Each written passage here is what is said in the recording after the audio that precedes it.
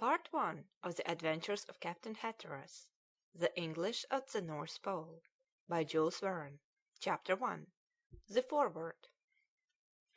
Tomorrow, at low tide, the brig Forward, Captain K. Z. Richard Shandon, mate, will start from New Prince's Docks for an unknown destination.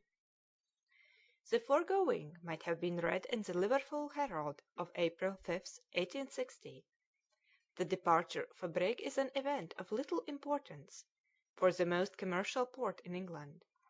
Who would notice it in the midst of vessels of all sorts of tonnage and nationality, that 6 miles of docks can hardly contain?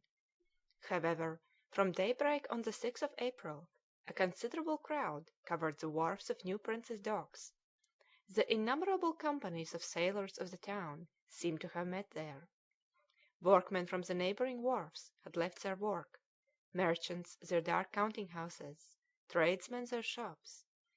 The different coloured omnibuses that ran along the exterior wall of the docks brought cargoes of spectators at every moment. The town seemed to have but one preoccupation, and that was to see the Forward go out. The Forward was a vessel of 170 tons, charged with a screw and steam engine of 120 horse-power. It might easily have been confounded with the other brigs in the port, but though it offered nothing curious to the eyes of the public, connoisseurs remarked certain peculiarities in it that a sailor cannot mistake. On board the Nautilus, anchored at a little distance, a group of sailors were hazarding 1,000 conjectures about the destination of the Forward. "I don't know what to think about its masting," said one. "It isn't usual for steamboats to have so much sail."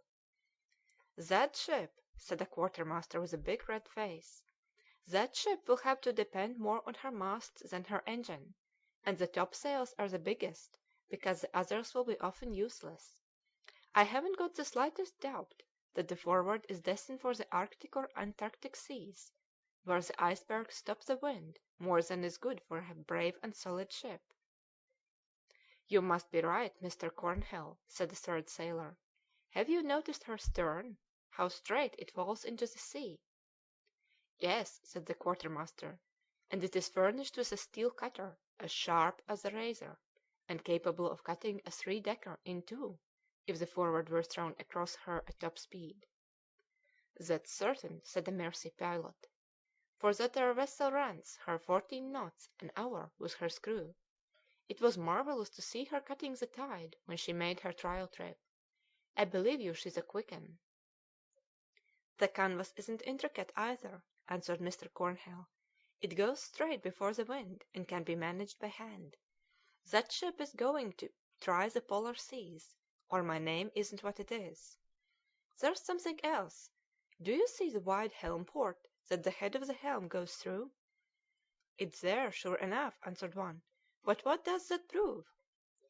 "That proves, my boys," said Mr. Cornhill with disdainful satisfaction, "that you don't know how to put 2 and 2 together and make it 4.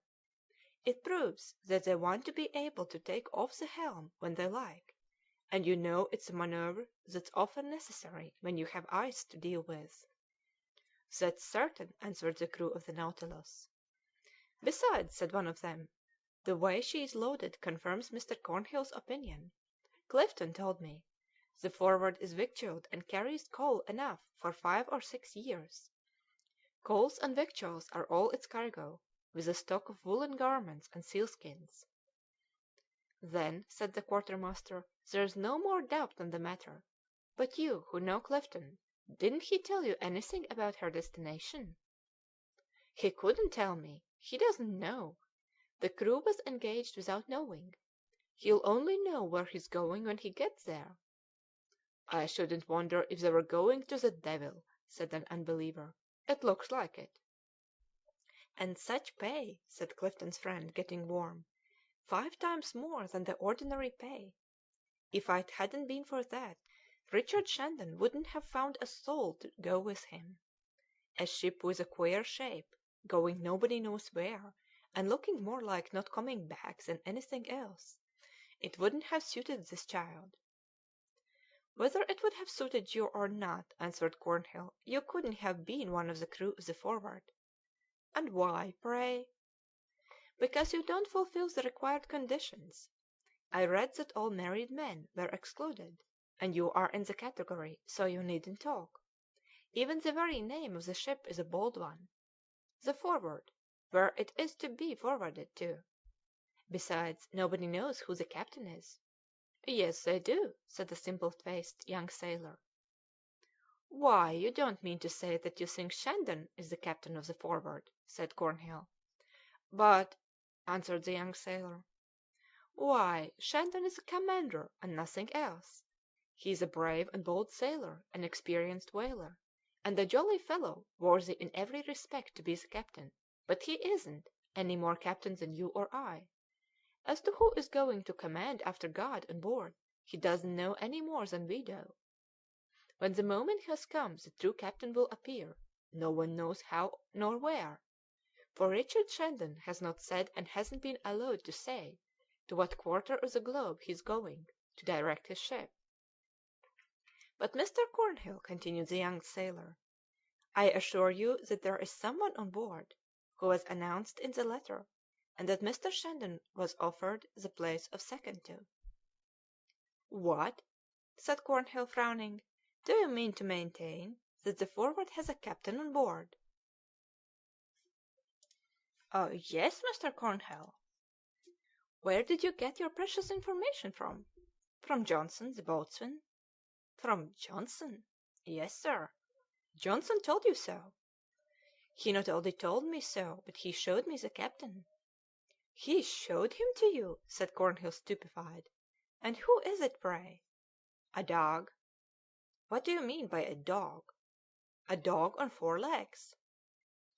Stupefaction reigned amongst the crew of the Nautilus. Under any other circumstances they would have burst out laughing. A dog captain of a vessel of 170 tons burden! It was enough to make them laugh. But really the Forward was such an extraordinary ship that they felt it might be no laughing matter, and they must be sure before they denied it. Besides, Cornhill himself didn't laugh. "So Johnson showed you the new sort of captain, did he?" added he, addressing the young sailor, "and you saw him?" "Yes, sir, as plainly as I see you now." "Well, and what do you think about it?" asked the sailors of the quartermaster. "I don't think anything," he answered shortly. "I don't think anything, except that the Forward is a ship belonging to the devil, or madman fit for nothing but Bedlam." The sailors continued silently watching the Forward, whose preparations for departure were drawing to an end. There was not one of them who pretended that Johnson had only been laughing at the young sailor. The history of the dog had already made the round of the town, and amongst the crowd of spectators many a one looked out for the dog captain, and believed him to be a supernatural animal. Besides, the Forward had been attracting public attention for some months past. Everything about her was marvellous. Her peculiar shape, the mystery which surrounded her, the incognito kept by the captain, the way Richard Shandon had received the proposition to direct her, the careful selection of the crew, her unknown destination, suspected only by a few, all about her was strange. To a thinker, dreamer, or philosopher, nothing is more affecting than the departure of a ship. His imagination plays round the sails, sees her struggles with the sea and the wind in the adventurous journey which does not always end in port, when in addition to the ordinary incidents of departure there are extraordinary ones. Even minds little given to credulity let their imagination run wild. So it was with the Forward, and though the generality of people could not make the knowing remarks of Quartermaster Cornhill, it did not prevent the ship forming the subject of Liverpool gossip for 3 long months. The ship had been put in dock at Birkenhead, on the opposite side of the Mersey. The builders, Scott and Co., amongst the first in England, had received an estimate and detailed plan from Richard Shandon. It informed them of the exact tonnage, dimensions, and store room that the brig was to have.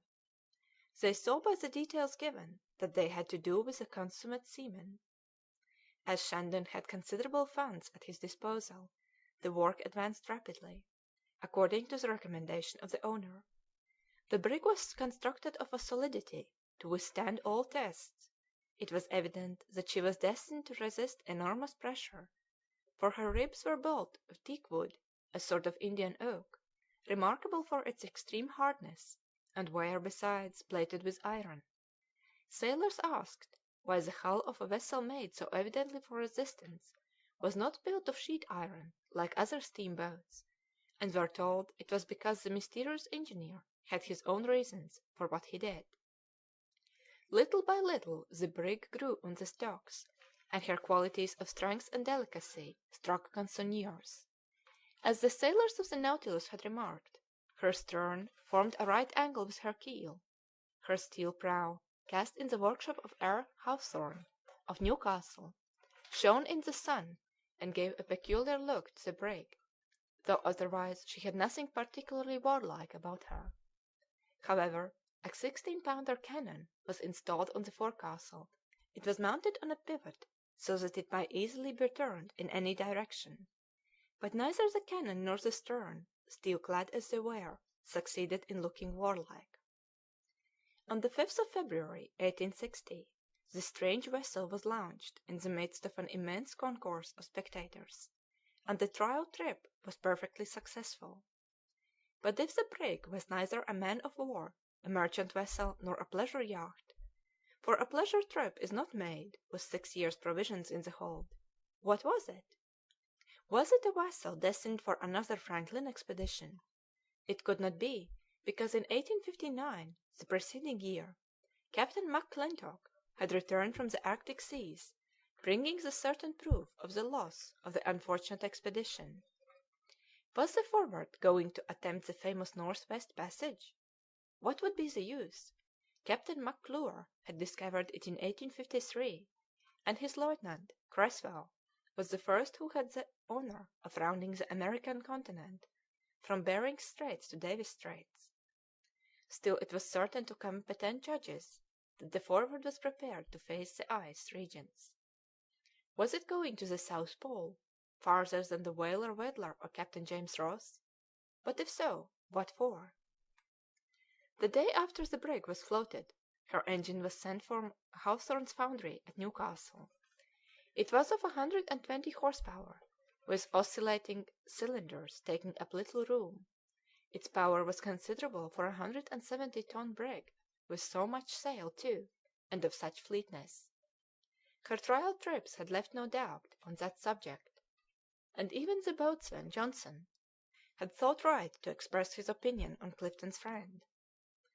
When the Forward uses her engine and sails at the same time, her sails will make her go the quickest. Clifton's friend did not understand him, but he thought anything possible of a ship commanded by a dog. After the engine was installed on board, the stowage of provisions began. This was no slight work, for the vessel was to carry enough for 6 years. They consisted of dry and salted meat, smoked fish, biscuit, and flour. Mountains of tea and coffee were thrown down the shafts in perfect avalanches.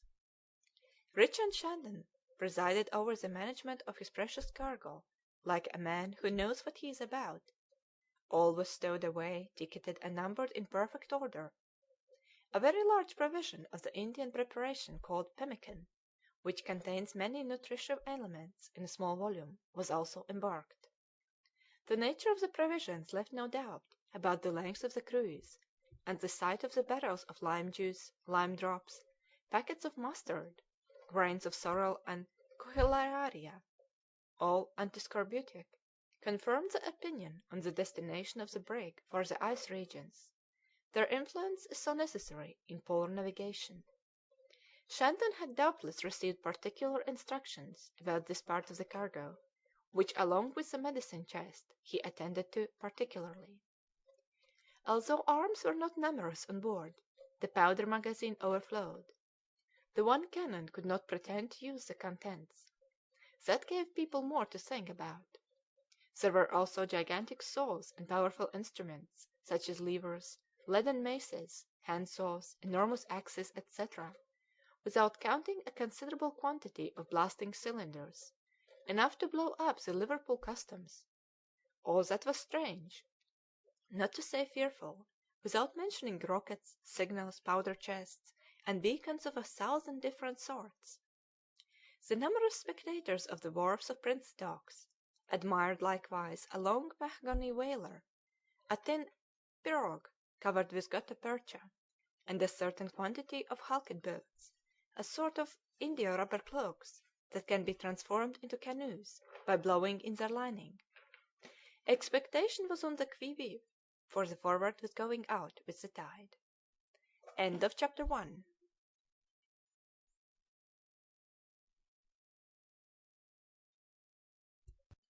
Chapter 2. An Unexpected Letter. The letter received by Richard Shandon 8 months before ran as follows: Aberdeen, August 2nd, 1859. To Mr. Richard Shandon, Liverpool. Sir, I beg to advise you that the sum of £16,000 sterling has been placed in the hands of Messrs. Marquardt and Co., bankers of Liverpool. I join herewith a series of cheques, signed by me, which will allow you to draw upon the said Messrs.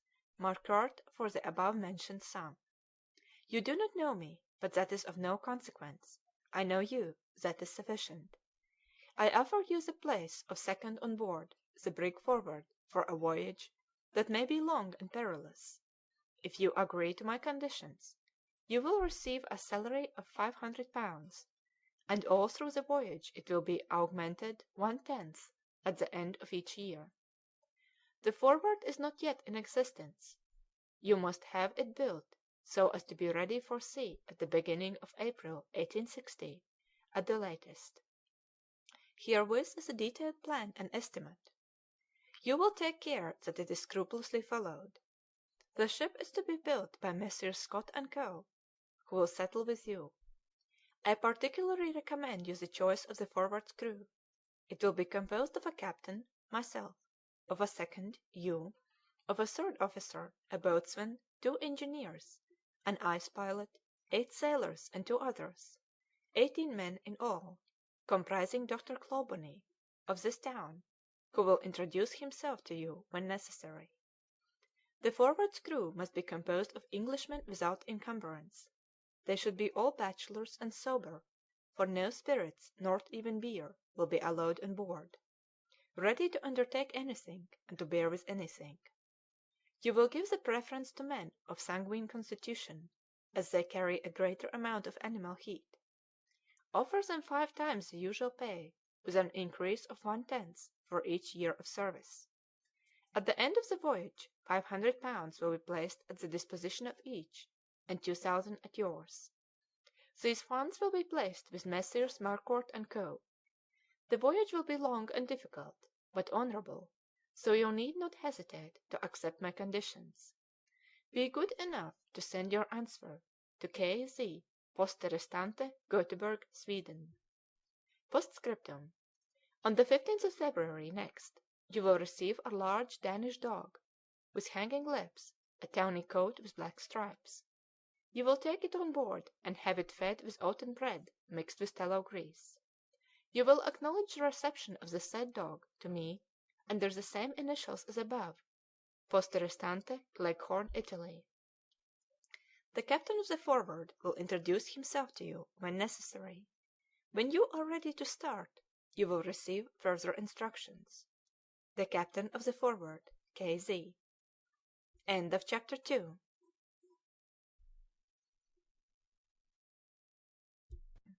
Chapter 3.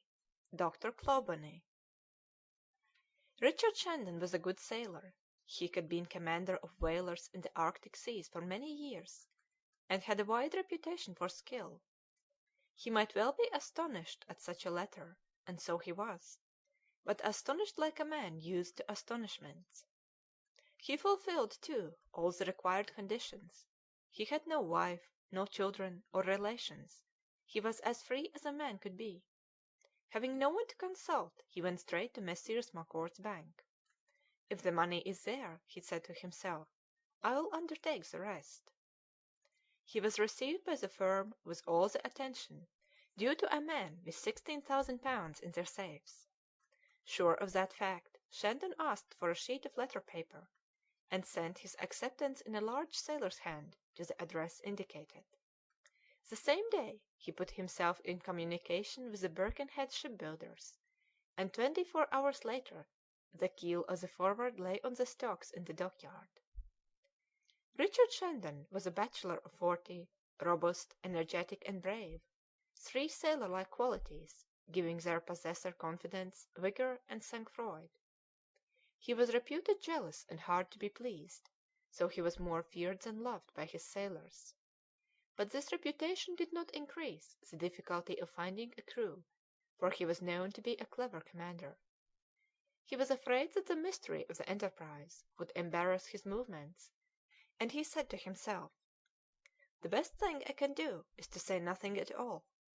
There are sea dogs who will want to know the why and the wherefore of the business, and as I know nothing myself I can't tell them.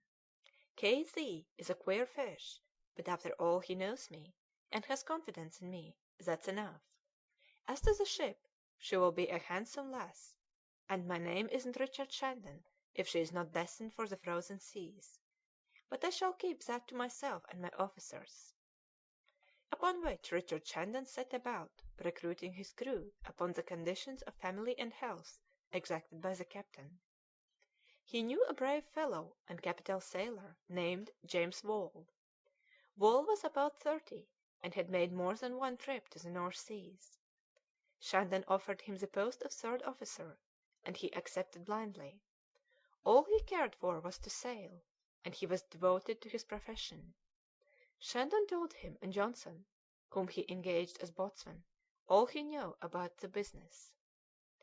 "Just as soon go there as anywhere else," answered Wall, "if it's to seek the North West Passage. Many have been and come back." "Been, yes, but come back I don't answer for," said Johnson; "but that's no reason for not going."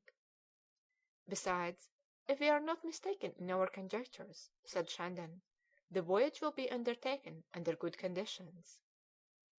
The Forward's a bonny lass, with a good engine, and will stand wear and tear. 18 men are all the crew we want." "18 men?" said Johnson; "that's just the number that the American Kane had on board when he made his famous voyage towards the North Pole." "It's a singular fact that there's always some private individual trying to cross the sea from Davis Straits to Behring Straits. The Franklin expeditions have already cost England more than £760,000 without producing any practical result. Who the devil means to risk his fortune in such an enterprise?" "We are reasoning now on a simple hypothesis," said Shandon. "I don't know if we are really going to the northern or southern seas. Perhaps we're going on a voyage of discovery. We shall know more when Dr. Clawbonny comes. I dare say he will tell us all about it." "There's nothing for it but to wait," answered Johnson. "I'll go and hunt up some solid subjects, captain, and as to their animal heat I guarantee beforehand you can trust me for that." Johnson was a valuable acquisition. He understood the navigation of these high latitudes. He was quartermaster on board the Phoenix, one of the vessels of the Franklin expedition of 1853. He was witness of the death of the French lieutenant, Bellot, whom he had accompanied in his expedition across the ice. Johnson knew the maritime population of Liverpool, and started at once on his recruiting expedition. Shandon, Wall, and he did their work so well that the crew was complete in the beginning of December. It had been a difficult task. Many, tempted by the high pay, felt frightened at the risk, and more than one enlisted boldly, who came afterwards to take back his word and enlistment money, dissuaded by his friends from undertaking such an enterprise. All of them tried to pierce the mystery, and worried Shandon with questions. He sent them to Johnson.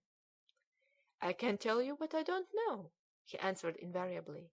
"You'll be in good company, that's all I can tell you. You can take it or leave it alone." And the greater number took it. I have only to choose, added the boatswain. Such salary has never been heard of in memory of sailors. And then the certainty of finding a handsome capital when we come back. Only think, it's tempting enough. The fact is, answered the sailor, it is tempting. Enough to live on till the end of one's days. I don't hide from you, continued Johnson, that the cruise will be long, painful, and perilous. That is formally stated in our instructions, and you ought to know what you undertake. You will very likely be required to attempt all that it is possible for human beings to do, and perhaps more. If you are the least bit frightened, if you don't think you may just as well finish yonder as here, you'd better not enlist, but give way to a bolder man. But Mr. Johnson, continued the sailor, for the want of something better to say, at least you know the captain. The captain's Richard Shandon, till another comes. Richard Shandon, in his secret heart, hoped that the command would remain with him, and that at the last moment he should receive precise instructions as to the destination of the Forward. He did all he could to spread the report in his conversations with his officers, or when following the construction of the brig as it grew in the Birkenhead dockyard, looking like the ribs of a whale turned upside down. Shandon and Johnson kept strictly to their instructions touching the health of the sailors who were to form the crew. They all looked hale and hearty, and had enough heat in their bodies to suffice for the engine of the Forward. Their supple limbs, their clear and florid complexions, were fit to react against the action of intense cold. They were confident and resolute men, energetically and solidly constituted. Of course, they were not all equally vigorous. Shandon had even hesitated about taking some of them, such as the sailors Gripper and Garry, and the harpooner Simpson, because they looked rather thin; but on the whole their build was good, they were a warm-hearted lot, and their engagement was signed. All the crew belonged to the same sect of the Protestant religion. During these long campaigns prayer is common, and the readings of the Bible have a good influence over the men, and sustain them in the hour of discouragement. It was therefore important that they should be all of the same way of thinking. Shandon knew by experience the utility of these practices, and their influence on the mind of the crew. They are always employed on board ships that are intended to winter in the polar seas. The crew once got together, Shandon and his two officers set about the provisions. They strictly followed the instructions of the captain. These instructions were clear, precise, and detailed, and the least articles were put down with their quality and quantity. Thanks to the checks and the commander's disposition, every article was paid for at once, with a discount of 8%, which Richard carefully placed to the credit of K.Z. Crew provisions and cargo were ready by January, 1860. The Forward began to look shipshape, and Shandon went daily to Birkenhead. On the morning of the 23rd of January he was, as usual, on board one of the Mersey ferry boats, with the helm at either end to prevent having to turn it. There was a thick fog, and the sailors of the river were obliged to direct their course by means of the compass, though the passage lasted scarcely 10 minutes. But the thickness of the fog did not prevent Shandon seeing a man of short stature, rather fat, with an intelligent and merry face and an amiable look, who came up to him, took him by the two hands, and shook them with an ardour, a petulance, and a familiarity quite meridional, as a Frenchman would have said. But if this person did not come from the south, he had got his temperament there. He talked and gesticulated with volubility. His thought must come out or the machine would burst. His eyes, small as those of witty men generally are, his mouth large and mobile, were safety pipes which allowed him to give passage to his overflowing thoughts. He talked and talked and talked so much and so fast that Shandon couldn't understand a word he said. However, this did not prevent the Forward's mate from recognizing the little man he had never seen before. A lightning flash traversed his mind, and when the other paused to take a breath, Shandon made haste to get out the words. "Dr. Clawbonny!" "Himself in person, commander. I've been at last half a quarter of an hour looking for you, asking everybody everywhere. Just think how impatient I got. 5 minutes more and I should have lost my head. And so you are the Commander Richard. You really exist. You are not a myth. Your hand, your hand. I want to shake it again. It's Richard Shandon's hand. And if there is a Commander Shandon, there's a brig forward to command. And if he commands, he will start, and if he starts, he'll take Dr. Clawbonny on board." "Well, yes, doctor, I'm Richard Shandon. There is a brig forward, and it will start." "That's logic," answered the doctor, after taking in a large provision of breathing air. "That's logic, and I'm ready to jump for joy at having my dearest wishes gratified. I've wanted to undertake such a voyage.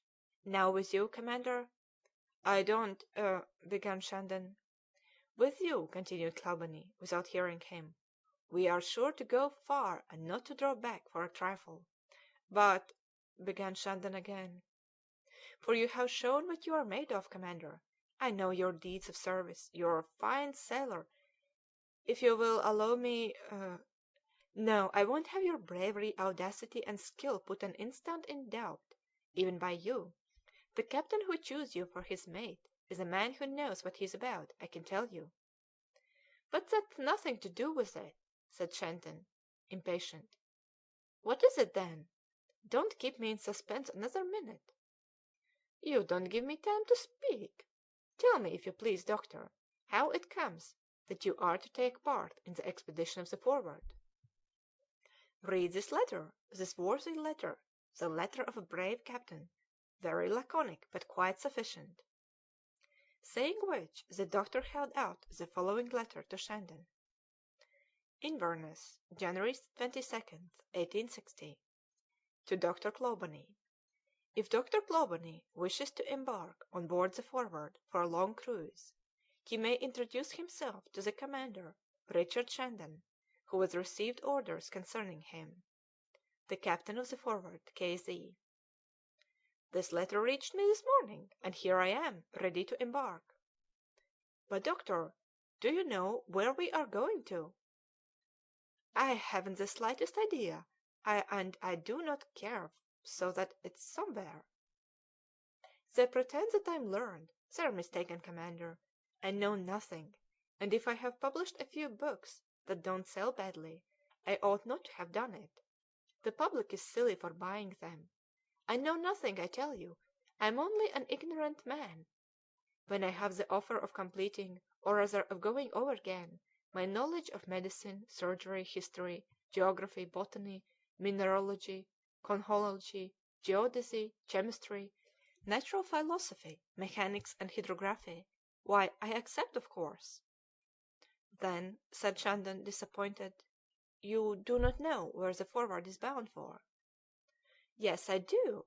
It's bound for where there is something to learn, to discover, and to compare; where we shall meet with other customs, other countries, other nations, to study in the exercise of their functions. It's going, in short, where I have never been." "But I want to know something more definite than that," cried Shandon. "Well, I have heard that we are bound for the northern seas." "At least," asked Shandon, "you know the captain?" "Not the least bit in the world, but he is an honest fellow, you may believe me." The commander and the doctor disembarked at Birkenhead. The former told the doctor all he knew about the situation of things, and the mystery inflamed the imagination of the doctor. The sight of the brig caused him transports of joy. From that day he stopped with Shandon, and went every day to pay a visit to the shell of the Forward. Besides, he was specially appointed to overlook the installation of the ship's medicine chest. For Dr. Clawbonny was a doctor, and a good one, though practising little. At the age of 25 he was an ordinary practitioner. At the age of 40 he was a savant, well known in the town. He was an influential member of all the literary and scientific institutions of Liverpool. His fortune allowed him to distribute counsels, which were none the worse for being gratuitous.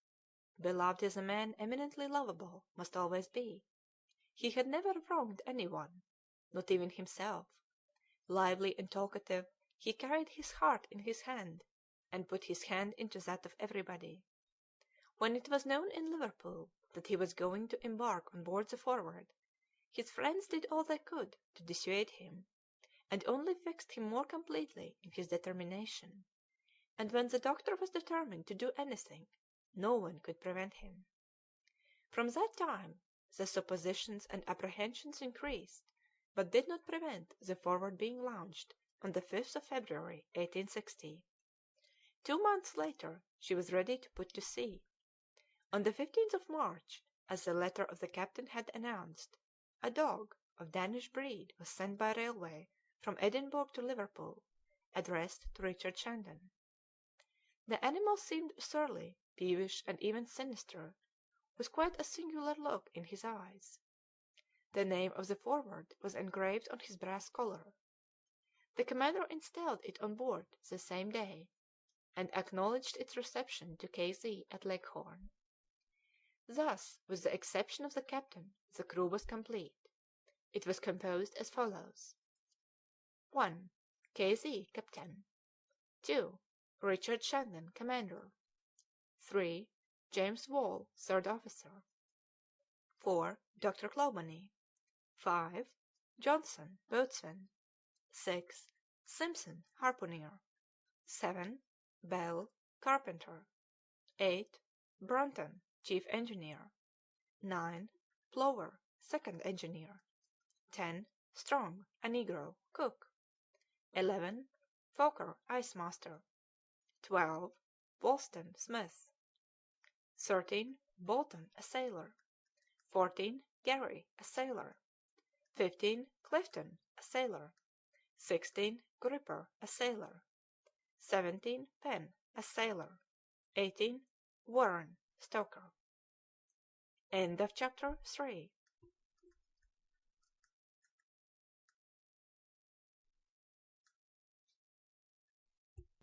Chapter 4. Dog Captain. The day of departure arrived with the 5th of April. The admission of the doctor on board had given the crew more confidence. They knew that where the worthy doctor went they could follow. However, the sailors were still uneasy, and Shandon, fearing that some of them would desert, wished to be off. With the coast out of sight, they would make up their mind to the inevitable. Dr. Clawbonny's cabin was situated at the end of the poop, and occupied all the stern of the vessel. The captain's and mate's cabins gave upon deck. The captain's remained hermetically closed, after being furnished with different instruments, furniture, travelling garments, books, clothes for changing, and utensils, indicated in a detailed list. According to the wish of the captain, the key of the cabin was sent to Lubeck; he alone could enter his room. This detail vexed Shandon, and took away all chance of the chief command. As to his own cabin, he had perfectly appropriated it to the needs of the presumed voyage, for he thoroughly understood the needs of a polar expedition.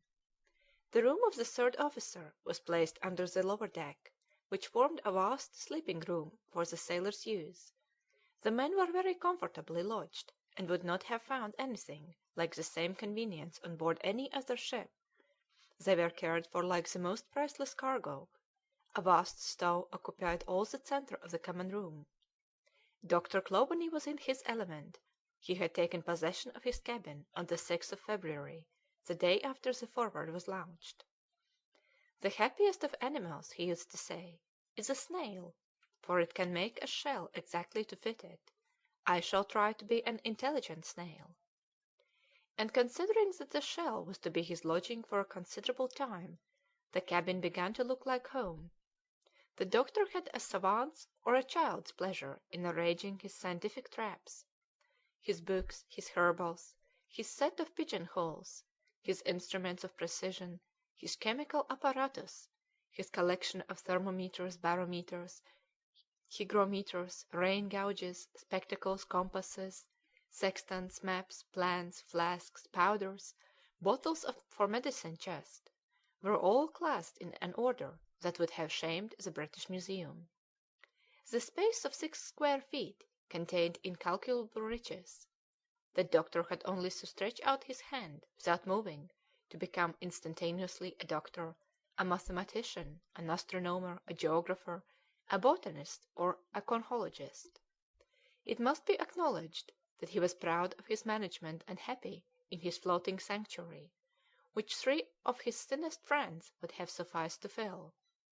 His friends came to it in such numbers that even a man as easy-going as the doctor might have said with Socrates, "My house is small, but may it please heaven never to fill it with friends."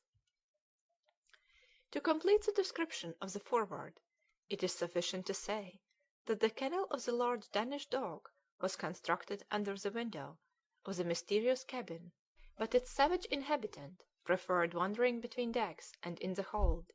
It seemed impossible to tame him, and no one had been able to become his master. During the night he howled lamentably, making the hollows of the ship ring in a sinister fashion. Was it regret for his absent master? Was it the instinct of knowing that he was starting for a perilous voyage?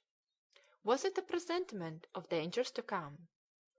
The sailors decided that it was for the latter reason, and more than one pretended to joke who believed seriously that the dog was of a diabolical kind. Pen, who was a brutal man, was going to strike him once, when he fell unfortunately against the angle of the capstan and made a frightful wound in his head. Of course this accident was placed to the account of the fantastic animal. Clifton, the most superstitious of the crew, made the singular observation that when the dog was on the poop he always walked on the windward side, and afterwards, when the brig was out at sea and altered its tack, the surprising animal changed its direction with the wind, the same as the captain of the Forward would have done in his place. Dr. Clawbonny, whose kindness and caresses would have tamed a tiger, tried in vain to win the good graces of the dog. He lost his time and his pains. The animal did not answer to any name either written in the dog calendar, and the crew ended by calling him captain, for he appeared perfectly conversant with ship customs. It was evident that it was not his first trip. From such facts it is easy to understand the boatswain's answer to Clifton's friend, and the credulity of those who heard it. More than one repeated jokingly that he expected one day to see the dog take human shape and command the vanors with a resounding voice. If Richard Shandon did not feel the same apprehensions, he was not without anxiety, and the day before his departure, in the evening of April 5th, he had a conversation on the subject with the doctor, Wall, and Johnson in the poop cabin. These 4 persons were tasting their 10th grog, and probably their last, for the letter from Aberdeen had ordered that all the crew, from the captain to the stoker, should be teetotallers, and that there should be no wine, beer, nor spirits on board, except those given by the doctor's orders. The conversation had been going on about the departure for the last hour. If the instructions of the captain were realized to the end, Shandon would receive his last instructions the next day. "If the letter," said the commander, "does not tell me the captain's name, it must at least tell me the destination of the brig, or I shall not know where to take her to."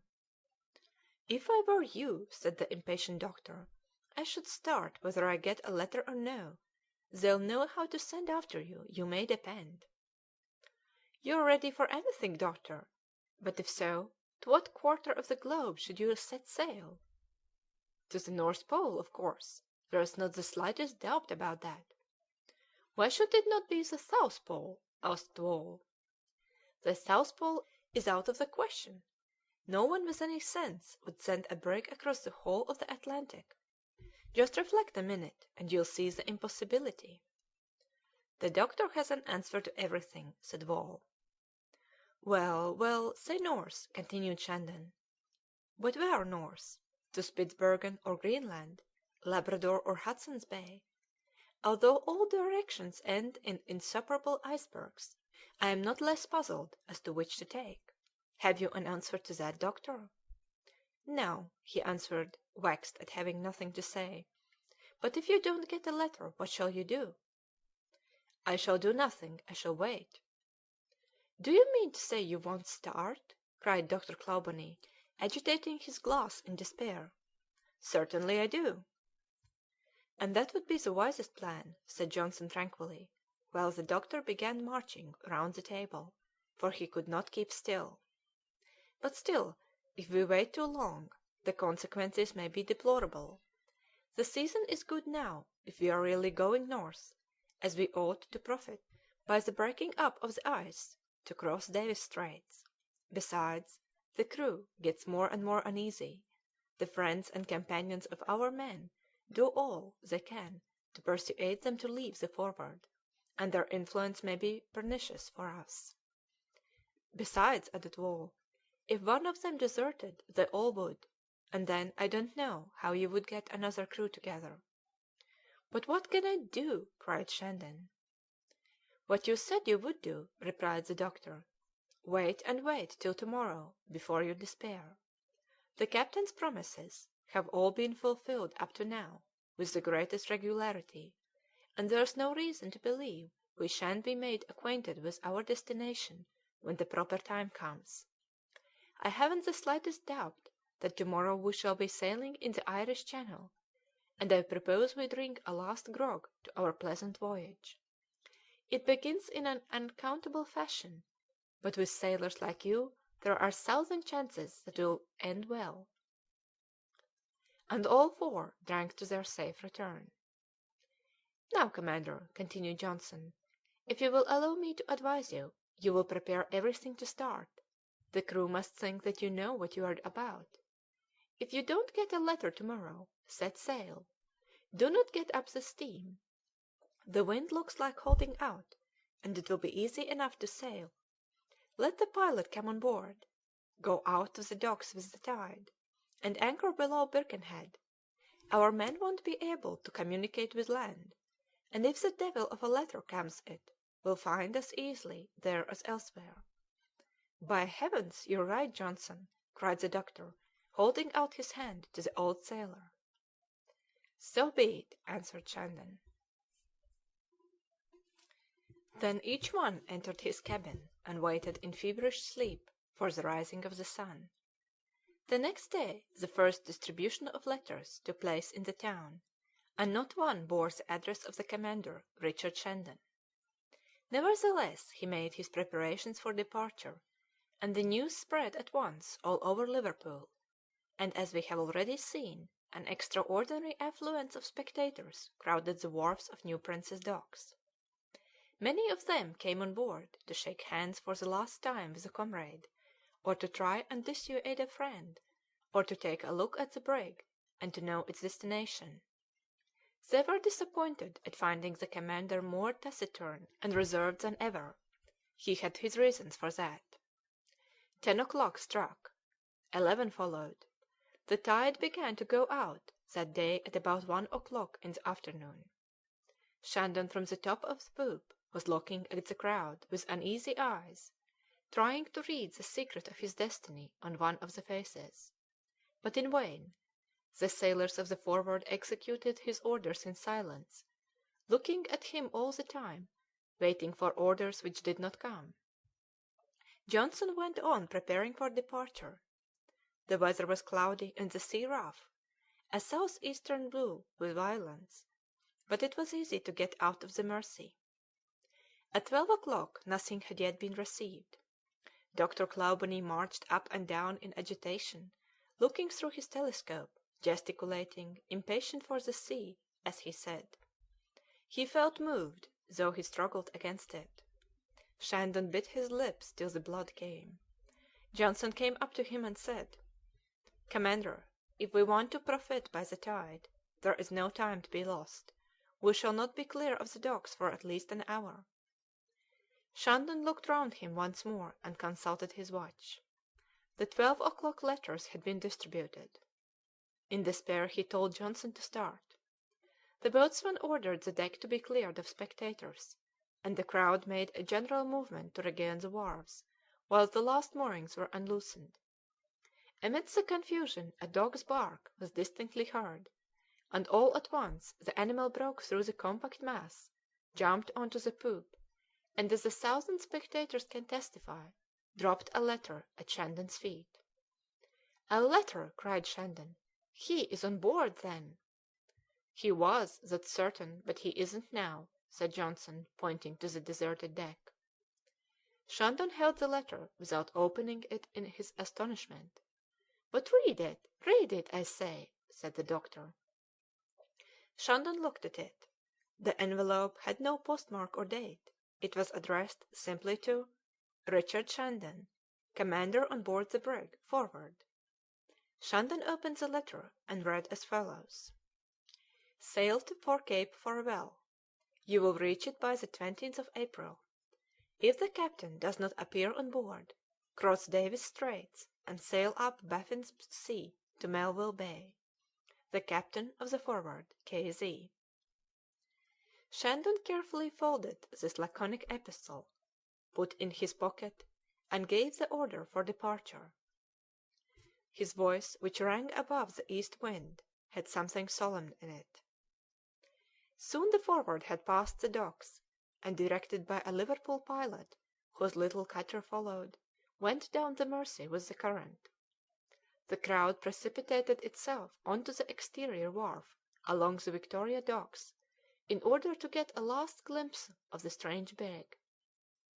The two topsails, the foresail, and the brigantine sail were rapidly set up, and the Forward, worthy of its name, after having rounded Birkenhead Point, sailed with extraordinary fleetness into the Irish Sea. End of chapter 4.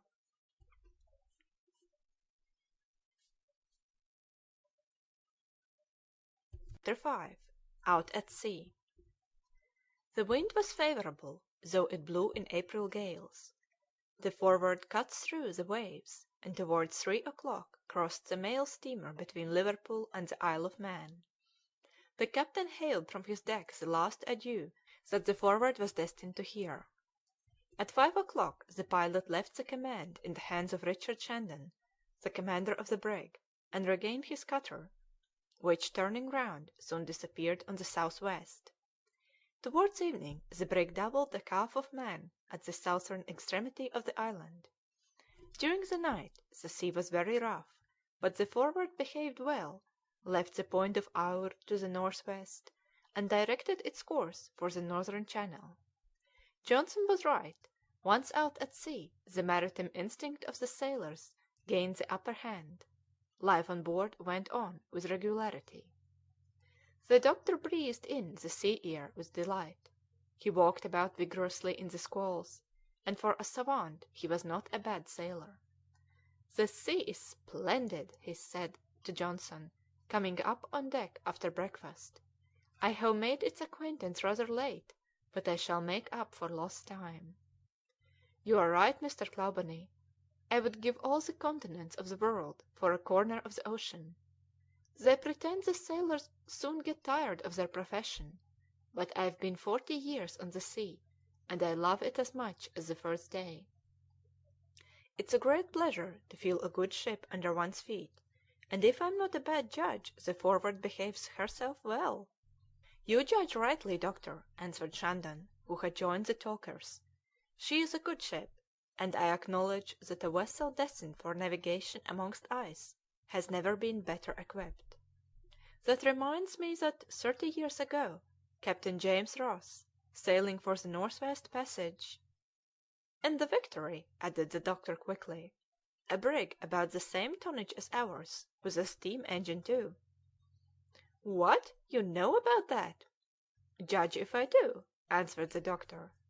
"Machines were then in their infancy, and the Victories kept her back. The captain, James Ross, after having vainly repaired it bit by bit, finished by taking it down, and abandoned it at his first winter quarters." "The devil!" said Shandon. "You know all about it, I see." "Yes. I've read the works of Parry, Ross, and Franklin, and the reports of McClure, Kennedy, Kane, and McClintock, and I remember something of what I've read. I can tell you, too, that this same McClintock, on board the Fox, a screw brig in the style of ours, went easier to his destination than any of the men who preceded him." "That's perfectly true," answered Shandon. "He was a bold sailor, was McClintock. I saw him at work. You may add that, like him, we shall find ourselves in Davis Straits in April, and if we succeed in passing the ice, our voyage will be considerably advanced." "Unless," added the doctor, "it happens to us, like it did to the Fox in 1857, to be caught the very first year by the ice in Baffin's Sea, and have to winter in the midst of the icebergs." "We must hope for better luck," answered Johnson. "If a ship like the Forward can't take us where we want to go, we must renounce all hope for ever." "Besides," said the doctor, "if the captain is on board, he will know better than we do what must be done. We know nothing as yet; his letter says nothing about what our voyage is for." "It is a good deal to know which way to go," answered Shandon quickly. "We can do without captain and his instructions for another month at least. Besides, you know what I think about it." "A short time ago," said the doctor, "I thought like you that the captain would never appear, and that you would remain commander of the ship; but now—" "Now what?" replied Shandon in an impatient tone. "Since the arrival of the second letter I have modified that opinion." "Why, doctor?" "Because the letter tells you the route to follow, but leaves you ignorant of the Forward's destination, and we must know where we are going to. How the deuce are we to get a letter now we are out at sea? On the coast of Greenland the service of the post must leave much to wish for. I believe that our gentleman is waiting for us in some Danish settlement, at Holsteinborg or Uppernavik. He has evidently gone there to complete his cargo of sealskins, buy his sledges and dog, and in short get together all the tackle wanted for a voyage in the Arctic seas.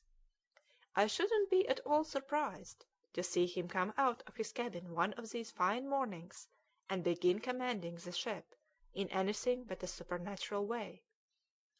"It's possible," answered Shandon dryly; "but in the meantime the wind is getting up, and I can't risk my gallant sails in such weather." Shandon left the doctor and gave the order to reef the topsails. "He takes it to heart," said the doctor to the boatswain. "Yes," answered the latter, "and it's a great pity, for you may be right, Mr. Clawbonny." In the evening of Saturday the Forward doubled the Mull of Galloway, whose lighthouse shone to the north east. During the night they left the Mull of Cantyre to the north and Cape Fair, on the coast of Ireland, to the east. Towards 3 o'clock in the morning the brig, leaving Rathlin Island on her starboard side, disembarked by the northern channel into the ocean. It was Sunday, the 8th of April, and the doctor read some chapters of the Bible to the assembled seamen. The wind then became a perfect hurricane, and tended to throw the brig on to the Irish coast. She pitched and rolled and tossed, and if the doctor was not seasick, it was because he would not be, for nothing was easier. At noon Cape Malinhead disappeared towards the south. It was the last European ground that these bold sailors were to perceive, and more than one watched it out of sight, destined never to see it again. They were then in 55 degrees 57 minutes latitude and 7 degrees 40 minutes longitude by the Greenwich meridian. The storm spent itself out about 9 o'clock in the evening.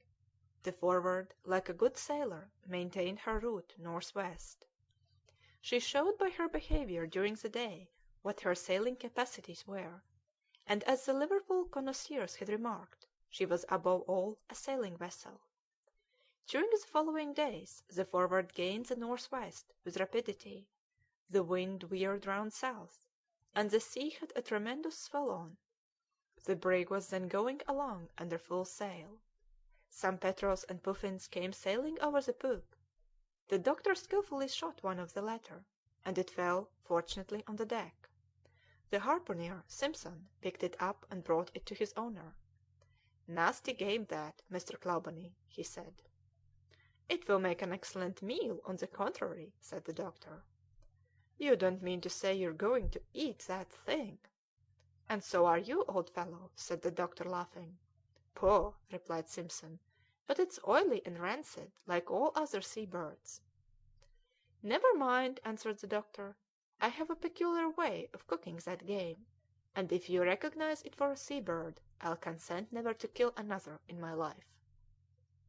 "Do you know how to cook, then? A savant ought to know how to do a little of everything." "You'd better take care, Simpson," said the boatswain. "The doctor's a clever man, and he'll make you take this puffin for a grouse." The fact is that the doctor was quite right about his fowl.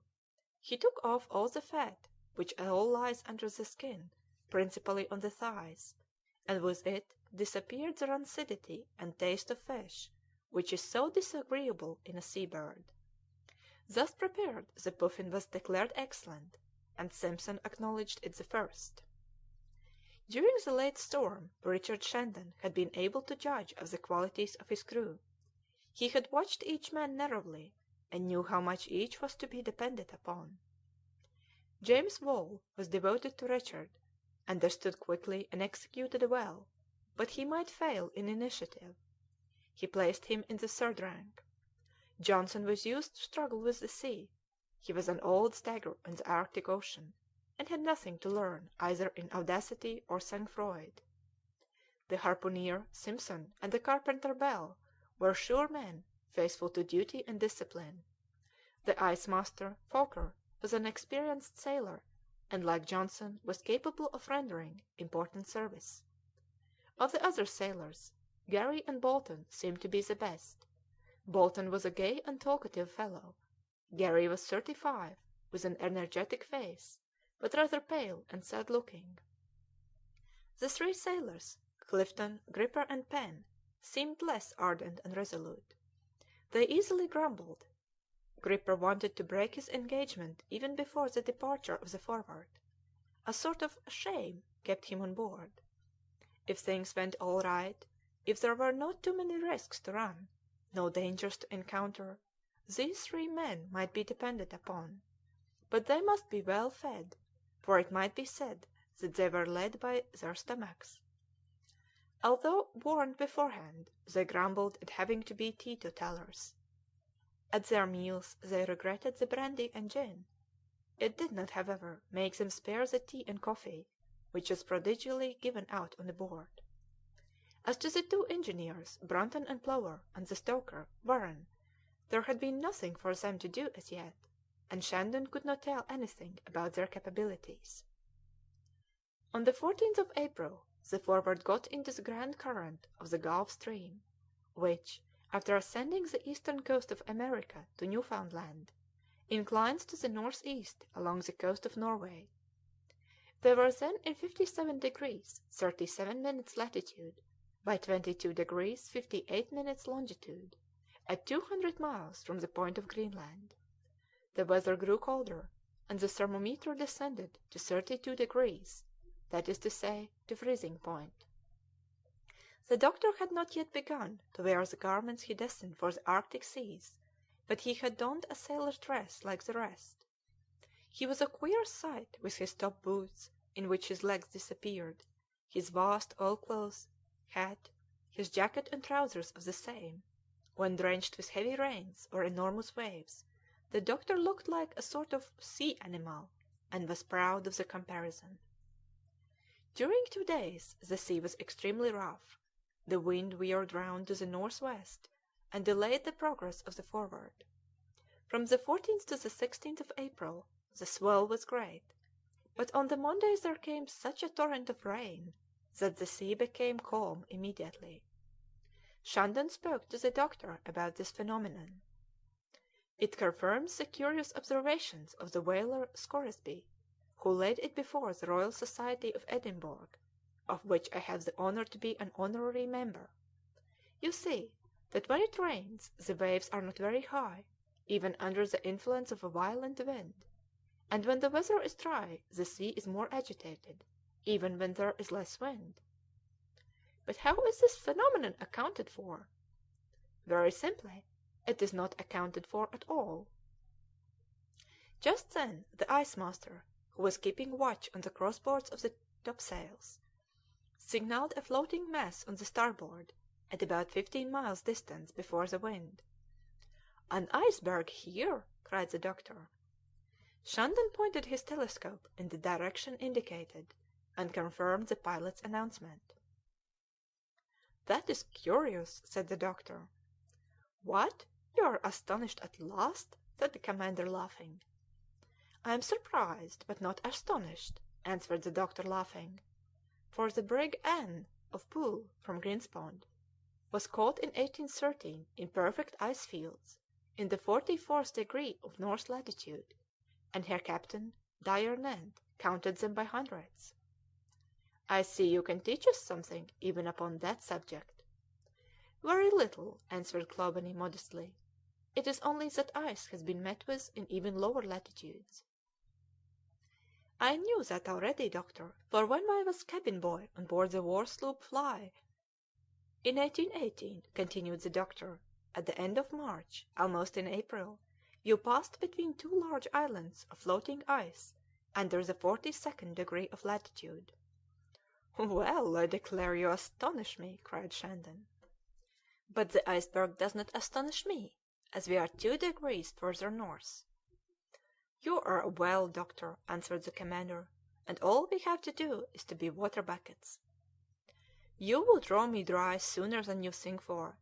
And now, Shandon, if we could get a nearer look at this phenomenon, I should be the happiest of doctors."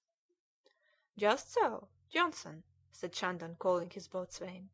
"It seems to me that the breeze is getting up." "Yes, commander," answered Johnson, "we are making very little way, and the currents of Davis Straits will soon be against us."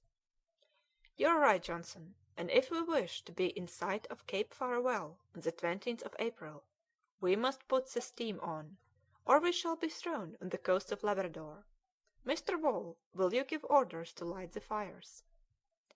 The commander's orders were executed. An hour afterward the steam was up, the sails were furled, and the screw, cutting the waves, sent the Forward against the northwest wind.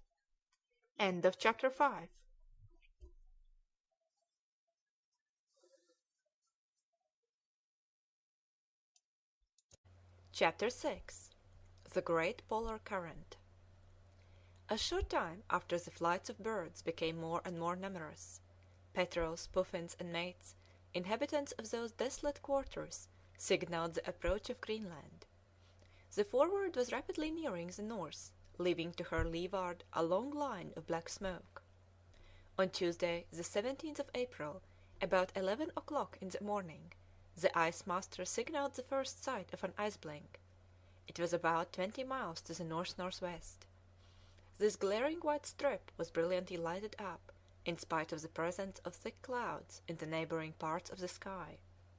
Experienced people on board could make no mistake about this phenomenon, and declared, from its whiteness, that the blink was owing to a large ice field, situated at about 30 miles out of sight, and that it proceeded from the reflection of luminous rays. Towards evening the wind turned round to the south and became favourable. Shandon put on all sail, and for economy's sake caused the fires to be put out. The Forward, under her topsails and foresails, glided on towards Cape Farewell. At 3 o'clock on the 18th they came across the ice stream, and a white thick line of glaring colour cut brilliantly the lines of the sea and sky. It was evidently drifting from the eastern coast of Greenland more than from Davis Straits, for ice generally keeps to the west coast of Baffin's Sea. An hour afterwards the Forward passed in the midst of isolated portions of the ice stream, and in the most compact parts the icebergs, though welded together, obeyed the movements of the swell. The next day the man at the masthead signalled a vessel. It was the Valkyrien, a Danish corvette, running alongside the Forward, and making for the bank of Newfoundland. The current of the strait began to make itself felt, and Shandon had to put on sail to go up it. At this moment the commander, The doctor, James Wall, and Johnson were assembled on the poop examining the direction and strength of the current. The doctor wanted to know if the current existed also in Baffin's Sea. Without the least doubt, answered Shandon, and the sailing vessels have much trouble to stem it. Besides there, added Wall, you meet with it on the eastern coast of America as well as on the western coast of Greenland. There, said the doctor, that is what gives very singular reason to the seekers of the North-West Passage. That current runs about 5 miles an hour, and it is a little difficult to suppose that it springs from the bottom of a gulf. It is so much the more probable, doctor, replied Shandon, that if this current runs from north to south, we find in Behring's Straits a contrary current, which runs from south to north, and which must be the origin of this one. According to that, replied the doctor, we must admit that America is totally unconnected with the polar lands, and that the waters of the Pacific run round the coast of America into the Atlantic. On the other hand, the greater elevation of the waters of the Pacific gives reason to the supposition that they fall into the European seas. But, sharply replied Shandon, there must be facts to establish that theory, and if there are any, added he with irony, our universal well-informed doctor ought to know them. Well, replied the above-mentioned, with amiable satisfaction, if it interests you, I can tell you that whales wounded in Davis Strait are caught sometimes afterwards in the neighbourhood of Tartary with the European harpoon still in their flanks. And unless they have been able to double Cape Horn or the Cape of Good Hope, replied Shandon, they must necessarily have rounded the septentrional coasts of America. That's what I call indisputable, doctor. However, if you were not convinced, my dear fellow, said the doctor, smiling, I could still produce other facts, such as driftwood, of which Davis Straits are full, larch, aspen, and other tropical trees. Now we know that the Gulf Stream hinders these woods from entering the straits. If then they come out of it, they can only get in from Behring's Straits. I am convinced, doctor, and I avow that it would be difficult to remain incredulous with you. Upon my honour, said Johnson, there's something that comes just in time to help our discussion. I perceive in the distance a lump of wood of certain dimensions. If the commander permits it, we'll haul it in, and ask it the name of its country. That's it, said the doctor, the example after the rule. Shandon gave the necessary orders. The brig was directed towards the piece of wood signalled, and soon afterwards, not without trouble, the crew hoisted it on deck. It was the trunk of a mahogany tree, gnawed right into the centre by worms, but for which circumstance it would not have floated. This is glorious, said the doctor enthusiastically, for as the currents of the Atlantic could not carry it to Davis Straits, and as it has not been driven into the polar basin by the streams of septentrional America, seeing that this tree grew under the equator, it is evident that it comes in a straight line from Behring. And look here, you see those sea worms which have eaten it, they belong to a hot country species. It is evident, replied Wall, that the people who do not believe in the famous passage are wrong. Why, this circumstance alone ought to convince them, said the doctor. I will just trace you out the itinerary of that mahogany. It has been floated towards the Pacific by some river of the Isthmus of Panama or Guatemala. From thence the current has dragged it along the American coast as far as Behring's Straits, and in spite of everything it was obliged to enter the polar seas. It is neither so old nor so soaked that we need fear to assign a recent date to its setting out. It has had the good luck to get clear of the obstacles in that long suite of straits which lead out of Baffin's Bay, and quickly seized by the boreal current came by Davis Straits, to be made prisoner by the Forward to the great joy of Dr. Clawbonny, who asks the commander permission to keep a sample of it.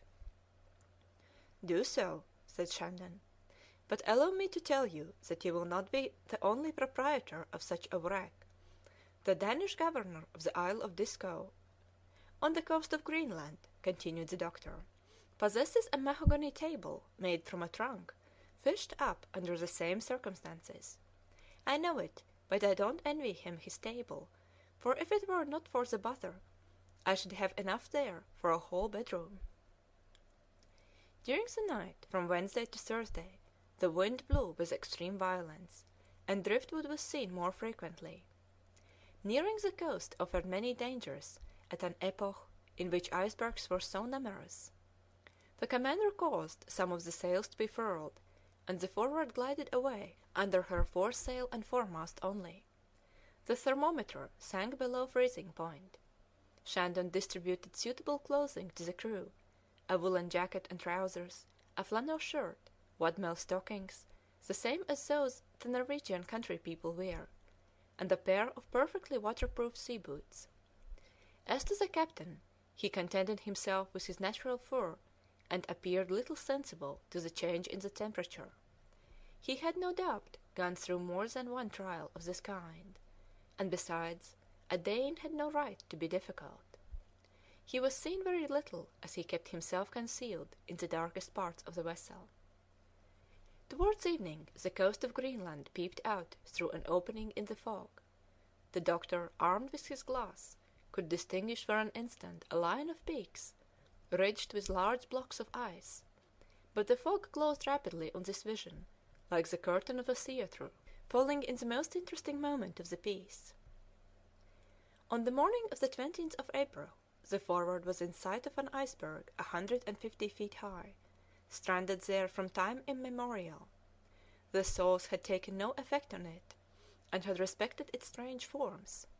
Snow saw it, James Ross took an exact sketch of it in 1829, and in 1851 the French lieutenant Bellot saw it from the deck of the Prince Albert. Of course, the doctor wished to keep a memento of the celebrated mountain, and made a clever sketch of it.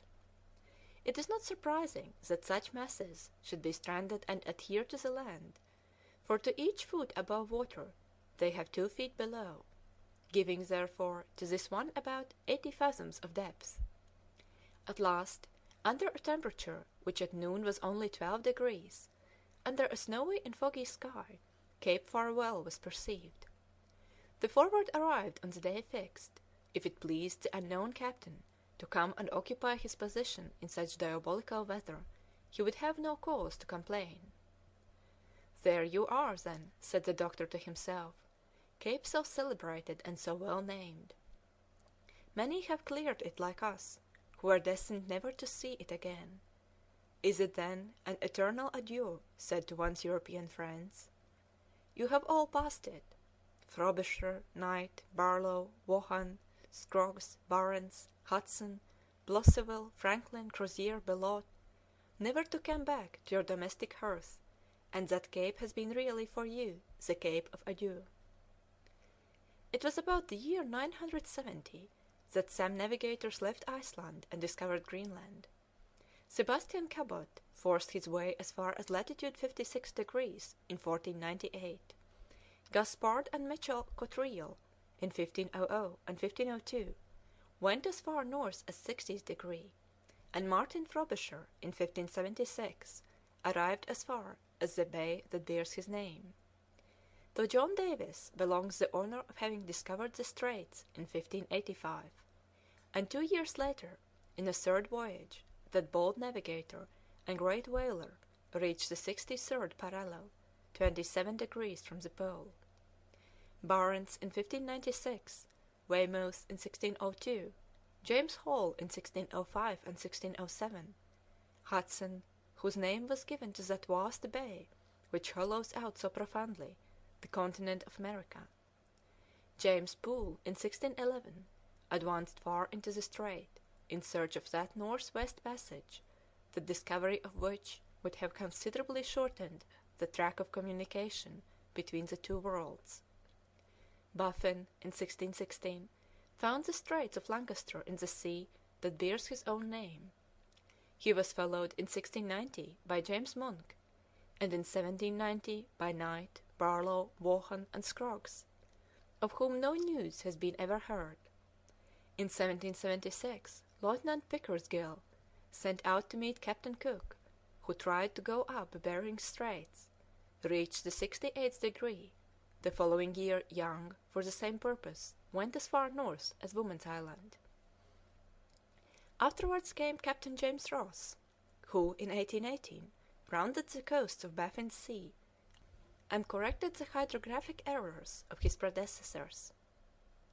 Lastly, in 1819 and 1820 the celebrated Parry passed through Lancaster Straits, and penetrated, in spite of unnumbered difficulties, as far as Melville Island, and won the prize of £5,000, promised by Act of Parliament to the English sailors who would reach the 117th meridian by a higher latitude than the 77th parallel.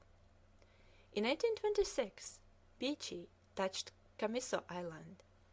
James Ross wintered from 1829 to 1833 in Prince Regent Straits, and amongst other important works discovered the magnetic pole. During this time Franklin, by an overland route, traversed the septentrional coast of America from the river Mackenzie to Turnagain Point. Captain Back followed in his steps from 1823 to 1835, and these explorations were completed in 1839 by Messrs. Dease and Simpson and Dr. Rae. Lastly, Sir John Franklin, wishing to discover the North-West Passage, left England in 1845 on board the Erebus and the Terror. He penetrated into Baffin's Sea, and since his passage across Disco Island no news had been heard of his expedition. That disappearance determines the numerous investigations which have brought about the discovery of the passage and the survey of these polar continents with such indented coastlines. The most daring English, French, and American sailors made voyages towards these terrible countries, and thanks to their efforts the maps of that country, so difficult to make, figured in the list of the Royal Geographical Society of London.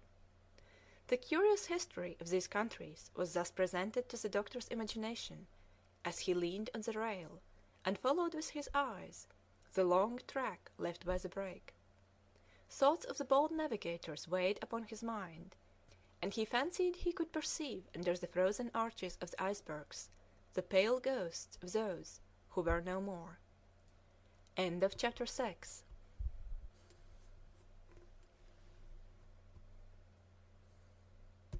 Chapter 6. Davis Straits. During that day the Forward cut out an easy road amongst the half-broken ice. The wind was good, but the temperature very low. The currents of air blowing across the ice fields brought with them their penetrating cold. The night required the severest attention. The floating icebergs drew together in that narrow pass. 100 at once were often counted at the horizon. They broke off from the elevated coasts under the teeth of the grinding waves and the influence of the spring season, in order to go and melt or to be swallowed up in the depths of the ocean. Long rafts of wood, with which it was necessary to escape collision, kept the crew on the alert. The crow's nest was put in its place on the mizzenmast. It consisted of a cask, in which the ice master was partly hidden, to protect him from the cold winds, while he kept watch over the sea and the icebergs in view, and from which he signalled danger and sometimes gave orders to the crew. The nights were short. The sun had reappeared since the 31st of January in the consequence of the refraction, and seemed to get higher and higher above the horizon, but the snow impeded the view, and if it did not cause complete obscurity, it rendered navigation laborious. On the 21st of April, Desolation Cape appeared in the midst of thick mists. The crew were tired out with the constant strain on their energies, rendered necessary ever since they had got amongst the icebergs. The sailors had not had a minute's rest. It was soon necessary to have recourse to steam, to cut a way through the heaped up blocks. The doctor and Johnson were talking together on the stern, whilst Shandon was snatching a few hours' sleep in his cabin. Clawbonny was getting information from the old sailor, whose numerous voyages had given him an interesting and sensible education. The doctor felt much friendship for him, and the boatswain repaid it with interest. "You see, Mr. Clawbonny," Johnson used to say, "this country is not like all others. They call it Greenland, but there are very few weeks in the year when it justifies its name." "Who knows if in the 10th century this land did not justify its name?" added the doctor. "More than one revolution of this kind has been produced upon our globe, and I dare say I should astonish you if I were to tell you that according to Icelandic chronicles 2000 villages flourished upon this continent about 800 or 900 years ago." "You would so much astonish me, Dr. Clawbonny, that I should have some difficulty in believing you, for it is a miserable country." "However miserable it may be, it still offers a sufficient retreat to its inhabitants, and even to civilized Europeans." "Without doubt. We met men at Disko and Uppernawik who consented to live in such climates, but my ideas upon the matter were that they lived there by compulsion and not by choice." "I dare say you are right, though men get accustomed to everything, and the Greenlanders do not appear to me so unfortunate as the workmen of our large towns. They may be unfortunate, but they are certainly not unhappy.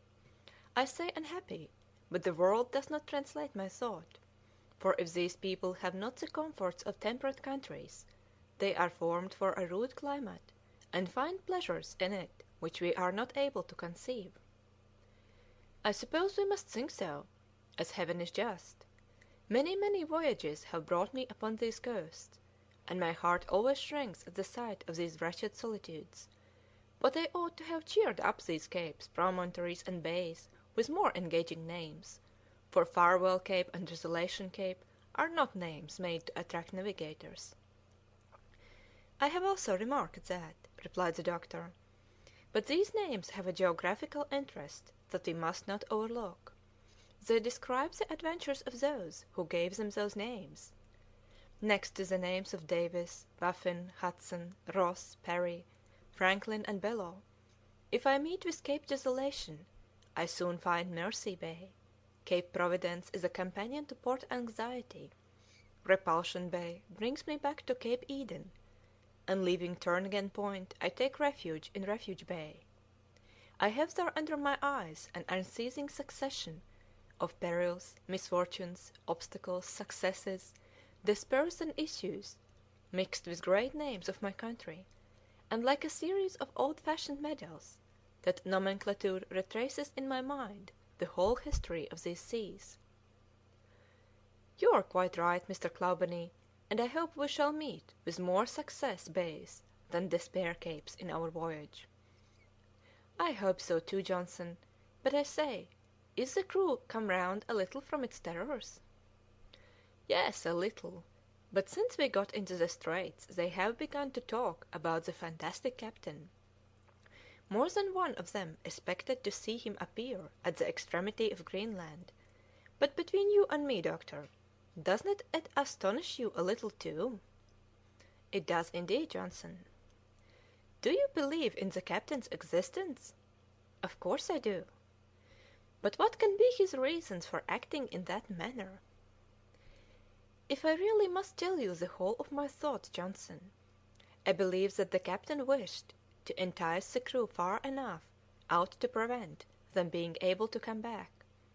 Now if he had been on board when we started they would all have wanted to know our destination, and he might have been embarrassed." "But why so?" "Suppose he should wish to attempt some superhuman enterprise, and to penetrate where others have never been able to reach, do you believe if the crew knew it they would ever have enlisted? As it is, having got so far, going farther becomes a necessity."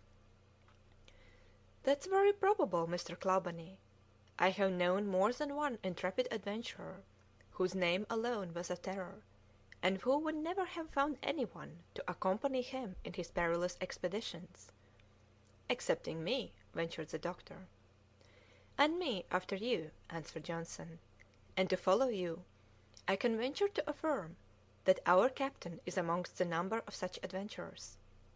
No matter, we shall soon see. I suppose the unknown will come as captain on board, from the coast of Uppernawik or Melville Bay, and will tell us, at last, where it is his good pleasure to conduct the ship. I am of your opinion, Johnson, but the difficulty will be to get as far as Melville Bay. See how the icebergs encircle us from every point. They scarcely leave a passage for the Forward. Just examine that immense plain over there. The whalers call that in our language an ice field, that is to say, a continued surface of ice, the limits of which cannot be perceived. And on that side, the broken field, those long pieces of ice, more or less joined at their edges? That is a pack. If it was of a circular form, we should call it a patch, and if the form was longer, a stream. And there, these floating icebergs? Those are drift ice. If they were a little higher, they would be icebergs or hills. Their contact with vessels is dangerous, and must be carefully avoided. Here, look over there. On that ice field there is a protuberance, produced by the pressure of the icebergs. We call that a hummock. If that protuberance was submerged to its base, we should call it a calf. It was very necessary to give names to all those forms in order to recognize them. It is truly a marvellous spectacle, exclaimed the doctor, contemplating the wonders of the boreal seas. There is a field for the imagination in such pictures.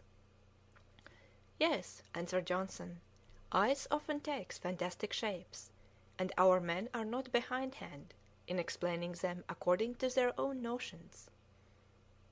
Isn't that assemblage of ice blocks admirable? Doesn't it look like a foreign town, an eastern town, with its minarets and mosques, under the pale glare on the moon? Further on there is a long series of Gothic vaults, reminding one of Henry VII's chapel or the Houses of Parliament. They would be houses and towns very dangerous to inhabit, and we must not sail too close to them.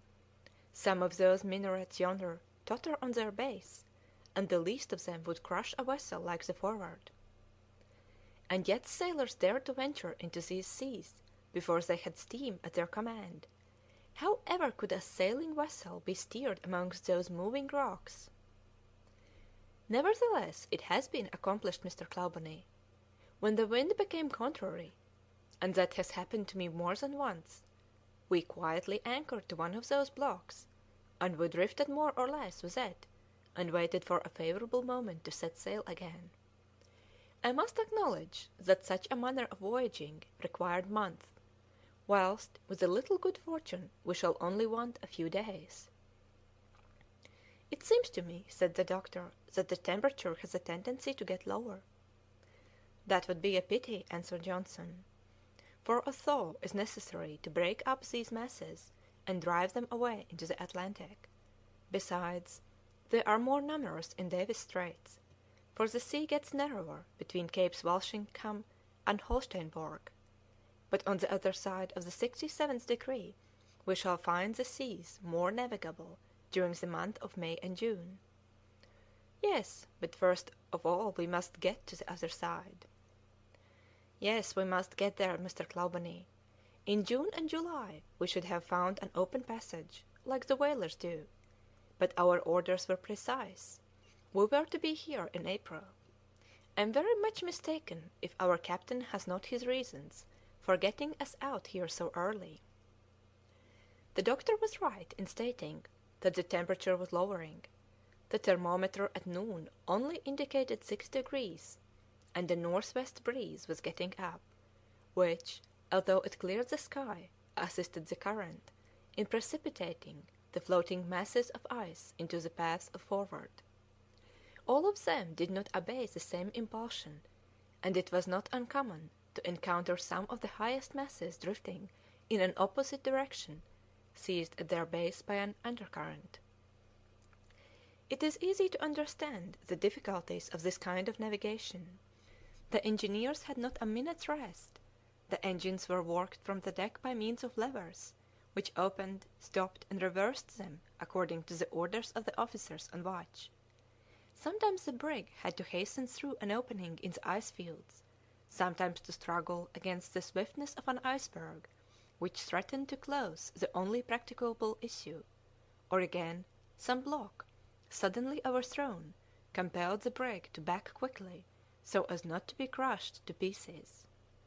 This mass of ice carried along, broken up and amalgamated by the northern current, crushed up the passage, and if seized by the frost would oppose an impassable barrier to the passage of the Forward.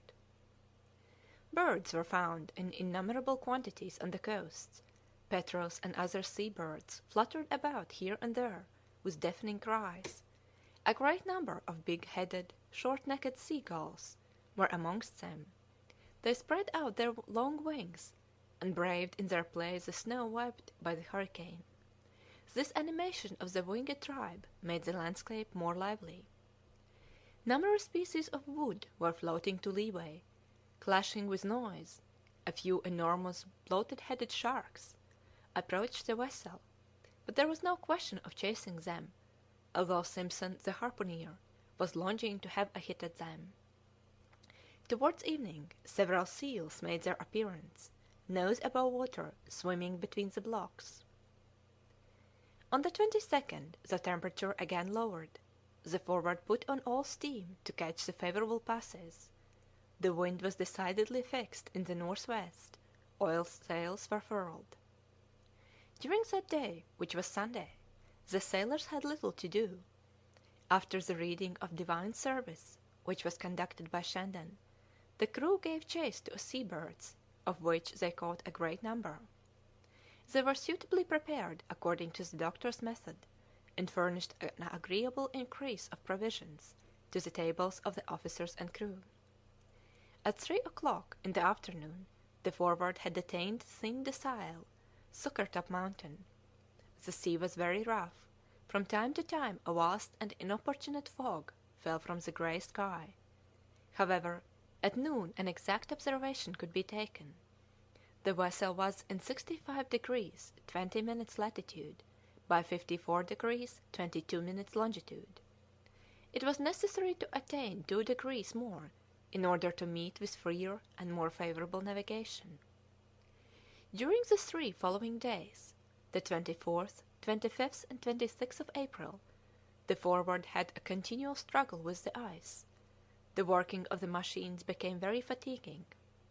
The steam was turned off quickly or got up again at a moment's notice, and escaped whistling from its valves. During the thick mist the nearing of icebergs was only known by dull thundering produced by the avalanches. The brig was instantly veered. It ran the risk of being crushed against the heaps of fresh water ice, remarkable for its crystal transparency, and as hard as a rock. Richard Shandon never missed completing his provision of water by embarking several tons of ice every day. The doctor could not accustom himself to the optical delusions that refraction produces on these coasts. An iceberg sometimes appeared to him like a small white lump within reach, when it was at least 10 or 12 miles distant. He endeavoured to accustom his eyesight to this singular phenomenon, so that he might be able to correct its errors rapidly. At last the crew were completely worn out by their labours in hauling the vessel alongside of the ice fields, and by keeping it free from the most menacing blocks by the aid of long perches.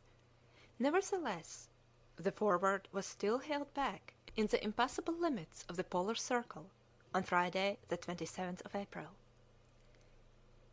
End of chapter 7.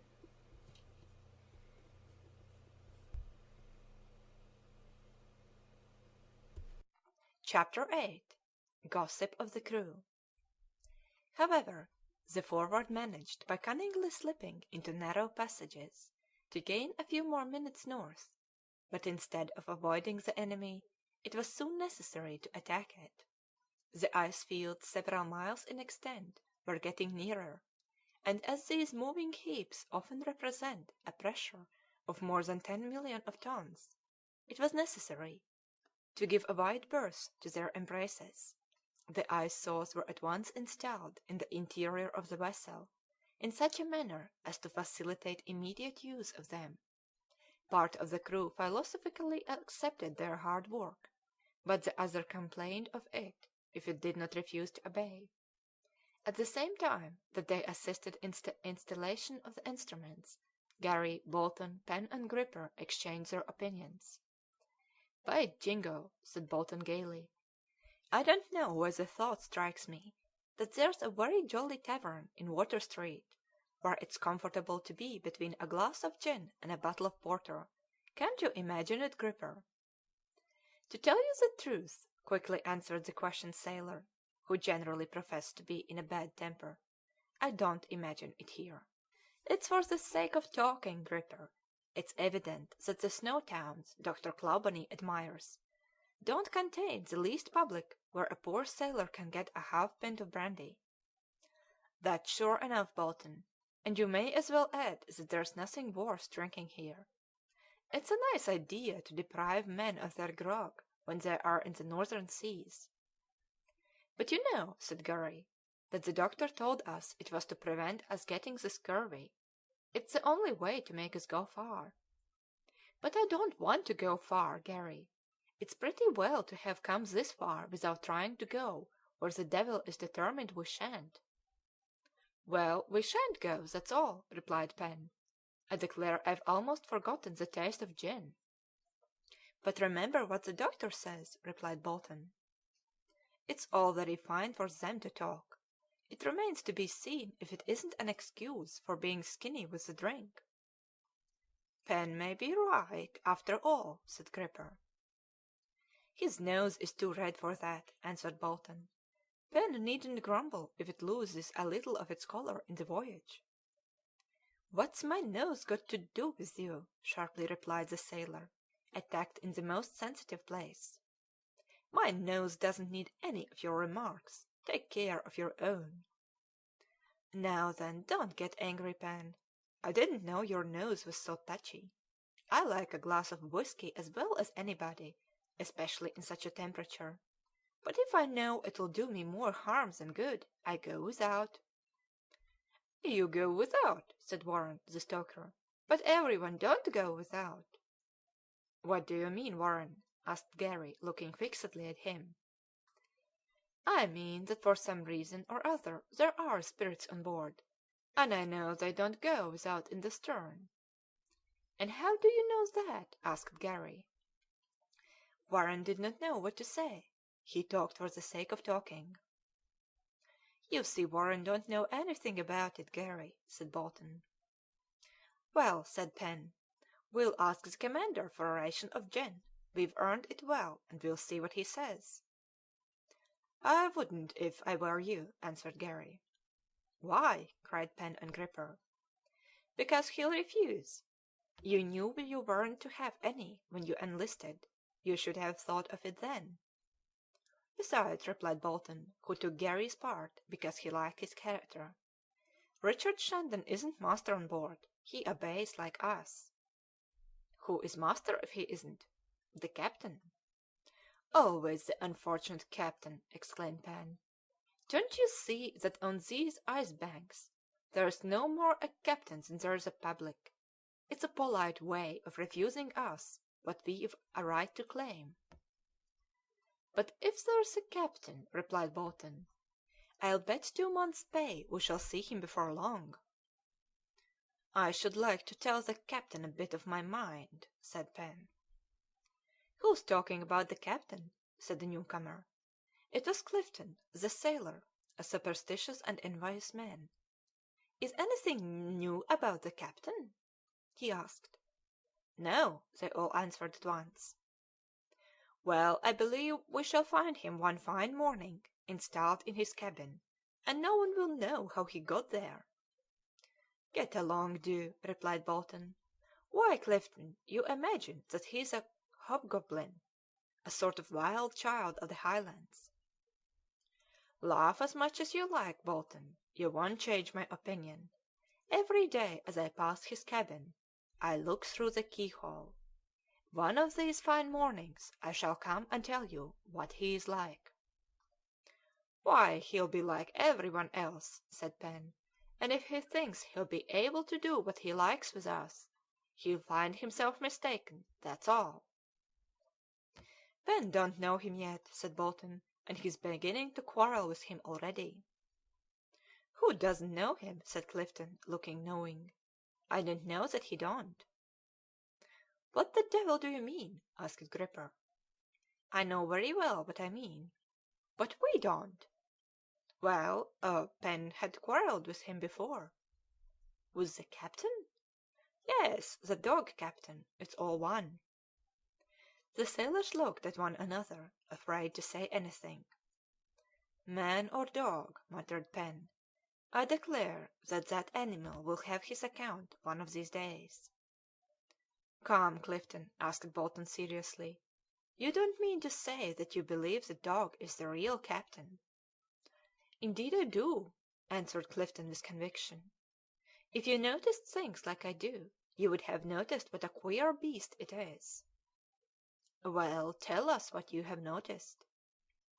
"Haven't you noticed the way he walks on the poop with such an air of authority, looking up at the sails as if he were on watch?" "That's true enough," added Gripper, "and one evening I actually found him with his paws on a paddle wheel." "You don't mean it!" said Bolton.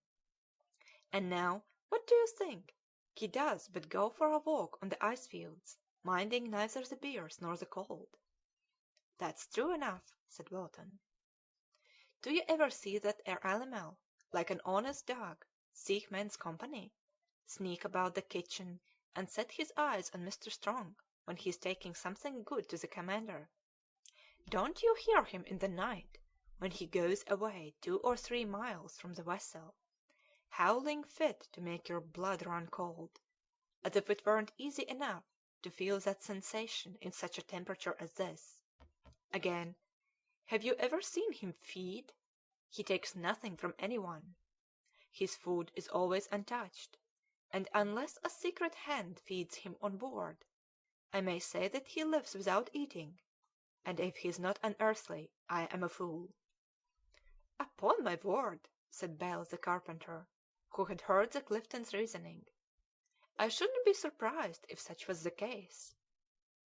The other sailors were silenced.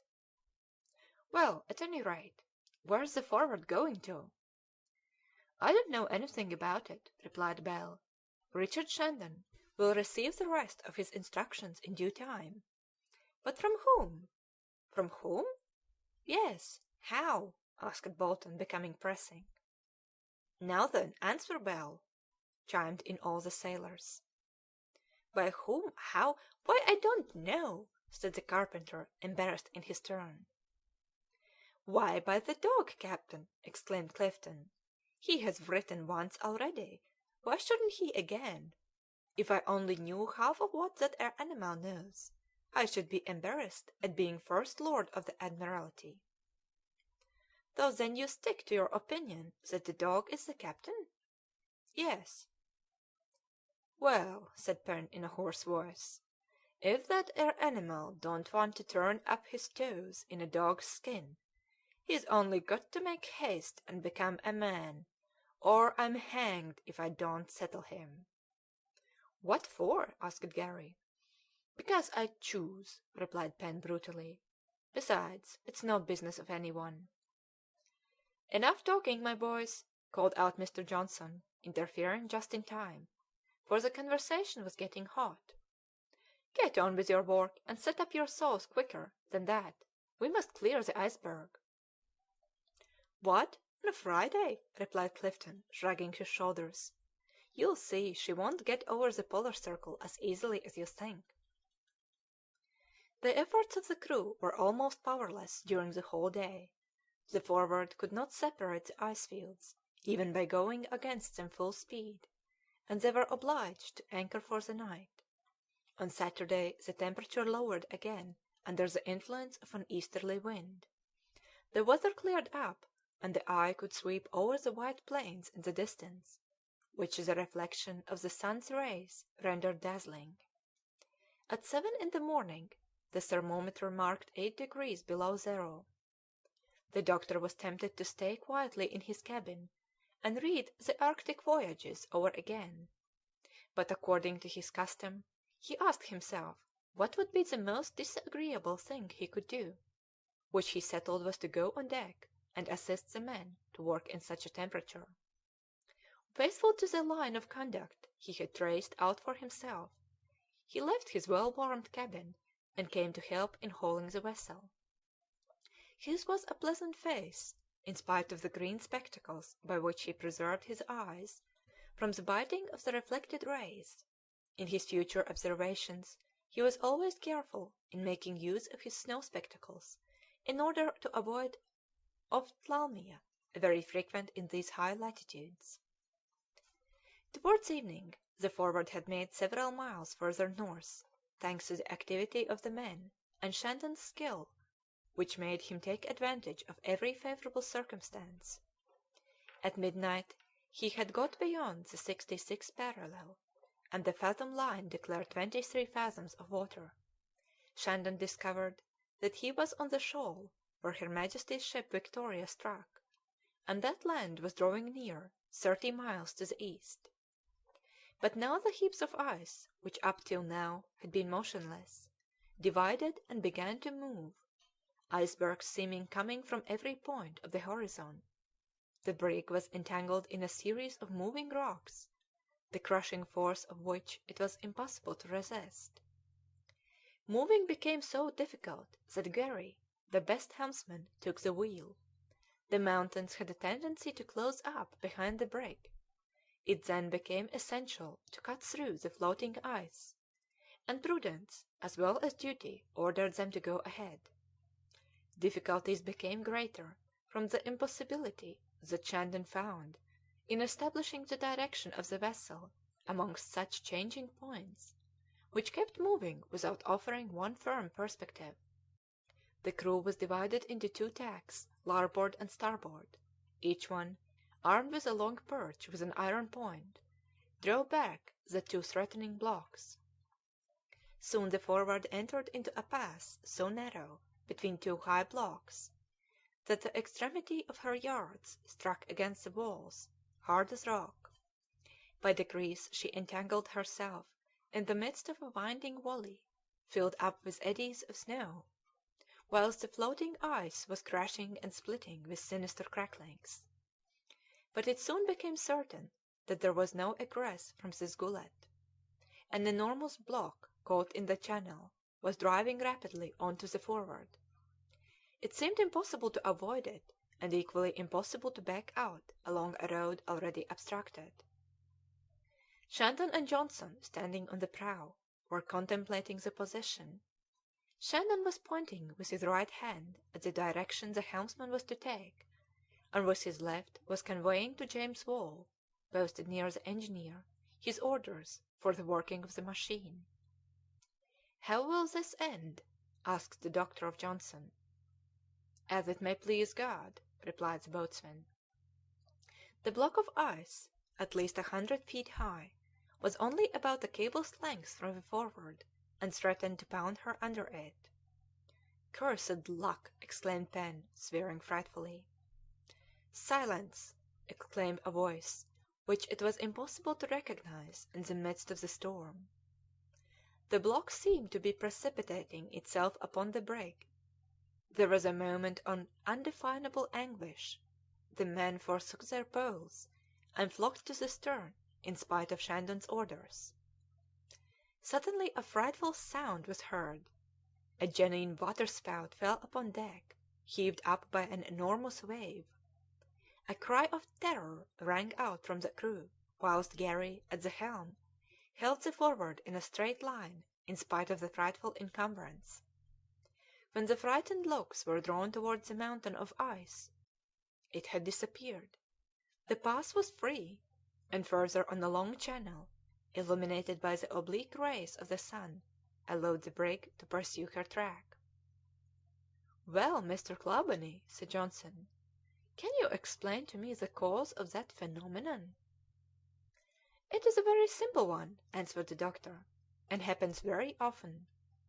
When those floating bodies are disengaged from each other by the thaw, they sail away separately, maintaining their balance, but by degrees, as they near the south, where the water is relatively warmer, their base, shaken by the collisions with other icebergs, begins to melt and weaken.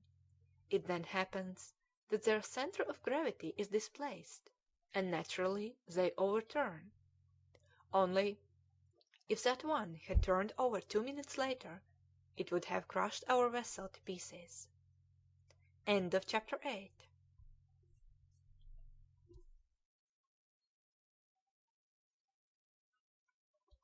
Chapter 9.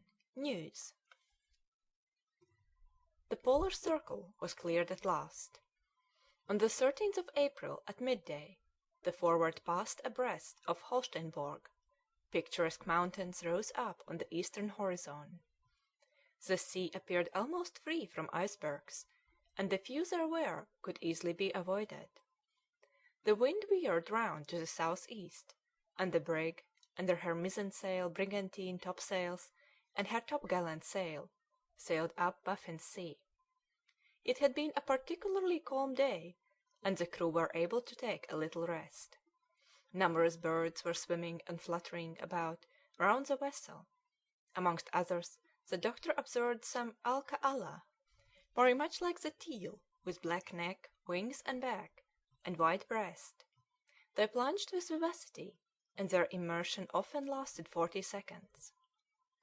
The day would not have been remarkable if the following fact, however extraordinary it may appear, had not occurred on board. At 6 o'clock in the morning, Richard Shandon, re-entering his cabin after having been relieved, found upon the table a letter with this address: To the Commander, Richard Shandon, on board the Forward, Baffin's Sea. Shandon could not believe his own eyes, and before reading such a strange epistle he caused the doctor, James Wall, and Johnson to be called, and showed them the letter. "That grows very strange," said Johnson. "It's delightful," thought the doctor. "At last," cried Shandon, "we shall know the secret." With a quick hand he tore the envelope and read as follows: Commander, the captain of the Forward is pleased with the coolness, skill, and courage that your men, your officers, and yourself have shown on the late occasions, and begs you to give evidence of his gratitude to the crew. Have the goodness to take a northerly direction towards Melville Bay, and from thence try and penetrate into Smith's Strait. The captain of the Forward, K.Z. Monday, April the 13th, abreast of Cape Walsingham. "Is that all?" cried the doctor. "That's all," replied Shandon, and the letter fell from his hands. "Well," said Wall, "that chimerical captain doesn't even mention coming on board, so I conclude that he never will come." "But how did this letter get here?" said Johnson. Shandon was silent. "Mr. Wall is right," replied the doctor, after picking up the letter and turning it over in every direction. "The captain won't come on board for an excellent reason." "And what's that?" asked Shandon quickly. "Because he is here already," replied the doctor simply. "Already?" said Shandon. "What do you mean?" "How do you explain the arrival of this letter, if such is not the case?" Johnson nodded his head in sign of approbation. "It is not possible," said Shandon energetically. "I know every man of the crew. We should have to believe in that case that the captain has been with us ever since we set sail. It is not possible, I tell you. There isn't one of them that I haven't seen for more than 2 years in Liverpool. Doctor, your supposition is inadmissible." "Then what do you admit, Shandon?" "Everything but that. I admit that the captain, or one of his men, has profited by the darkness, the fog, or anything you like, in order to slip on board. We are not very far from land. There are Eskimo kayaks that pass unperceived between the icebergs. Some one may have come on board and left the letter. The fog was intense enough to favour their design. And to hinder them from seeing the brig, replied the doctor. If we were not able to perceive an intruder slip on board, how could he have discovered the Forward in the midst of a fog? That is evident, exclaimed Johnson. I come back, then, said the doctor, to my first hypothesis. What do you think about it, Shandon? I think what you please, replied Shandon fiercely, with the exception of supposing that this man is on board my vessel. Perhaps, added Wall, there may be amongst the crew a man of his who has received instructions from him. That's very likely, added the doctor. But which man? asked Shandon. I tell you I have known all my men a long time. Anyhow, replied Johnson, if this captain shows himself, let him be man or devil, we'll receive him. But we have another piece of information to draw from this letter. What's that? asked Shandon. Why, that we are to direct our path not only towards Melville Bay, but again into Smith's Straits. You are right, answered the doctor. Smith's Straits, echoed Shandon mechanically. It is evident, replied Johnson, that the destination of the Forward is not to seek a north-west passage, as we shall leave to our left the only track that leads to it, that is to say, Lancaster Straits. That's what forebodes us difficult navigation in unknown seas. Yes, Smith's Straits, replied Shandon. That's the route the American Kane followed in 1853, and at the price of what dangers! For a long time he was thought to be lost in those dreadful latitudes. However, as we must go, go we must. But where? How far? To the Pole? And why not? cried the doctor. The idea of such an insane attempt made the boatswain shrug his shoulders. After all, resumed James Wall, to come back to the captain, if he exists, I see nowhere on the coast of Greenland, except Disco or Uppernawik, where he can be waiting for us. In a few days we shall know what we may depend upon. But, asked the doctor of Shandon, aren't you going to make known the contents of the letter to the crew? With the commander's permission, replied Johnson, I should do nothing of the kind. And why so? asked Shandon. Because all that mystery tends to discourage the men. They are already very anxious about the fate of our expedition, and if the supernatural side of it is increased, it may produce very serious results, and in a critical moment we could not rely upon them. What do you say about it, Commander? And you, Doctor, what do you think? asked Shandon. I think Johnson's reasoning is just. And you, Wall? Unless there's better advice forthcoming, I shall stick to the opinion of these gentlemen. Shandon reflected seriously during a few minutes, and read the letter over again carefully. Gentlemen, said he, your opinion on this subject is certainly excellent, but I cannot adopt it. Why not, Shandon? asked the doctor. Because the instructions of this letter are formal. They command me to give the captain's congratulations to the crew, and up till today I have always blindly obeyed his orders in whatever manner they have been transmitted to me, and I cannot. But, said Johnson, who rightly dreaded the effect of such a communication upon the minds of the sailors. My dear Johnson, answered Shandon, your reasons are excellent, but read. He begs you to give evidence of his gratitude to the crew. Act as you think best, replied Johnson, who was besides a very strict observer of discipline. Are we to muster the crew on deck? Do so, replied Shandon. The news of a communication having been received from the captain spread like wildfire on deck. The sailors quickly arrived at their post, and the commander read out the contents of the mysterious letter. The reading of it was received in a dead silence. The crew dispersed, a prey to 1,000 suppositions. Clifton had heard enough to give himself up to all the wanderings of his superstitious imagination. He attributed a considerable share in this incident to the dog captain, and when by chance he met him in his passage, he never failed to salute him. "I told you the animal could write," he used to say to the sailors. No one said anything to answer on this observation, and even Bell, the carpenter himself, would not have known what to answer. Nevertheless, it was certain to all that, in default of the captain, his spirit or his shadow watched on board, and henceforward the wisest of the crew abstained from exchanging their opinions about him. On the 1st of May, at noon, they were in 68 degrees latitude and 56 degrees 32 minutes longitude. The temperature was higher, and the thermometer marked 25 degrees above zero. The doctor was amusing himself with watching the antics of a white bear and two cubs on the brink of a pack that lengthened out the land. Accompanied by Wall and Simpson, he tried to give chase to them by means of the canoe, but the animal, of a rather warlike disposition, rapidly led away its offspring, and consequently the doctor was compelled to renounce following them up.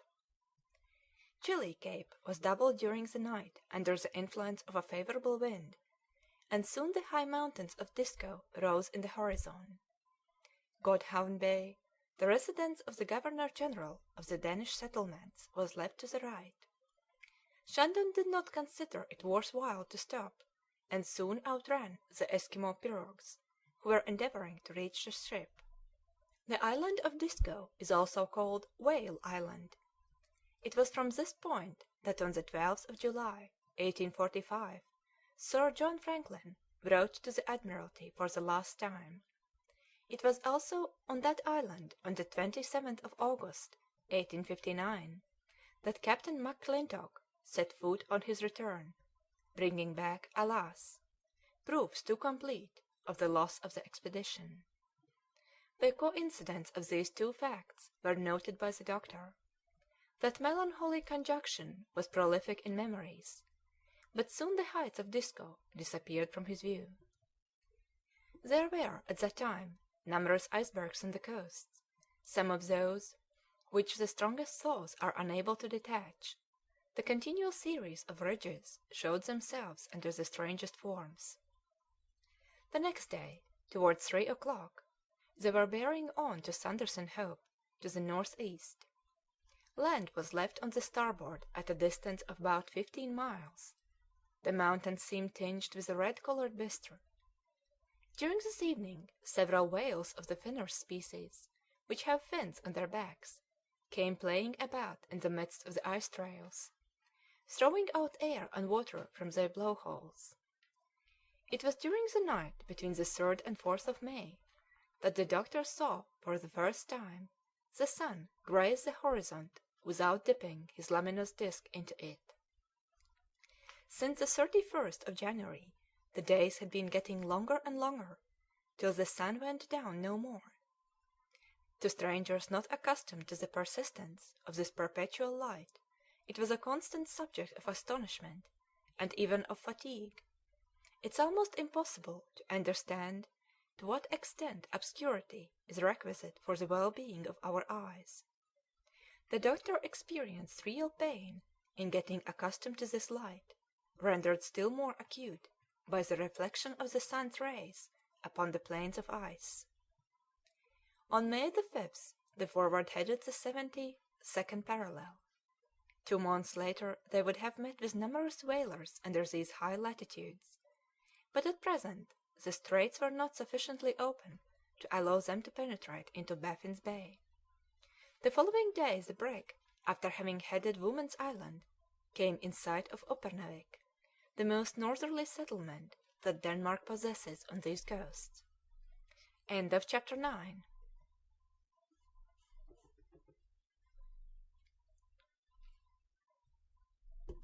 Chapter 10.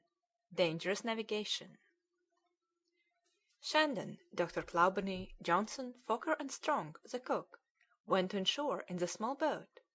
The governor, his wife, and 5 children, all of the Eskimo race, came politely to meet the visitors. The doctor knew enough Danish to enable him to establish a very agreeable acquaintance with them. Besides, Fokker, who was interpreter of the expedition, as well as ice master, knew about 20 words of the Greenland language, and if not ambitious, 20 words will carry you far. The governor was born on the island, and had never left his native country. He did the honours of the town, which is composed of 3 wooden huts for himself and the Lutheran minister, of a school, and magazines stored with the produce of wrecks.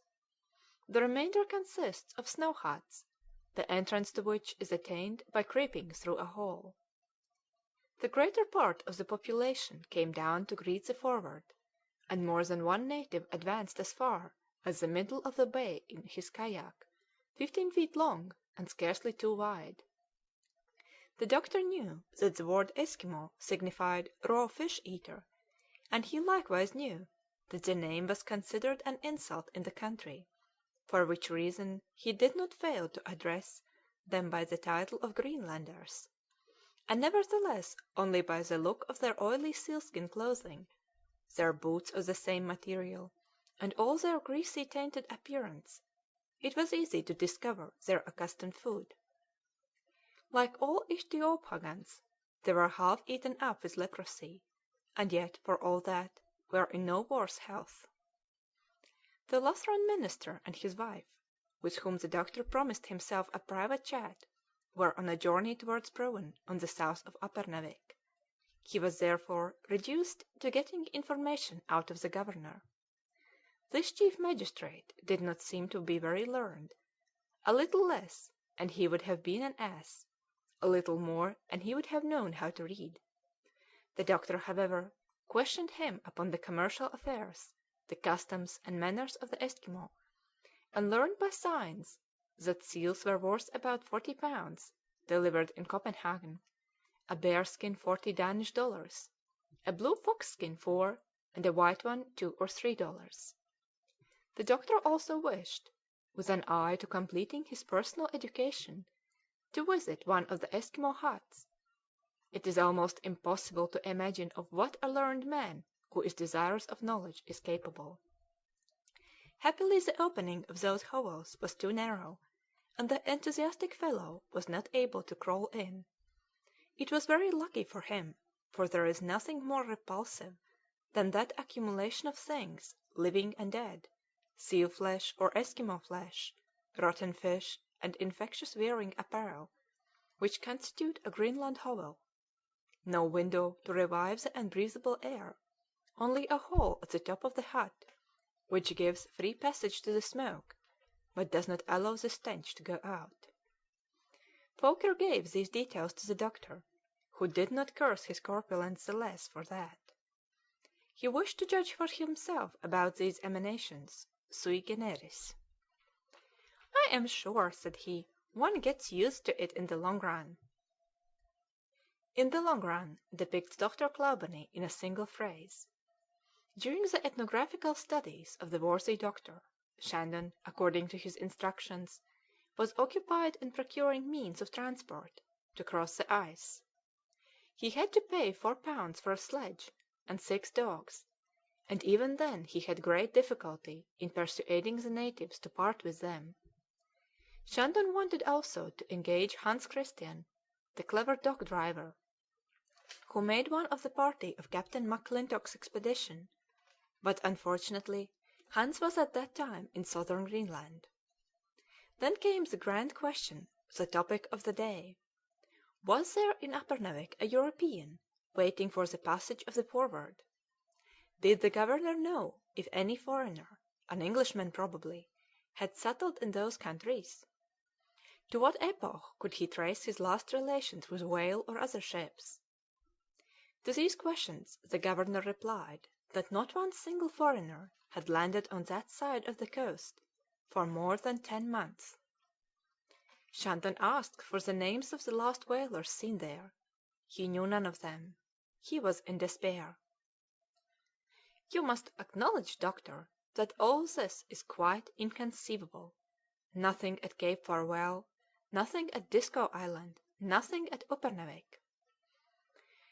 "If when we get there you repeat nothing in Melville Bay, I shall greet you as the only captain of the Forward." The small boat came back to the brig towards evening. bringing back the visitors. Strong, in order to change the food a little, had procured several dozens of eiderduck eggs, twice as big as hens' eggs, and of greenish colour.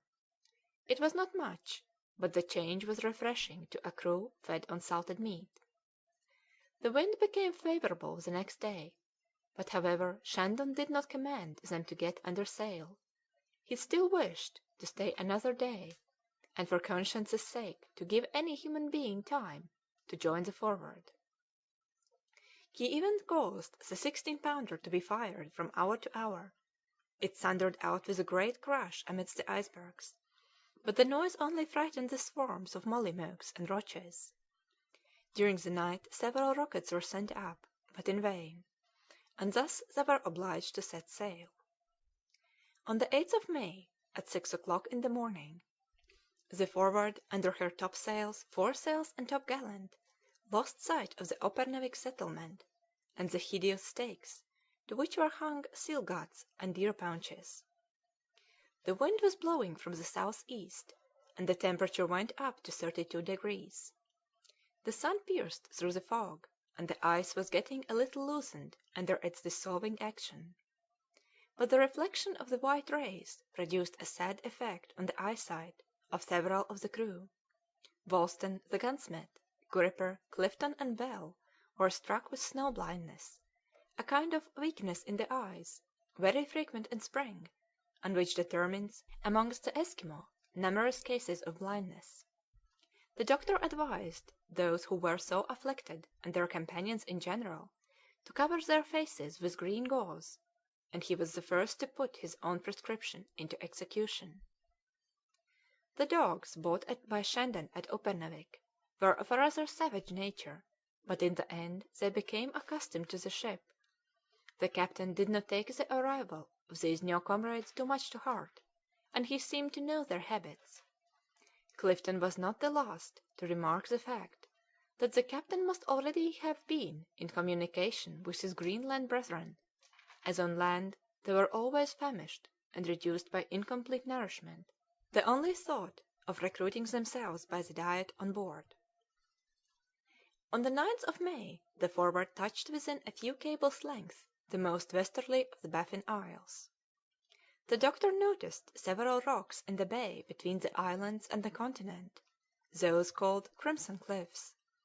They were covered over with snow as red as carmine, to which Dr. Kane gives a purely vegetable origin. Clawbonny wanted to consider this phenomenon nearer, but the ice prevented them approaching the coast. Although the temperature had a tendency to rise, it was easy enough to see that the icebergs and ice streams were accumulating to the north of Baffin's Sea. The land offered a very different aspect from that of Uppernawik. Immense glaciers were outlined on the horizon against a greyish sky. On the 10th the Forward left Hingston Bay on the right, near the 74th degree of latitude. Several hundred miles westward the Lancaster Channel opened out into the sea. But afterwards that immense extent of water disappeared under enormous fields of ice, upon which hummocks rose up as regularly as the crystallization of the same substance. Shandon had the steam put on, and up to the 11th of May the Forward wound amongst the sinuous rocks, leaving the print of a track on the sky, caused by the black smoke from her funnels. But new obstacles were soon encountered. The paths were getting closed up in consequence of the incessant displacement of the floating masses. At every minute a failure of water in front of the Forward's prow became imminent, and if she had been nipped it would have been difficult to extricate her. They all knew it, and thought about it. On board this vessel, without aim or known destination, foolishly seeking to advance towards the north, some symptoms of hesitation were manifested amongst those men accustomed to an existence of danger. Many, forgetting the advantages offered, regretted having ventured so far, and already a certain demoralization prevailed in their minds, still more increased by Clifton's fears and the idle talk of two or three of the leaders, such as Pen, Gripper, Warren, and Wolsten. To the uneasiness of the crew were joined overwhelming fatigues, for on the 12th of May the brig was closed in on every side, her steam was powerless, and it was necessary to force a road through the ice fields. The working of the saws was very difficult in the floes, which measured from 6 to 7 feet in thickness. When two parallel grooves divided the ice for the length of 100 feet, they had to break the interior part with hatchets or handspikes. Then took place the elongation of the anchors, fixed in a hole by means of a thick auger. Afterwards the working of the capstan began, and in this way the vessel was hauled over. The greatest difficulty consisted in driving the smashed pieces under the floes, in order to open up a free passage for the ship, and to thrust them away they were compelled to use long iron spiked poles.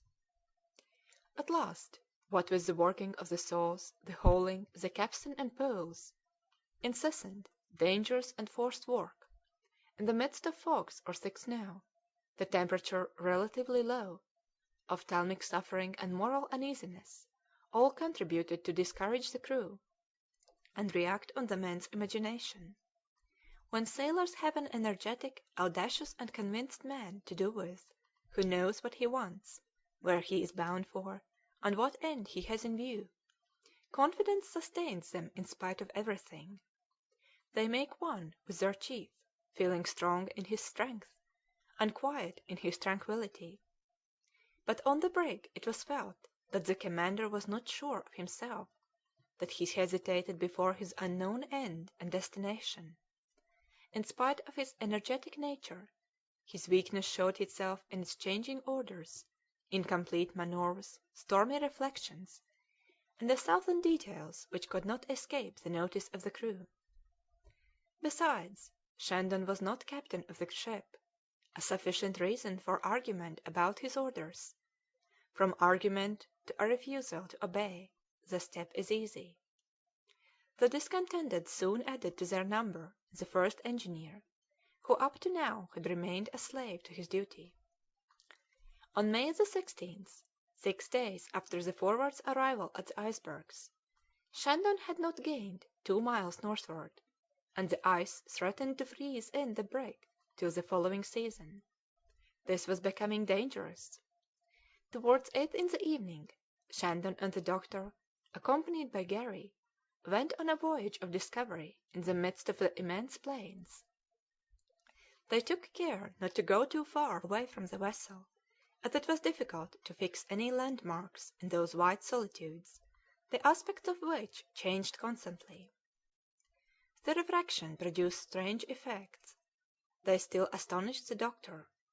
Where he thought he had only 1 foot to leap, he found it was 5 or 6, or the contrary, and in both cases the result was a fall, if not dangerous, at least painful, on the frozen ice as hard as glass. Shandon and his 2 companions went in search of a practicable passage. 3 miles from the ship they succeeded, not without trouble, in climbing the iceberg, which was perhaps 300 feet high. From this point their view extended over that desolated mass which looked like the ruins of a gigantic town, with its beaten down obelisks, its overthrown steeples, and palaces turned upside down all in a lump, in fact a genuine chaos. The sun threw long oblique rays of a light without warmth, as if heat absorbing substances were placed between it and that gloomy country. The sea seemed to be frozen to the remotest limits of view. "How shall we get through?" exclaimed the doctor. "I have not the least idea," replied Shandon. "But we will get through, even if we are obliged to employ powder to blow up these mountains, for I certainly won't let that ice shut me up till next spring." Nevertheless, such was the fate of the fogs almost in these same quarters. "Never mind," continued the doctor, "we shall get through with a little philosophy. Believe me, that is worth all the engines in the world." "You must acknowledge," replied Shandon, "that the year does not begin under very favourable auspices." That is incontestable, and I notice that Baffin's Sea has a tendency to return to the same state in which it was before 1817. Then you think, doctor, that the present state of things has not always existed? Yes.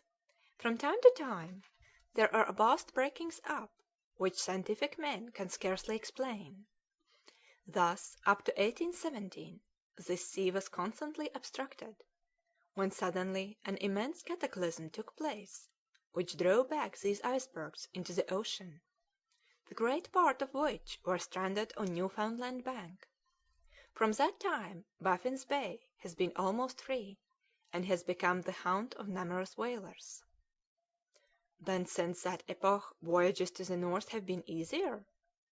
Incomparably so, but for the last few years it has been observed that the bay has a tendency to be closed up again, and according to investigations made by navigators, it may probably be so for a long time, a still greater reason for us to go on as far as possible.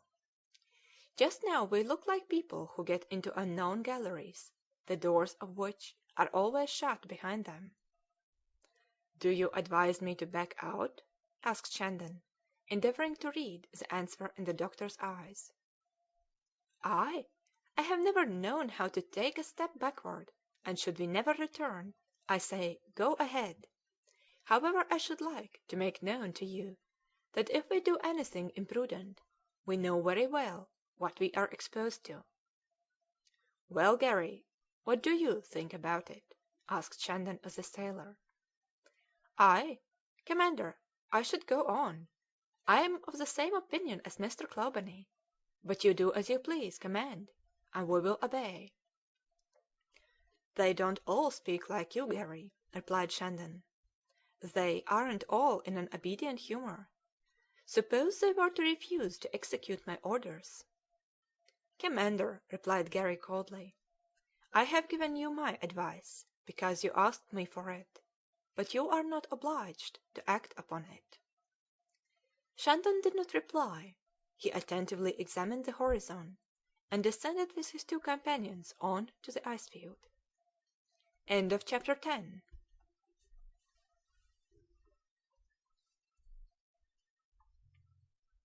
CHAPTер 11. The Devil's Thumb. During the commander's absence the men had gone through divers works in order to make the ship fit to avoid the pressure of the ice fields. Pen, Clifton, Gripper, Bolton, and Simpson were occupied in this laborious work. The stoker and the two engineers were even obliged to come to the aid of their comrades, for, from the instant they were not wanted at the engine, they again became sailors, and as such they could be employed in all kinds of work on board. But this was not accomplished without a great deal of grumbling. "I'll tell you what," said Pen, "I've had enough of it, and if in 3 days the breaking up isn't come, I'll swear to God that I'll chuck up." "You'll chuck up?" replied Gripper. "You'd do better to help us to back out. Do you think we are in the humour to winter here till next year?" "To tell the truth, it would be a dreary winter," said Plover, "for the ship is exposed from every quarter." "And who knows," added Brunton, "if even next spring we should find the sea freer than it is now?" "We aren't talking about next spring," said Pen. "Today's Thursday. If next Sunday morning the road ain't clear, we'll back out south." "That's the ticket!" cried Clifton. "Are you all agreed?" said Pen. "Yes," answered all his comrades. "That's right enough," answered Warren, "for if we are obliged to work like this, hauling the ship by the strength of our arms, my advice is to backwater." "We'll see about that on Sunday," answered Wolsten. "As soon as I get the order," said Brunton, "I'll soon get my steam up." "Or we'd manage to get it up ourselves," said Clifton. "If any of the officers," said Pen, "wants to have the pleasure of wintering here, we'll let him. He can build himself a snow hut like the Eskimo." "Nothing of the kind, Pen," replied Brunton. "We won't leave anybody. You understand that, you others. Besides, I don't think it would be difficult to persuade the commander. He already seems very uncertain, and if we were quietly to propose it—" "I don't know that," said Plover. "Richard Shandon is a hard, headstrong man, and we should have to sound him carefully." "When I think," replied Bolton, with a covetous sigh, "that in a month we might be back in Liverpool. We could soon clear the southern ice line. The pass in Davis Straits will be open in the beginning of June, and we shall only have to let ourselves drift into the Atlantic." "Besides," said the prudent Clifton, "if we bring back the commander with us, acting under his responsibility, our pay and bounty money will be sure, whilst if we return alone it won't be so certain." "That's certain," said Plover. "That devil of a Clifton speaks like a book. Let us try to have nothing to explain to the Admiralty. It's much safer to leave no one behind us." "But if the officers refuse to follow us?" replied Pen, who wished to push his comrades to an extremity.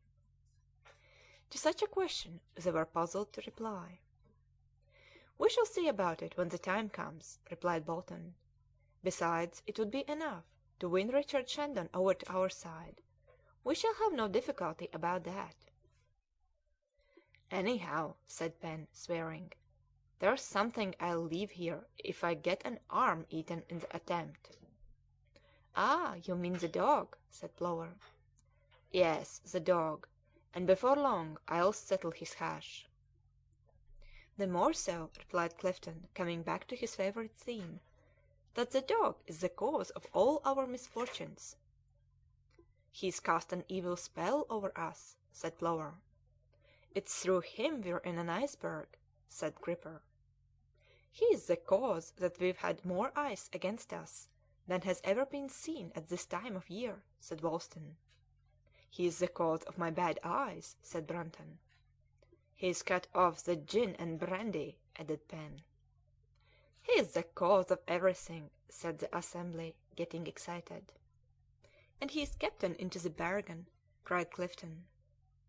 "Well, captain of ill luck," said Pen, whose unreasonable fury grew stronger at every word. "You wanted to come here, and here you'll stay." "But how are we to nab him?" said Plover. "We have a good opportunity," replied Clifton. "The commander isn't on deck, the lieutenant is asleep in his cabin, and the fog's thick enough to stop Johnson seeing us." "But where's that dog?" cried Pen. "He's asleep near the coal hole," replied Clifton, "and if anybody wants—" "I'll take charge of him," answered Pen furiously. "Look out, Pen, he's got teeth that could snap an iron bar in two." "If he moves I'll cut him open," cried Pen, taking his knife in one hand. He bounced in between decks, followed by Warren, who wanted to help him in his undertaking. They quickly came back, carrying the animal in their arms, strongly muzzled, with his paws bound tightly together. They had taken him by surprise whilst he slept, so that the unfortunate dog could not escape them. "Hurrah for Pen!" cried Plover. "What do you mean to do with him now you've got him?" asked Clifton. "Why, drown him, and if ever he gets over it," replied Pen, with a fearful smile of satisfaction.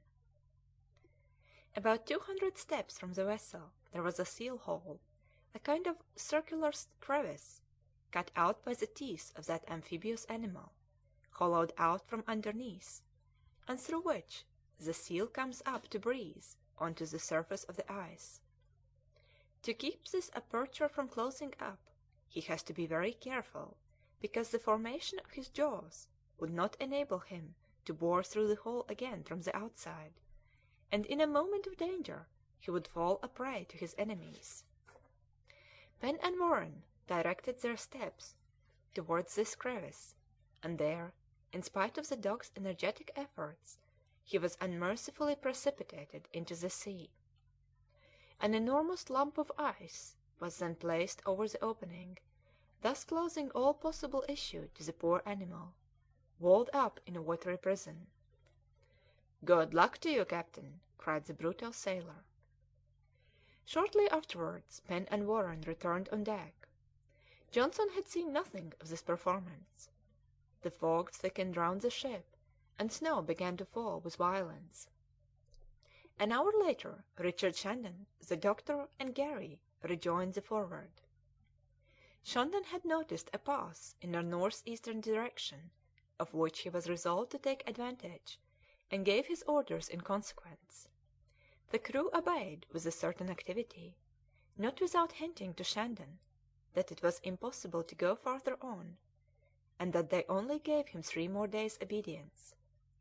During a part of the night and the following day the working of the saws and the hauling were actively kept up. The Forward gained about 2 miles further north. On the 18th she was in sight of land, and at 5 or 6 cable lengths from a peculiar peak, called from its strange shape the Devil's Thumb.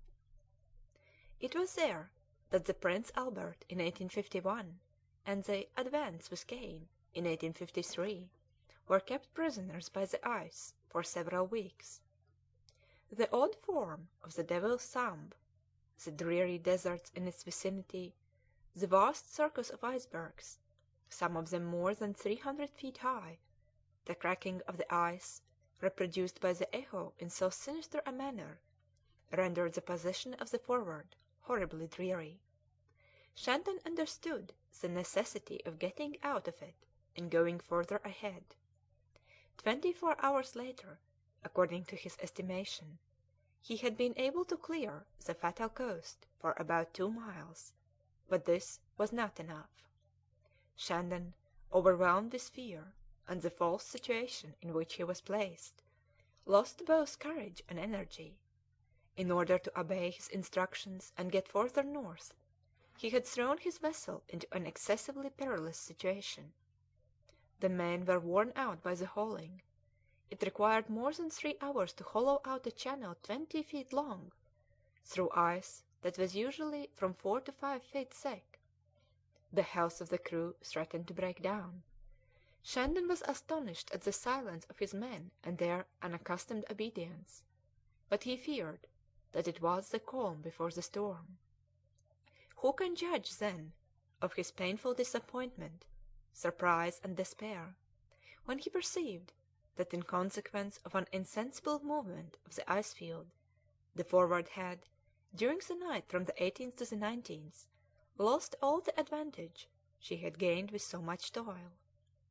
On the Saturday morning they were once more opposite the ever-threatening Devil's Thumb, and in a still more critical position. The icebergs became more numerous, and drifted by in the fog like phantoms. Shandon was in a state of complete demoralization, for fright had taken possession of the dauntless man and his crew. Shandon had heard the dog's disappearance spoken about, but dared not punish those who were guilty of it. He feared that a rebellion might be the consequence. The weather was fearful during the whole day.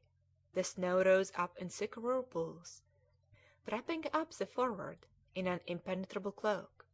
Sometimes, under the action of the storm, the fog was torn asunder, and displayed towards land, raised up like a spectre, the Devil's Thumb. The Forward was anchored to an immense block of ice. It was all that could be done. There was nothing more to attempt. The obscurity became denser, and the man at the helm could not see James Wall, who was on duty in the bow. Shandon withdrew to his cabin, a prey to unremitting uneasiness. The doctor was putting his voyage notes in order. One half of the crew remained on deck, the other half stayed in the common cabin. At one moment, when the storm increased in fury, the Devil's Thumb seemed to rise up out of all proportion in the midst of the fog. "Good God!" cried Simpson, drawing back with fright. "What the devil's that?" said Foker, and exclamations rose up in every direction. "It is going to smash us!" "We are lost!" "Mr. Wall! Mr. Wall!" It's all over with us! Commander! Commander!" These cries were simultaneously uttered by the men of watch. Wall fled to the quarter deck, and Shandon, followed by the doctor, rushed on deck to look. In the midst of the fog, the Devil's Thumb seemed to have suddenly neared the brig, and seemed to have grown in a most fantastic manner. At its summit rose up a second cone, turned upside down and spindled on its point. Its enormous mass threatened to crush the ship as it was oscillating and ready to fall. It was a most fearful sight. Every one instinctively drew back, and several sailors, leaping on to the ice, abandoned the ship. "Let no one move!" cried the commander in a severe voice. "Every one to his post!" "How now, my friends? There's nothing to be frightened at," said the doctor. "There's no danger. Look, commander, look ahead, Mr. Wall. It's only an effect of the mirage, nothing else." "You are quite right, Mr. Clawbonny," answered Johnson. "Those fools were frightened at a shadow." After the doctor had spoken most of the sailors drew near, and their fear changed to admiration at the wonderful phenomenon, which shortly disappeared from sight. "They call that a mirage," said Clifton. "Well, you may believe me that the devil has something to do with it." "That's certain," replied Gripper. But when the fog cleared away, it disclosed to the eyes of the commander an immense free and unexpected passage. It seemed to run away from the coast, and he therefore determined to seize such a favourable hazard. Men were placed on each side of the creek, hawsers were lowered down to them, and they began to tow the vessel in a northerly direction. During long hours this work was actively executed in silence. Shandon caused the steam to be got up, in order to take advantage of the fortunate discovery of this channel. "This," said he to Johnson, "is a most providential hazard, and if we can only get a few miles ahead, we shall probably get to the end of our misfortunes. Brunton, stir up the fires, and as soon as there's enough pressure let me know. In the meantime, our men will pluck up their courage. That will be so much gained. They're in a hurry to run away from the Devil's Thumb. We'll take advantage of their good inclinations." All at once the progress of the Forward was abruptly arrested. "What's up?" cried Shandon. "I say, Wall, have we broken our tow ropes?" "Not at all, commander," answered Wall, looking over the side. "Hallo! Here are the men coming back again. They are climbing the ship's side as if the devil was at their heels." "What the deuce can it be?" cried Shandon, rushing forward. "On board! On board!" cried the terrified sailors. Shandon looked in a northerly direction, and shuddered in spite of himself. A strange animal, with appalling movements, whose foaming tongue emerged from enormous jaws, was leaping about at a cable's length from the ship.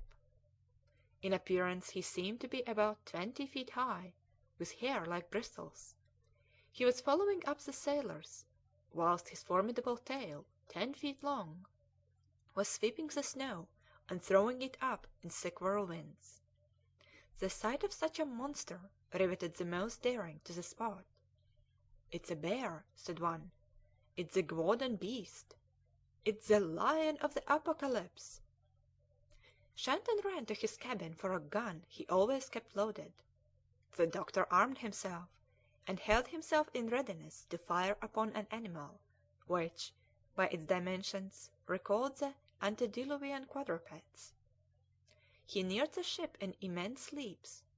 Shandon and the doctor fired at the same time, when, suddenly, the report of their firearms, shaking the atmospheric stratum, produced an unexpected effect. The doctor looked attentively, and burst out laughing. "It's the refraction!" he exclaimed. "Only the refraction!" repeated Shandon. But a fearful exclamation from the crew interrupted them. "The dog!" said Clifton. "The dog, captain!" repeated all his comrades. "Himself!" cried Pen. "Always that cursed brute!" They were not mistaken. It was the dog. Having got loose from his shackles, he had regained the surface by another crevice. At that instant the refraction, through a phenomenon common to these latitudes, caused him to appear under formidable dimensions, which the shaking of the air had dispersed; but the vexatious effect was none the less produced upon the minds of the sailors, who were very little disposed to admit an explanation of the fact by purely physical reasons. The adventure of the Devil's Thumb, the reappearance of the dog under such fantastic circumstances, gave the finishing touch to their mental faculties, and murmurs broke out on all sides. CHAPTER XII.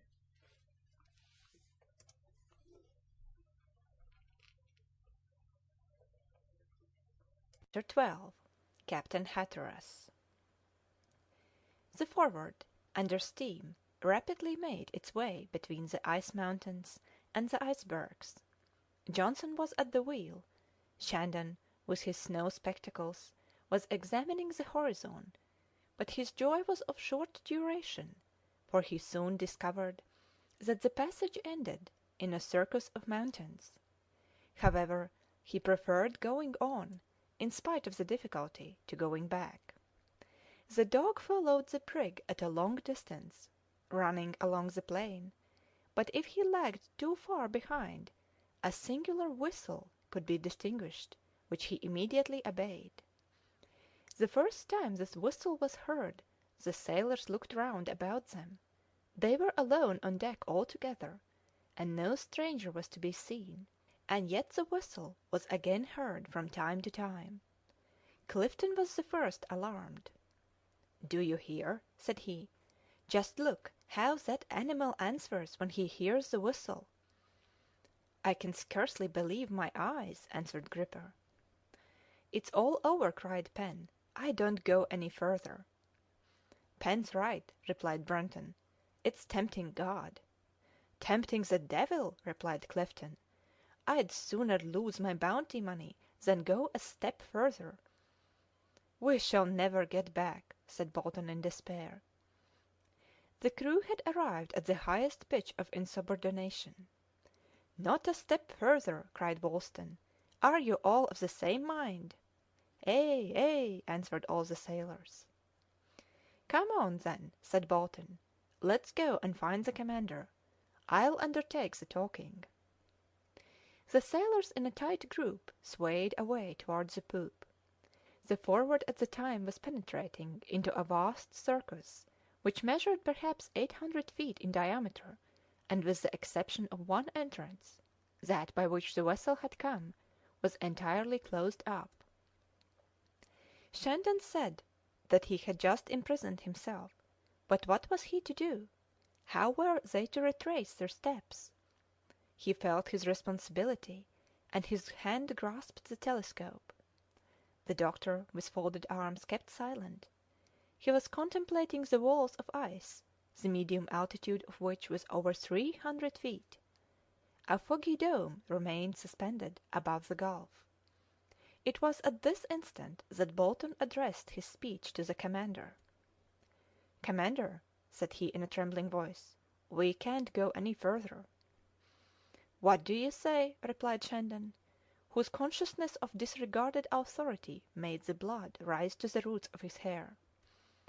"Commander," replied Bolton, "we say that we've done enough for that invisible captain, and we are decided to go no further ahead." "You are decided?" cried Shandon. "You talk thus, Bolton. Take care." "Your threats are all the same to us," brutally replied Pen. "We won't go an inch further." Shandon advanced towards the mutineers. At the same time the mate came up and said in a whisper, "Commander, if you wish to get out of here we haven't a minute to lose. There's an iceberg drifting up the pass, and it is very likely to cork up all issue and keep us prisoners." Shandon examined the situation. "You will give an account of your conduct later on, you fellows," said he. Now heave aboard." The sailors rushed to their posts, and the Forward quickly veered round. The fires were stuffed with coals. The great question was to outrun the floating mountain. It was a struggle between the brig and the iceberg. The former, in order to get through, was running south; the latter was drifting north, ready to close up every passage. "Steam up! Steam up!" cried Shandon. "Do you hear, Brunton?" The Forward glided like a bird amidst the struggling icebergs, which her prow sent to the right about. The brig's hull shivered under the action of the screw, and the manometer indicated a prodigious tension of steam, for it whistled with a deafening noise. "Load the valves!" cried Shandon, and the engineer obeyed, at the risk of blowing up the ship, but his despairing efforts were in vain. The iceberg, caught up by an undercurrent, rapidly approached the pass. The brig was still about 3 cables' lengths from it, when the mountain, entering like a corner stone into the open space, strongly adhered to its neighbours, and closed up all issue. "We are lost!" cried Shandon, who could not retain the imprudent words. "Lost!" repeated the crew. "Let them escape who can," said some. "Lower the shore boats," said others. "To the steward's room," cried Pen and several of his band, "and if we are to be drowned, let's drown ourselves in gin." Disorder among the men was at its height. Shandon felt himself overcome. When he wished to command, he stammered and hesitated. His thought was unable to make way through his words. The doctor was walking about in agitation. Johnson stoically folded his arms and said nothing. All at once a strong, imperious, and energetic voice was heard to pronounce these words: "Every man to his post, and tack about." Johnson started, and hardly knowing what he did, turned the wheel rapidly. He was just in time, for the brig, launched at full speed, was about to crush herself against her prison walls. But while Johnson was instinctively obeying, Shandon, Clawbonny, the crew, and all down to the stoker Warren, who had abandoned his fires, even Black Strong, who had left his cooking, were all mustered on deck, and saw emerge from that cabin the only man who was in possession of the key, and that man was Garry, the sailor. "Sir," cried Shandon, becoming pale, "Garry, you, by what right do you command here?" "Dick," called out Garry, reproducing that whistle which had so much surprised the crew. The dog, at the sound of his right name, jumped with one bound to the poop and lay quietly down at his master's feet. The crew did not say a word. The key, which the captain of the Forward alone possessed, the dog sent by him, and who came thus to verify his identity, that commanding accent which it was impossible to mistake, all this acted strongly on the minds of the sailors, and was sufficient to establish Garry's authority. Besides, Garry was no longer recognizable. He had cut off the long whiskers which had covered his face, which made it look more energetic and imperious than ever. Dressed in the clothes of his rank, which had been deposited in the cabin, he appeared in the insignia of commander. Then immediately, with that mobility which characterized them, the crew of the Forward cried out, "Three cheers for the captain!" "Shandon," said the latter to his second, "muster the crew. I am going to inspect it." Shandon obeyed, and gave orders with an altered voice. The captain advanced to meet his officers and men, saying something suitable to each, and treating each according to his past conduct. When he had finished the inspection, he returned on to the poop, and with a calm voice pronounced the following words: "Officers and sailors, like you I am English, and my motto is that of Nelson: England expects that every man will do his duty. As an Englishman I am resolved, we are resolved, that no bolder men shall go further than we have been. As an Englishman, I will not allow, we will not allow, other people to have the glory of pushing further north themselves. If ever human foot can step upon the land of the North Pole, it shall be the foot of an Englishman. Here is our country's flag. I have equipped this vessel and consecrated my fortune to this enterprise, and if necessary, I shall consecrate to it my life and yours, for I am determined that these colours shall float at the North Pole. Take courage. From this day, for every degree we can gain northwards, the sum of £1,000 will be awarded to you. There are 90, for we are now in the 72nd. Count them. Besides, my name is enough. It means energy and patriotism. I am Captain Hatteras."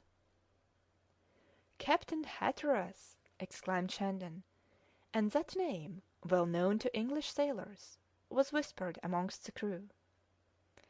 "Now," continued Hatteras, "anchor the brig to the ice, put out the fires, and each of you return to your usual work. Shandon, I wish to hold a council with you relative to affairs on board.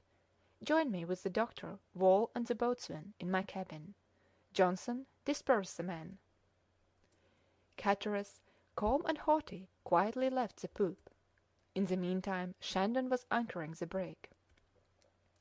Who, then, was this Hatteras, and for what reason did his name make such a profound impression upon the crew?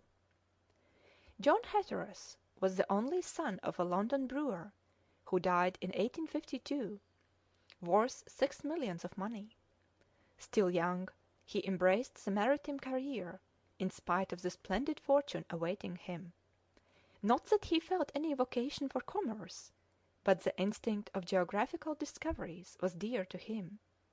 He had always dreamt of placing his foot where no mortal foot had yet soiled the ground. At the age of 20, he was already in possession of the vigorous constitution of a thin and sanguine man, an energetic face, with lines geometrically traced, a high and perpendicular forehead, cold but handsome eyes, thin lips, which set off a mouth from which words rarely issued, a middle stature, solidly jointed limbs, put in motion by iron muscles, the whole forming a man endowed with a temperament fit for anything. When you saw him you felt he was daring; when you heard him you knew he was coldly determined. His was a character that never drew back, ready to stake the lives of others as well as his own.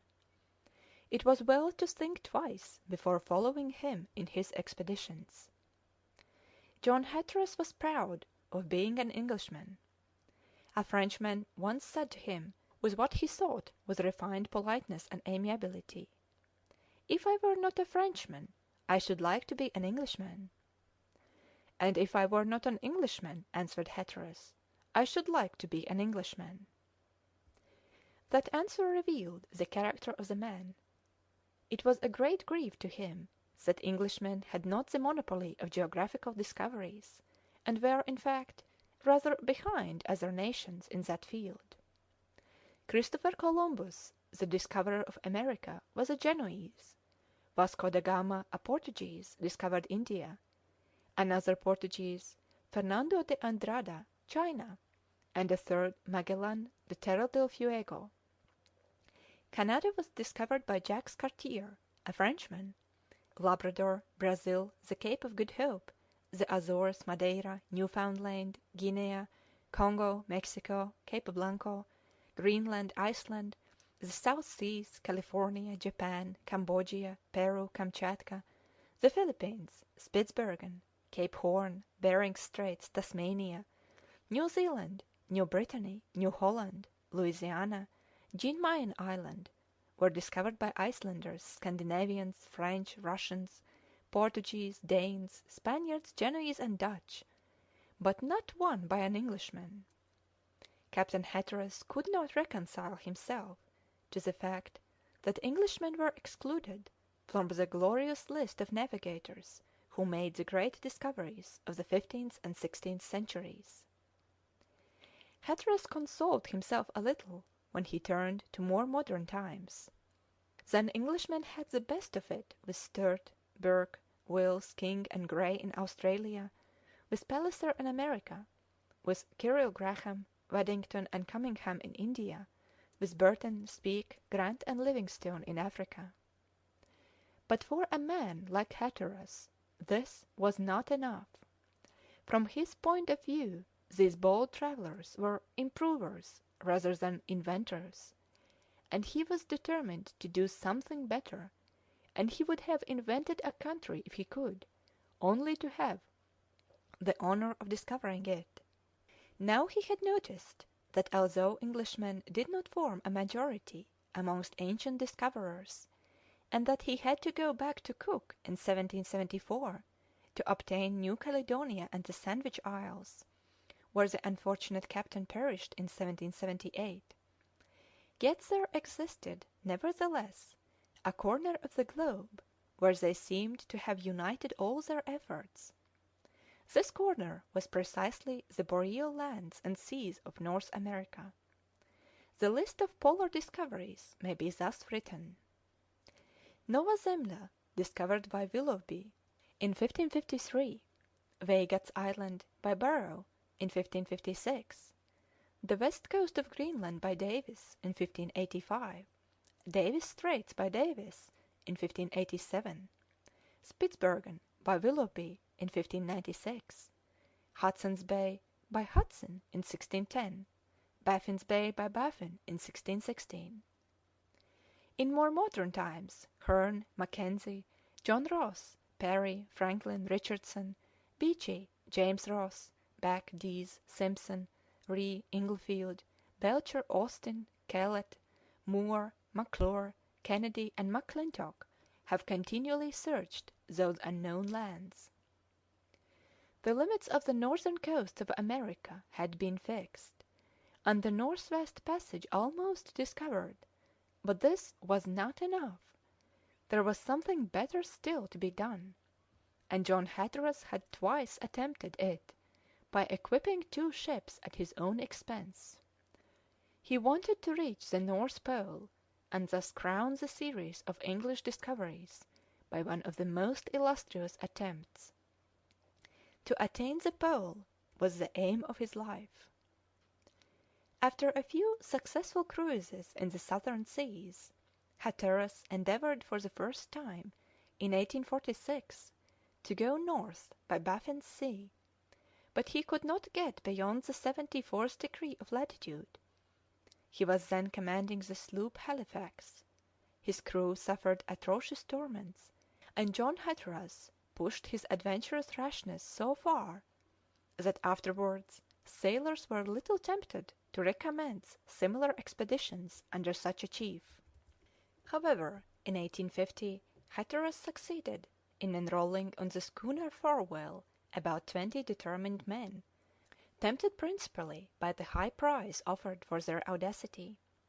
It was upon that occasion that Dr. Clawbonny entered into correspondence with John Hatteras, whom he did not know, requesting to join the expedition, but happily for the doctor the post was already filled up. The Farewell, following into track taken in 1817 by the Neptune from Aberdeen, got up to the north of Spitzbergen as far as the 76th degree of latitude. There the expedition was compelled to winter, but the sufferings of the crew from the intense cold were so great that not a single man saw England again, with the exception of Hatteras himself, who was brought back to his own country by a Danish whaler after a walk of more than 200 miles across the ice. The sensation produced by the return of this one man was immense. Who in future would dare to follow Hatteras in his mad attempts? However, he did not despair of beginning again. His father, the brewer, died, and he became possessor of a nabob's fortune. Soon after a geographical fact bitterly stirred up John Hatteras. A brig, the Advance, manned by 17 men, equipped by the merchant named Grinnell, under the command of Dr. Kane, and sent in search of Sir John Franklin, advanced in 1853 through Baffin's Sea and Smith's Strait, beyond the 82nd degree of boreal latitude, much nearer the Pole than any of his predecessors. Now this vessel was American, Grinnell was American, and Kane was American. The Englishman's disdain for the Yankee will be easily understood. In the heart of Hatteras it changed to hatred. He was resolved to outdo his audacious competitor and reach the Pole itself. For 2 years he had been living incognito in Liverpool, passing himself off as a sailor. He recognized in Richard Shandon the man he wanted. He sent him an offer by an anonymous letter, and one to Dr. Clawbonny at the same time. The Forward was built, armed, and equipped. Hatteras took great care to conceal his name, for had it been known, he would not have found a single man to accompany him. He was determined not to take the command of the brig except in a moment of danger, and when his crew had gone too far to draw back. He had in reserve, as we have seen, such offers of money to make to the men that not one of them would refuse to follow him to the other end of the world, and in fact it was right to the other end of the world that he meant to go. Circumstances had become critical, and John Hatteras had made himself known. His dog, the faithful Dick, the companion of his voyages, was the first to recognize him. Luckily for the brave and unfortunately for the timid, it was well and duly established that John Hatteras was the captain of the Forward. Chapter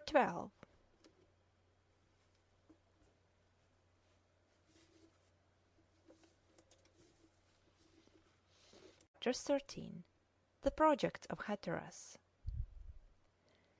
The appearance of this bold personage was appreciated in different ways by the crew. Part of them completely rallied around him, either from love of money or daring; others submitted because they could not help themselves, reserving their right to protest later on. Besides, resistance to such a man seemed, for the present, difficult. Each man went back to his post.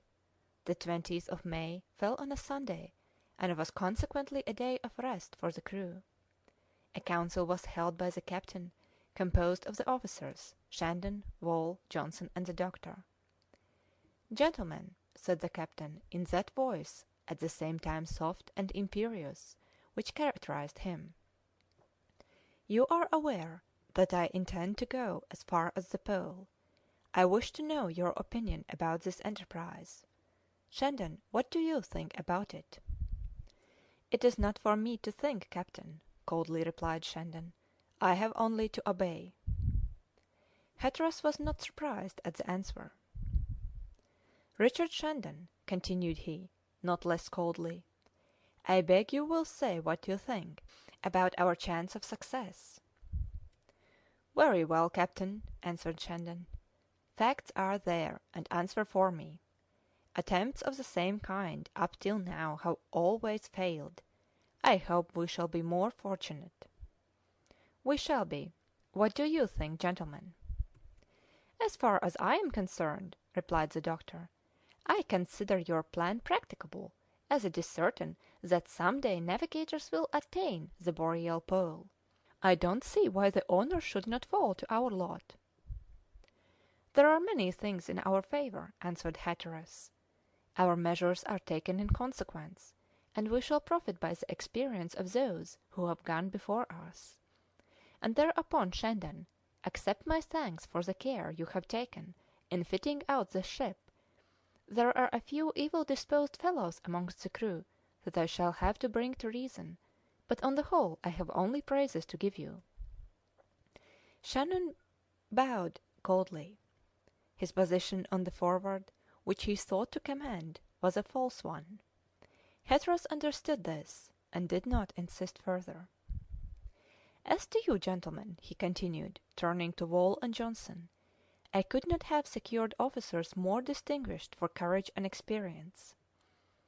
"Well, captain, I'm your man," answered Johnson, "and although your enterprise seems to me rather daring, you may rely upon me till the end." "And on me too," said James Wall. "As to you, doctor, I know what you are worth." "You know more than I do, then," quickly replied the doctor. "Now, gentlemen," continued Hatteras, "it is well you should learn upon what undeniable facts my pretension to arrive at the Pole is founded. In 1817 the Neptune got up to the north of Spitzbergen, as far as the 82nd degree. In 1826 the celebrated Parry, after his third voyage to the Polar Seas, started also from Spitzbergen Point, and by the aid of sledge boats went 150 miles northward. In 1852 Captain Inglefield penetrated into Smith's Inlet as far as 78 degrees 35 minutes latitude. All these vessels were English, and Englishmen, our countrymen, commanded them." Here Hatteras paused. "I ought to add," he continued, with a constrained look, and as though the words were unable to leave his lips, "I must add that in 1854 Kane, the American, commanding the brig Advance, went still higher, and that his lieutenant, Morton, going across the ice fields, hoisted the United States standard on the other side of the 82nd degree. This said, I shall not return to the subject. Now what remains to be known is this, that the captains of the Neptune, the Enterprise, the Isabel, and the Advance ascertained that proceeding from the highest latitudes there existed a polar basin entirely free from ice." "Free from ice!" exclaimed Shandon, interrupting the captain. "That is impossible." "You will notice, Shandon," quietly replied Hatteras, whose eye shone for an instant, "that I quote names and facts as a proof. I may even add that during Captain Parry's station on the border of Wellington Channel in 1851, his lieutenant, Stewart, also found himself in the presence of open sea, and this peculiarity was confirmed during Sir Edward Beecher's wintering in 1853 in Northumberland Bay in 76 degrees 52 minutes north latitude and 99 degrees 20 minutes longitude. The reports are incontestable, and it would be most unjust not to admit them." "However, captain," continued Shandon, "those reports are so contradictory."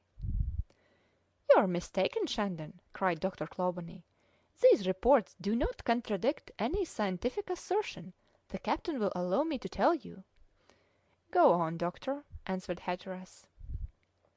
"Well, listen, Shandon. It evidently follows from geographical facts and from the study of isotherm lines that the coldest point of the globe is not at the pole itself. Like the magnetic point, it deviates several degrees from the pole. The calculations of Brewster, Bergham, and several other natural philosophers show us that in our hemisphere there are two cold poles. One is situated in Asia at 79 degrees 30 minutes north latitude and by 120 degrees east longitude, and the other in America at 78 north latitude and 97 degrees west longitude. It is with the latter that we have to do, and you see, Shandon, we have met with it at more than 12 degrees below the pole. Well, why should not the Polar Sea be as equally disengaged from ice as the 66th parallel is in summer, that is to say, the south of Baffin's Bay?" "That's what I call well pleaded," replied Johnson. "Mr. Clawbonny speaks upon these matters like a professional man." "It appears very probable," chimed in James Wall. "All guesswork," answered Shandon obstinately. "Well, Shandon," said Hatteras, "let us take into consideration either case. Either the sea is free from ice or it is not so, and neither of these suppositions can hinder us from attaining the pole. If the sea is free, the Forward will take us there without trouble; if it is frozen, we will attempt the adventure upon our sledges. This, you will allow, is not impracticable. When once our brig has attained the 83rd degree, we shall only have 600 miles to traverse before reaching the pole." "And what are 600 miles?" quickly answered the doctor. When it is known that a Cossack, Alexis Markov, went over the ice sea along the northern coast of the Russian Empire in sledges drawn by dogs, for the space of 800 miles in 24 days. Do you hear that, Shandon? Said Hatteras. Can't Englishmen do as much as a Cossack? Of course they can, cried the impetuous doctor. Of course, added the boatswain. Well, Shandon, said the captain. I can only repeat what I had said before, captain, said Shandon. I will obey. Very good. And now, continued Hatteras, let us consider our present situation. We are caught by the ice, and it seems to me impossible, for this year at least, to get into Smith's Strait. Well, here then, this is what I propose. Hatteras laid open upon the table one of the excellent maps published in 1859 by the order of the Admiralty. Be kind enough to follow me. If Smith's Strait is closed up from us, Lancaster Strait, on the west coast of Baffin's Sea, is not. I think we ought to ascend that strait as far as Barrow Strait, and from there sail to Beechey Island. The same track has been gone over 100 times by sailing vessels, consequently with a screw we can do it easily. Once at Beechey Island we will go north as far as possible by Wellington Channel, up to the outlet of the creek which joins Wellington's and Queen's Channels, at the very point where the open sea was perceived. It is now only the 20th of May. In a month, if circumstances favour us, we shall have attained that point, and from there we'll drive forward towards the Pole. What do you think about it, gentlemen? It is evidently the only track to follow, replied Johnson. Very well, we will take it from tomorrow. I shall let them rest today, as it is Sunday. Shandon, you will take care that religious service be attended to. It has a beneficial effect on the minds of men, and a sailor above all needs to place confidence in the Almighty. It shall be attended to, captain, answered Shandon, who went out with the lieutenant and the boatswain. Doctor, said Hatteras, pointing towards Shandon, there's a man whose pride is wounded. I can no longer rely upon him. Early the following day the captain caused the pirogue to be lowered in order to reconnoitre the icebergs in the vicinity, the breadth of which did not exceed 200 yards. He remarked that through a slow pressure of the ice the basin threatened to become narrower. It became urgent, therefore, to make an aperture to prevent the ship being crushed in a vise of the mountains. By the means employed by John Hatteras, it is easy to observe that he was an energetic man. He first had steps cut out in the walls of ice, and by their means climbed to the summit of an iceberg. From that point he saw that it was easy for him to cut out a road towards the south-west. By his orders a blasting furnace was hollowed nearly in the heart of the mountain. This work, rapidly put into execution, was terminated by noon on Monday. Hatteras could not rely on his 8 or 10 pound blasting cylinders, which would have had no effect on such masses as those. They were only sufficient to shatter ice fields. He therefore had 1,000 pounds of powder placed in the blasting furnace, of which the diffusive direction was carefully calculated. This mine was provided with a long wick, bound in gutta percha, the end of which was outside. The gallery conducting to the mine was filled up with snow and lumps of ice, which the cold of the following night made as hard as granite. The temperature, under the influence of an easterly wind, came down to 12 degrees. At 7 next morning the Forward was held under steam, ready to profit by the smallest issue. Johnson was charged with setting fire to the wick, which according to calculation would burn for half an hour before setting fire to the mine. Johnson had, therefore, plenty of time to regain the brig. 10 minutes after having executed Hatteras's order, he was again at his post. The crew remained on deck, for the weather was dry and bright; it had left off snowing. Hatteras was on the poop, chronometer in hand, counting the minutes.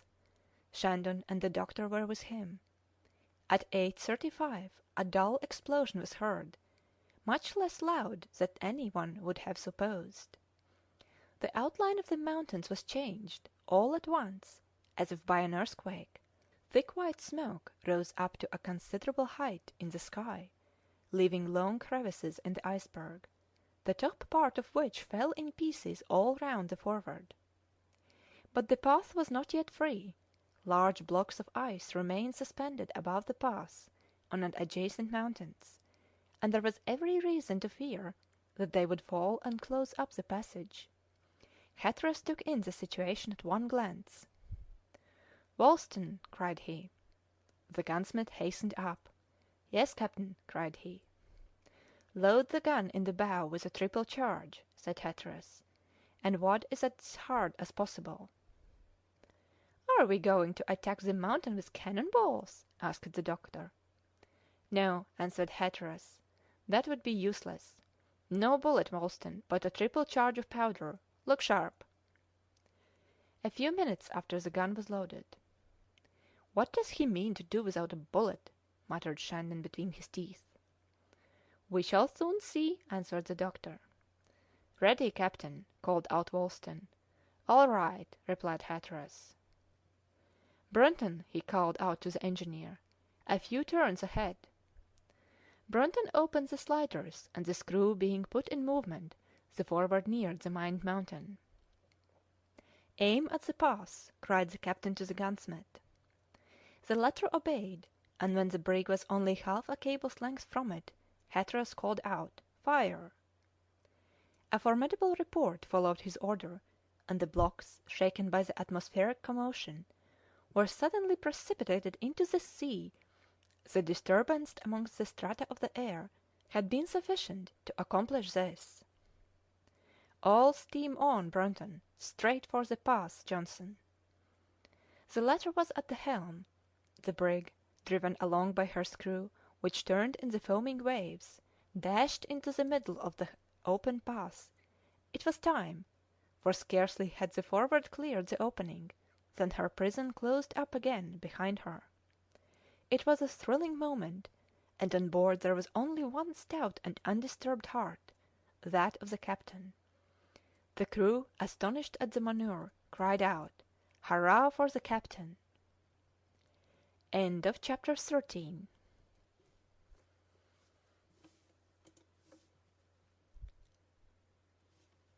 Chapter 14 Expedition in Search of Franklin. On Wednesday, the 23rd of May, the Forward had again taken up her adventurous navigation, cleverly tacking amongst the packs and icebergs. Thanks to steam, that obedient force which so many of our polar sea navigators have had to do without, she appeared to be playing in the midst of the moving rocks. She seemed to recognize the hand of an experienced master, and like a horse under an able rider, she obeyed the thought of her captain. The temperature rose. At 6 o'clock in the morning the thermometer marked 26 degrees, at 6 in the evening 29 degrees, and at midnight 25 degrees. The wind was lightly blowing from the south-east. On Thursday, towards 3 in the morning, the Forward was in sight of Possession Bay, on the coast of America. At the entrance to Lancaster Strait, shortly after, the crew caught a glimpse of Burney Cape. A few Esquimaux pulled off towards the vessel, but Hatteras did not take the trouble to wait for them. The Byam Martin peaks, which overlook Cape Liverpool, were sighted to the left, and soon disappeared in the evening mists, which also prevented any observation being taken from Cape Hay. This cape is so low that it gets confounded with the ice on the coast, a circumstance which often renders the hydrographic determination of the polar seas extremely difficult.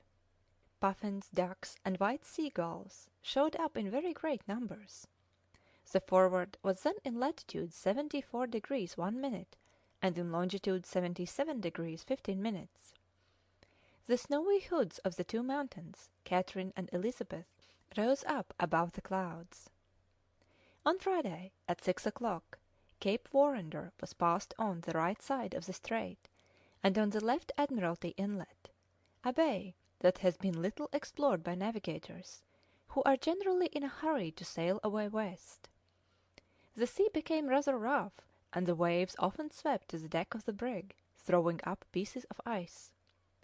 The land on the north coast, with its high table-lands almost level, and which reverberated the sun's rays, offered a very curious appearance.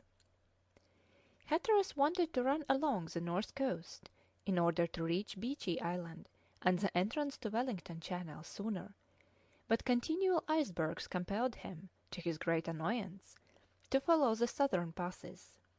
That was why, on the 26th of May, the Forward was abreast of Cape York in a thick fog interspersed with snow. A very high mountain, almost perpendicular, caused it to be recognized. The weather cleared up a little, and the sun, towards noon, appeared for an instant, allowing a tolerably good observation to be taken. 74 degrees 4 minutes latitude and 84 degrees 23 minutes longitude. The Forward was then at the extremity of Lancaster Strait. Hatteras pointed out to the doctor on his map the route already taken, and the one he meant to follow. The position of the brig at the time was very interesting. "I should like to have been further north," said he, "but no one can do the impossible. See, this is our exact situation." And the captain pricked his map at a short distance from Cape York. "We are in the centre of this four-rowed way, open to every wind, fenced by the outlets of Lancaster Strait, Barrow Strait, Wellington Channel, and Regent's Passage. It is a point that all navigators in these seas have been obliged to come to." "Well," replied the doctor, "it must have puzzled them greatly. 4 crossroads with no signposts to tell them which to take. How did Parry, Ross, and Franklin manage?" "They did not manage at all. They were managed. They had no choice. I can assure you, sometimes Barrow Strait was closed to one of them, and the next year another found it open. Sometimes the vessel was irresistibly drawn towards Regent's Passage, so that we have ended by becoming acquainted with these inextricable seas." "What a singular country!" said the doctor, examining the map. "It is all in pieces, and they seem to have no logical connection. It seems as if the land in the vicinity of the North Pole had been cut up like this on purpose to make access to it more difficult, whilst that in the other hemisphere quietly terminates in tapered out points like those of Cape Horn, the Cape of Good Hope, and the Indian Peninsula. Is it the greater rapidity of the equator which has thus modified matters, whilst the land at the extremities, yet fluid from the creation, has not been able to get condensed or agglomerated together for want of a sufficiently rapid rotation?" "That must be the case, for everything on earth is logical, and nothing is that earth from law, and God often allows men to discover his laws. Make use of his permission, doctor." "Unfortunately, I shall not be able to take much advantage of it," said the doctor. "But the wind here is something dreadful," added he, muffling himself up as well as he could. "Yes, we are quite exposed to the north wind, and it is turning us out of our road." "Anyhow, it ought to drive the ice down south and level a clear road." "It ought to do so, doctor, but the wind does not always do what it ought. Look, that ice bank seems impenetrable. Never mind, we will try to reach Griffith Island, sail round Cornwallis Island, and get into Queen's Channel without going by Wellington Channel. Nevertheless, I positively desire to touch at Beechey Island in order to renew my coal provision." "What do you mean?" asked the astonished doctor. "I mean that, according to orders from the Admiralty, large provisions have been deposited on that island in order to provide for future expeditions, and although Captain McClintock took some in 1859, I assure you that there will be some left for us."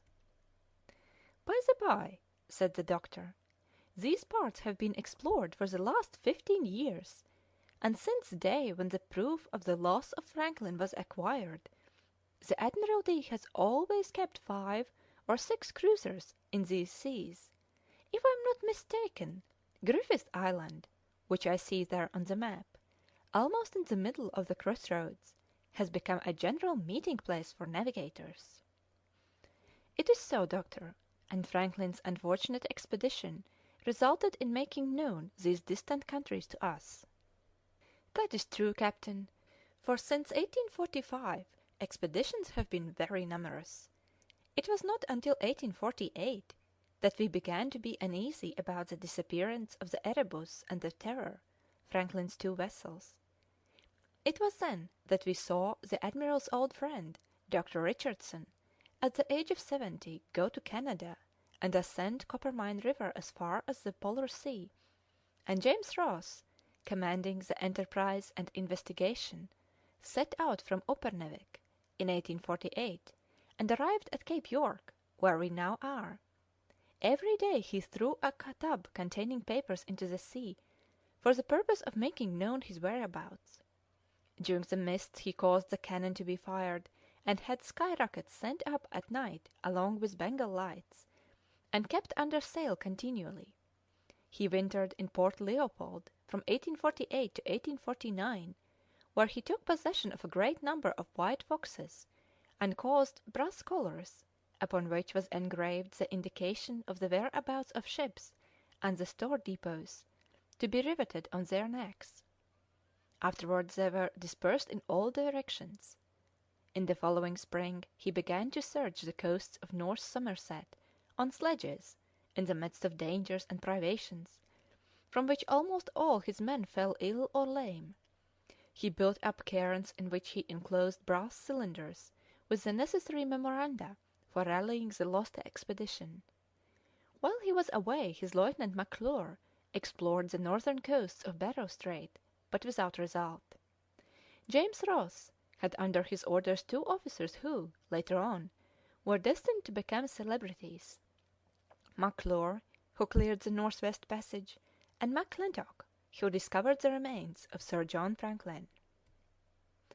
Yes, they are now 2 good and brave English captains. You know the history of these seas well, doctor, and you will benefit us by telling us about it. There is always something to be gained by hearing about such daring attempts."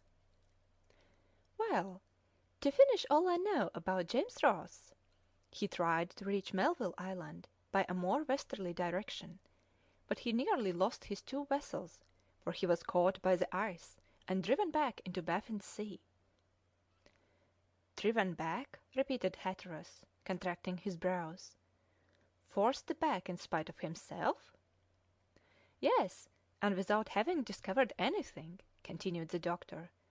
"And ever since that year 1850, English vessels have never ceased to plough these seas, and a reward of £20,000 was offered to any one who might find the crews of the Erebus and Terror. Captains Kellett and Moore had already, in 1848, attempted to get through Behring's Strait. In 1850 and 1851, Captain Austin wintered in Cornwallis Island. Captain Parry, on board the Assistance and the Resolute, explored Wellington Channel. John Ross, the venerable hero of the magnetic pole, set out again with his yacht, the Felix, in search of his friend.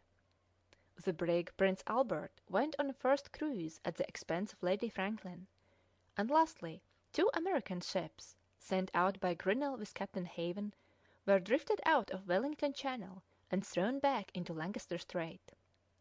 It was during this year that McClintock, who was then Austin's lieutenant, pushed on as far as Melville Island and Cape Dundas, the extreme points attained by Parry in 1819. It was then that he found traces of Franklin's wintering on Beechey Island in 1845.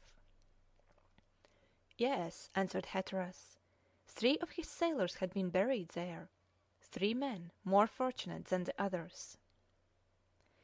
The doctor nodded in approval of Hatteras's remark, and continued. During 1851 and 1852 the Prince Albert went on a second voyage under the French lieutenant Bellot. He wintered at Batty Bay in Prince Regent Strait, explored the southwest of Somerset, and reconnoitred the coast as far as Cape Walker. During that time the Enterprise and the Investigator returned to England and passed under the command of Collinson and M'Clure for the purpose of rejoining Kellett and Moore in Behring's Straits. Whilst Collinson came back to winter at Hong Kong, M'Clure made the best of his way onward, and after being obliged to winter 3 times, from 1850 to 51, from 1851 to 52, and from 1852 to 53, he discovered the North West Passage without learning anything of Franklin's fate.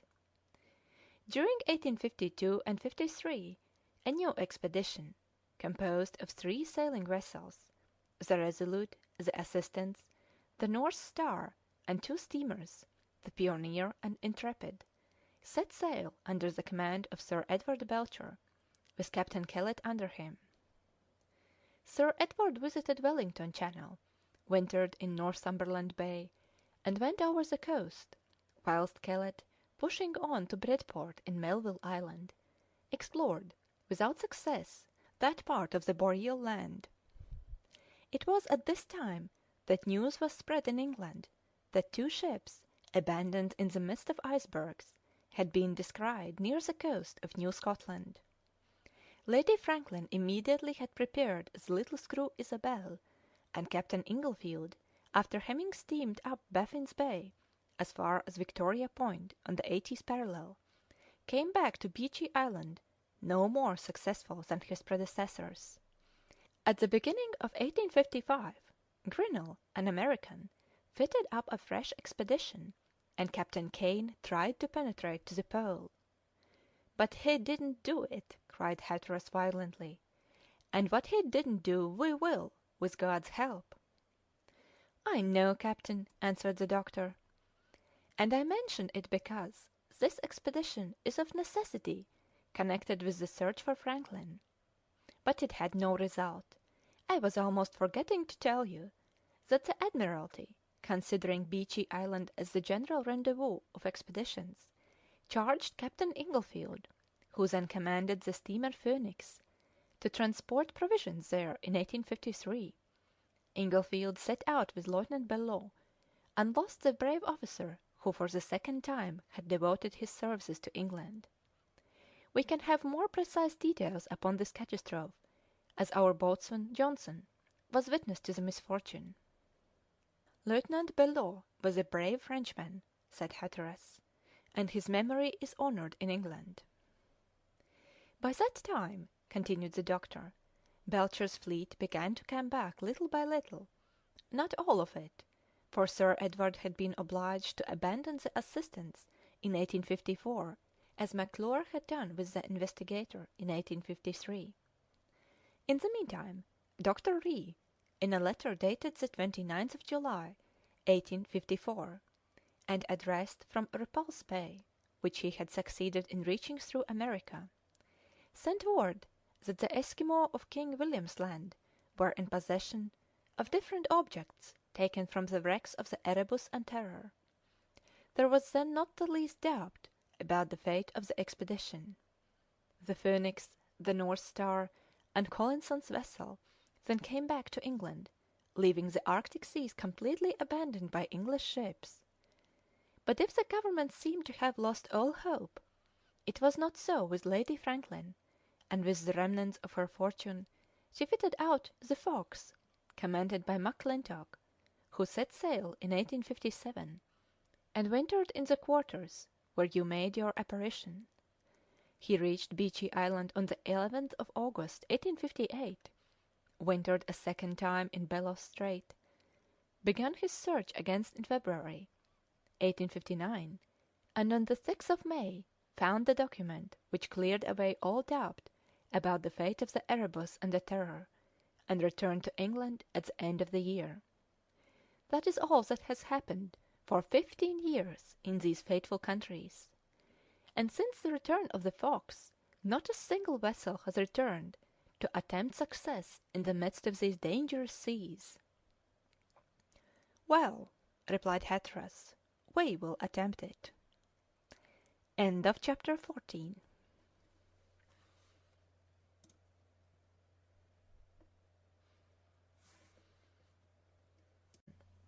Chapter 15. The Forward driven back south. The weather cleared up towards evening, and land was clearly distinguished between Cape Sepping and Cape Clarence, which runs east, then south, and is joined to the coast on the west by a rather low neck of land. The sea at the entrance to Regent's Strait was free from ice, with the exception of an impenetrable ice bank a little further than Port Leopold, which threatened to stop the Forward in her north-westerly course. Hatteras was greatly vexed, but he did not show it.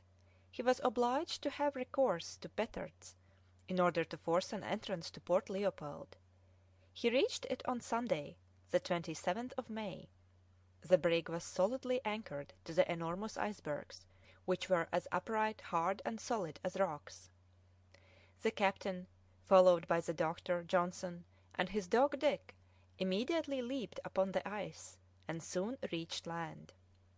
Dick leaped with joy, for since he had recognized the captain he had become more sociable, keeping his grudge against certain men of the crew, for whom his master had no more friendship than he.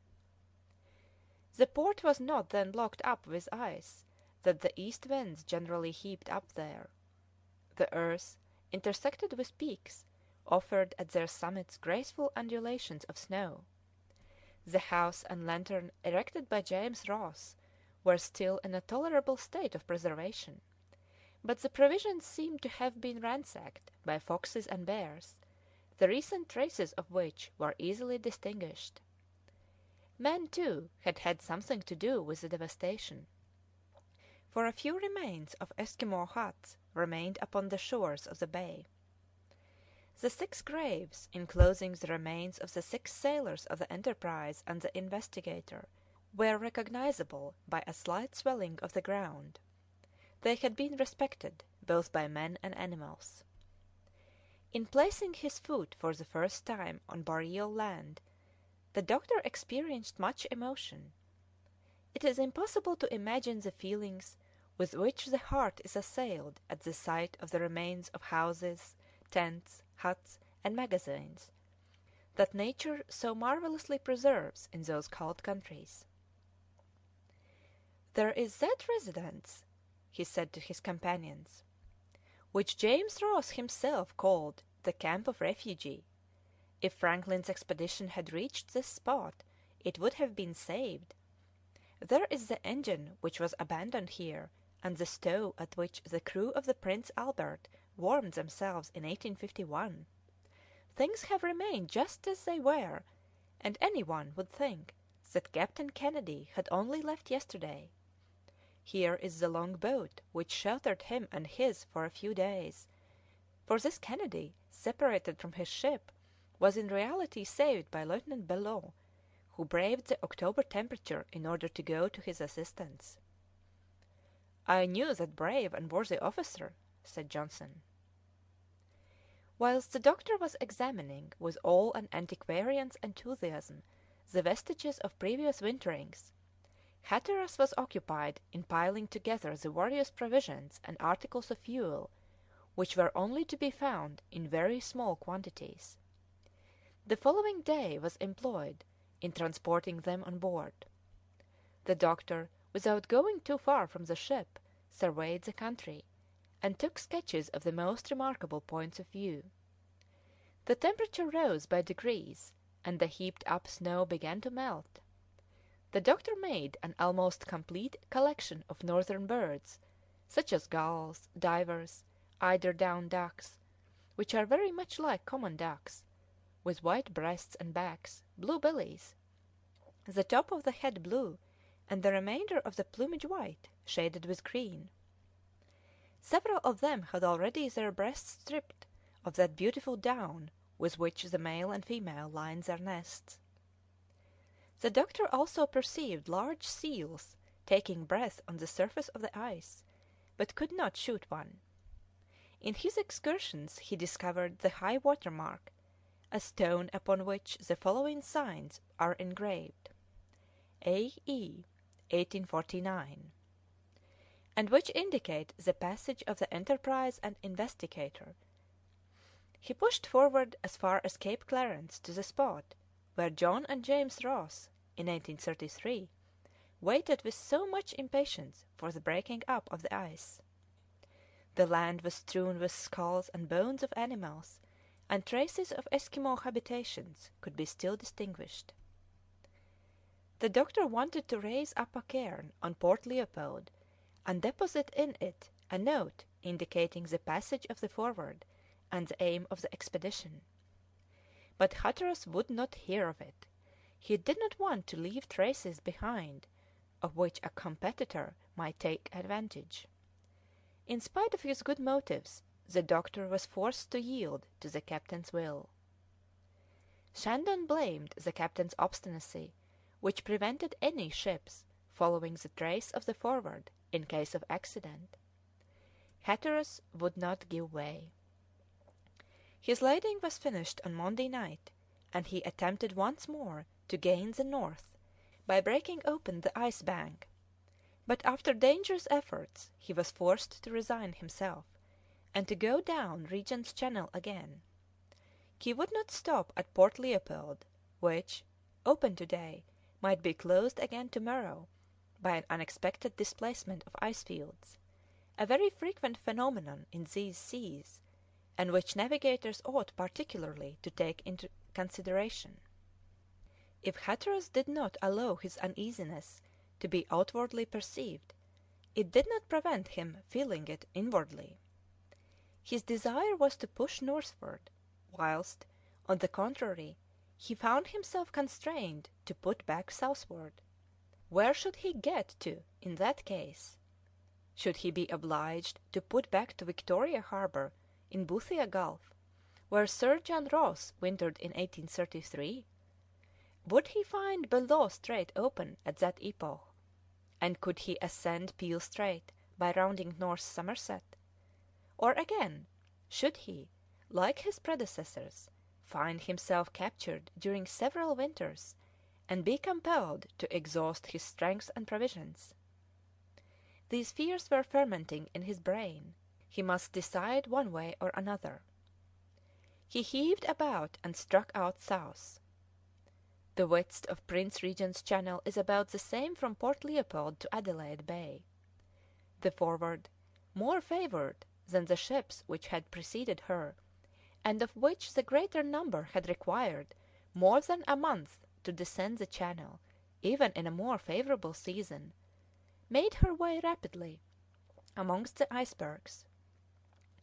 It is true that other ships, with the exception of the Fox, had no steam at their disposal, and had to endure the caprices of an uncertain and often foul wind.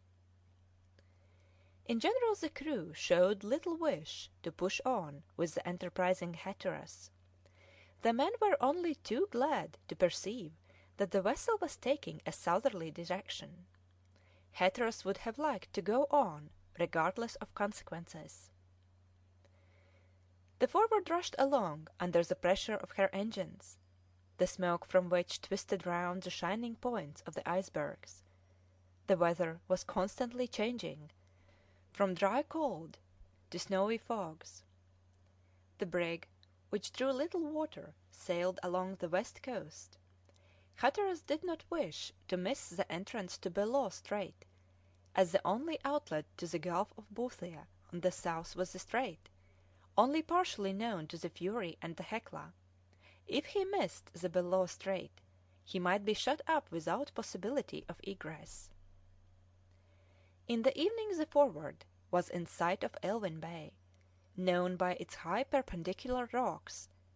On the Tuesday morning Batty Bay was sighted, where the Prince Albert anchored for its long wintering on the 10th of September, 1851. The doctor swept the whole coast with his telescope. It was from this point that the expeditions radiated, that established the geographical configuration of North Somerset. The weather was clear, and the profound ravines by which the bay is surrounded could be clearly distinguished. The doctor and Johnson were perhaps the only beings on board who took any interest in these deserted countries. Hatteras was always intent upon his maps and said little. His taciturnity increased as the brig got more and more south. He often mounted the poop, and there, with folded arms, and eyes lost in vacancy, he stood for hours. His orders, when he gave any, were curt and rough. Shandon kept a cold silence, and kept himself so much aloof by degrees that at last he had no relations with Hatteras except those exacted by the service.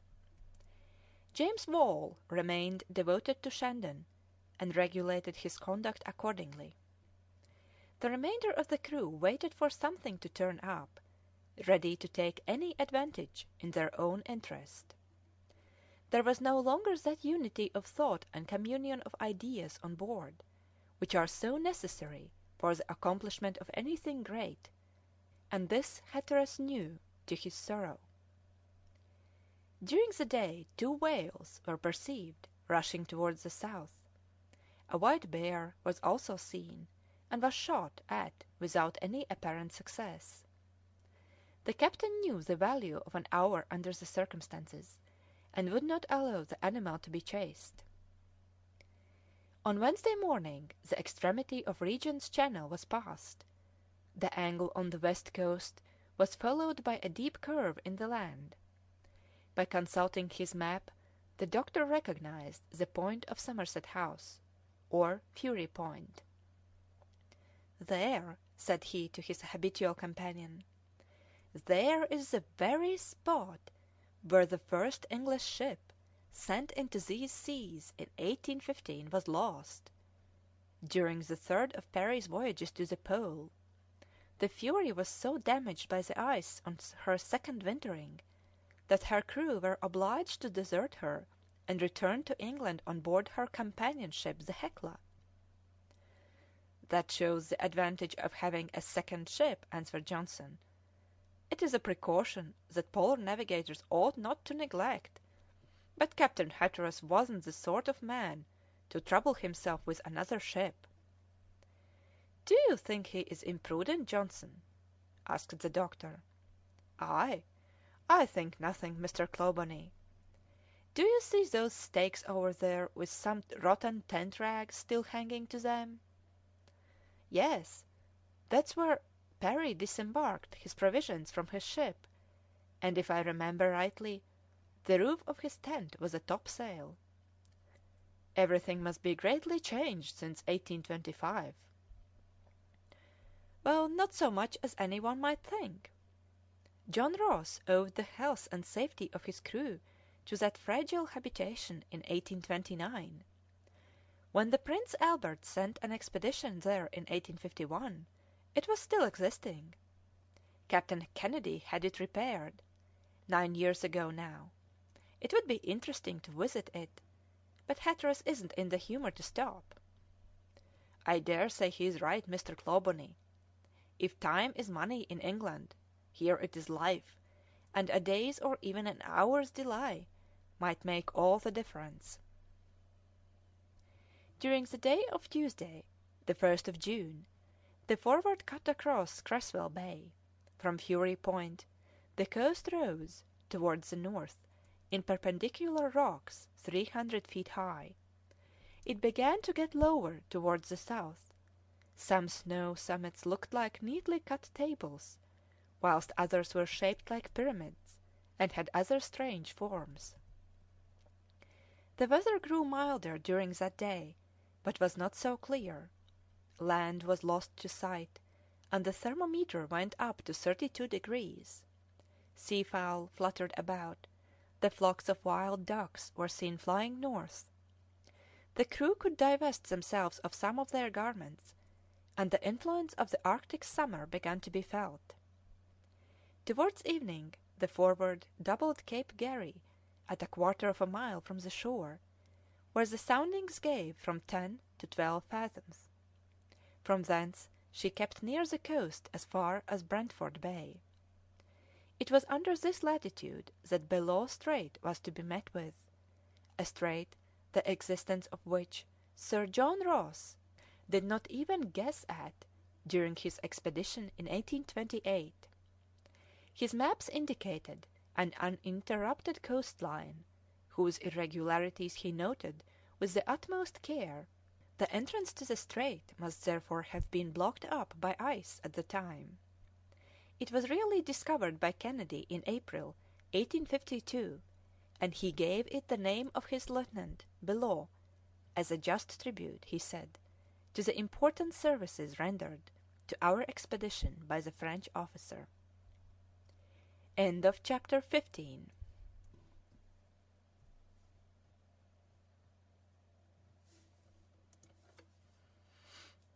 Chapter 16. The Magnetic Pole. Hatteras felt his anxiety increase as he neared the strait. The fate of his voyage depended upon it. Up till now he had done more than his predecessors, the most fortunate of whom, McClintock, had taken 15 months to reach this part of the polar seas. But it was little or nothing if he did not succeed in clearing Bellot Strait. He could not retrace his steps, and would be blocked up till the following year. He trusted the care of examining the coast to no one but himself. He mounted the Crow's Nest, and passed several hours there during the morning of Saturday. The crew perfectly understood the ship's position. Profound silence reigned on board. The engine slackened steam, and the Forward kept as near land as possible. The coast bristled with icebergs, which the warmest summers do not melt. An experienced eye alone could distinguish an opening between them. Hatteras compared his maps with the land. As the sun showed himself for an instant towards noon, he caused Shandon and Wall to take a pretty exact observation, which was shouted to him. All the crew suffered the tortures of anxiety for half the day, but towards 2 o'clock these words were shouted from the top of the mizzenmast: "Veer to the west, all steam on!"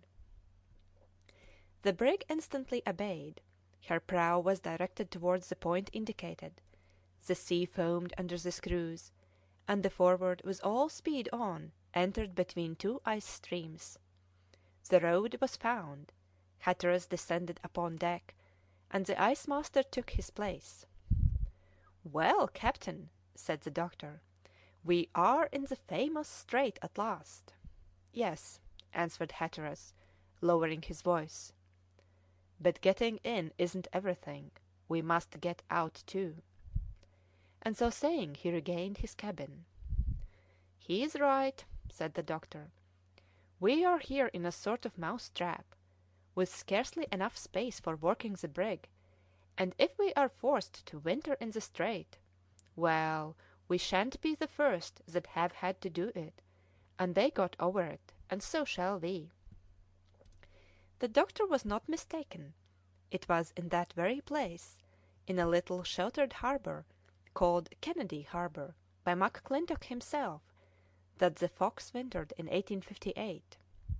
The high granite chain and the steep cliffs of the two banks were clearly discernible. Bellot Strait is 17 miles long and a mile wide, and about 6 or 7 fathoms deep. It lies between mountains whose height is estimated at 1,600 feet. It separates North Somerset from Boothia Land.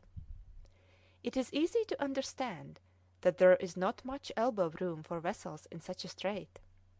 The Forward advanced slowly, but it did advance. Tempests are frequent in the strait, and the brig did not escape them. By Hatteras' order all sails were furled. But notwithstanding all precautions, the brig was much knocked about. The waves dashed over her, and her smoke fled towards the east with astonishing rapidity. Her course was not certain amongst the moving ice. The barometer fell, It was difficult to stop on deck, and most of the men stayed below to avoid useless suffering. Hatteras, Johnson, and Shandon remained on the poop in spite of the gales of snow and rain.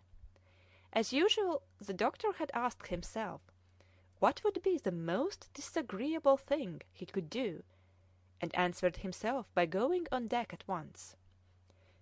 It was impossible to hear and difficult to see one another, so that he kept his reflections to himself. Hatteras tried to see through the fog. He calculated that they would be at the mouth of the strait at 6 o'clock. But when the time came all issue seemed closed up. He was obliged to wait and anchor the brig to an iceberg, but he stopped under pressure all night. The weather was frightful. The Forward threatened to break her chains at every instant. It was feared that the iceberg to which they were anchored, torn away at its base under the violent west wind, would float away with the brig. The officers were constantly on the lookout and under extreme apprehension. Along with the snow there fell a perfect hail of ice, torn off from the surface of the icebergs by the strength of the wind. It was like a shower of arrows bristling in the atmosphere. The temperature rose singularly during this terrible night. The thermometer marked 57 degrees, and the doctor, to his great astonishment, thought he saw flashes of lightning in the south, followed by the roar of far-off thunder that seemed to corroborate the testimony of the whaler Scoresby, who observed a similar phenomenon above the 65th parallel. Captain Perry was also witness to a similar meteorological wonder in 1821. Towards 5 o'clock in the morning the weather changed with astonishing rapidity. The temperature went down to freezing point, the wind turned north and became calmer. The western opening to the strait was in sight, but entirely obstructed. Hatteras looked eagerly at the coast, asking himself if the passage really existed. However, the brig got under way and glided slowly amongst the ice streams, whilst the icebergs pressed noisily against her planks. The packs at that epoch were still from 6 to 7 feet thick. They were obliged carefully to avoid their pressure, for if the brig had resisted them she would have run the risk of being lifted up and turned over on her side. At noon, for the first time, they could admire a magnificent solar phenomenon, a halo with two parhelia. The doctor observed it and took its exact dimensions. The exterior bow was only visible over an extent of 30 degrees on each side of its horizontal diameter. The two images of the sun were remarkably clear. The colours of the luminous bows proceeded from inside to outside, and were red, yellow, green, and very light blue; in short, white light without any assignable exterior limit. The doctor remembered the ingenious theory of Thomas Young about these meteors. This natural philosopher supposed that certain clouds composed of prisms of ice are suspended in the atmosphere. The rays of the sun that fall on the prisms are decomposed at angles of 60 and 90 degrees. Halos cannot, therefore, exist in a calm atmosphere. The doctor thought this theory very probable. Sailors accustomed to the boreal seas generally consider this phenomenon as the precursor of abundant snow. If their observation was just, the position of the Forward became very difficult. Hatteras, therefore, resolved to go on fast. During the remainder of the day and following night he did not take a minute's rest, sweeping the horizon with his telescope, taking advantage of the least opening, and losing no occasion of getting out of the strait. But in the morning he was obliged to stop before the insuperable ice bank. The doctor joined him on the poop. Hatteras went with him apart where they could talk without fear of being overheard. "We are in for it," began Hatteras. "It is impossible to go any further." "Is there no means of getting out?" asked the doctor. None. All the powder in the Forward would not make us gain half a mile. What shall we do, then? Said the doctor. I don't know. This cursed year has been unfavourable from the beginning. Well, answered the doctor, if we must winter here, we must. One place is as good as another. But, said Hatteras, lowering his voice, we must not winter here, especially in the month of June. Wintering is full of physical and moral danger. The crew would be unmanageable during a long inaction in the midst of real suffering. I thought I should be able to stop much nearer the Pole than this. Luck would have it so, or Baffin's Bay wouldn't have been closed. It was open enough for that American, cried Hatteras in a rage. Come, Hatteras, said the doctor, interrupting him on purpose. Today is only the 5th of June. Don't despair. A passage might suddenly open up before us. You know that the ice has a tendency to break up into several blocks, even in the calmest weather, as if a force of repulsion acted upon the different parts of it. We may find the sea free at any minute. If that minute comes, we shall take advantage of it. It is quite possible that, once out of Bellot Strait, we shall be able to go north by Peel Strait or McClintock Channel, and then— Captain, said James Wall, who had come up while Hatteras was speaking, the ice nearly carries off our rudder. Well, answered Hatteras, we must risk it. We must be ready day and night. You must do all you can to protect it, Mr. Wall, but I can't have it removed.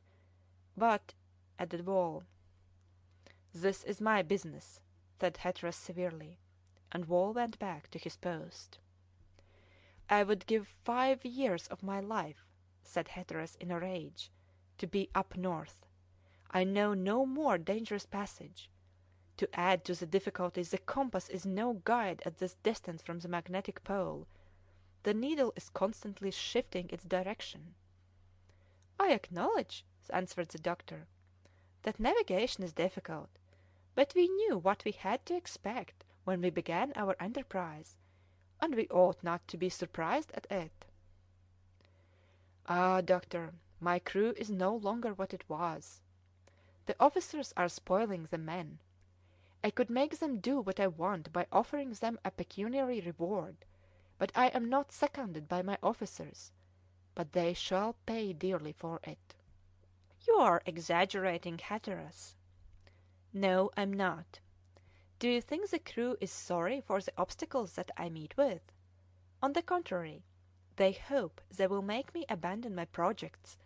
They do not complain now, and they won't as long as the Forward is making for the south. The fools! They think they are getting nearer England.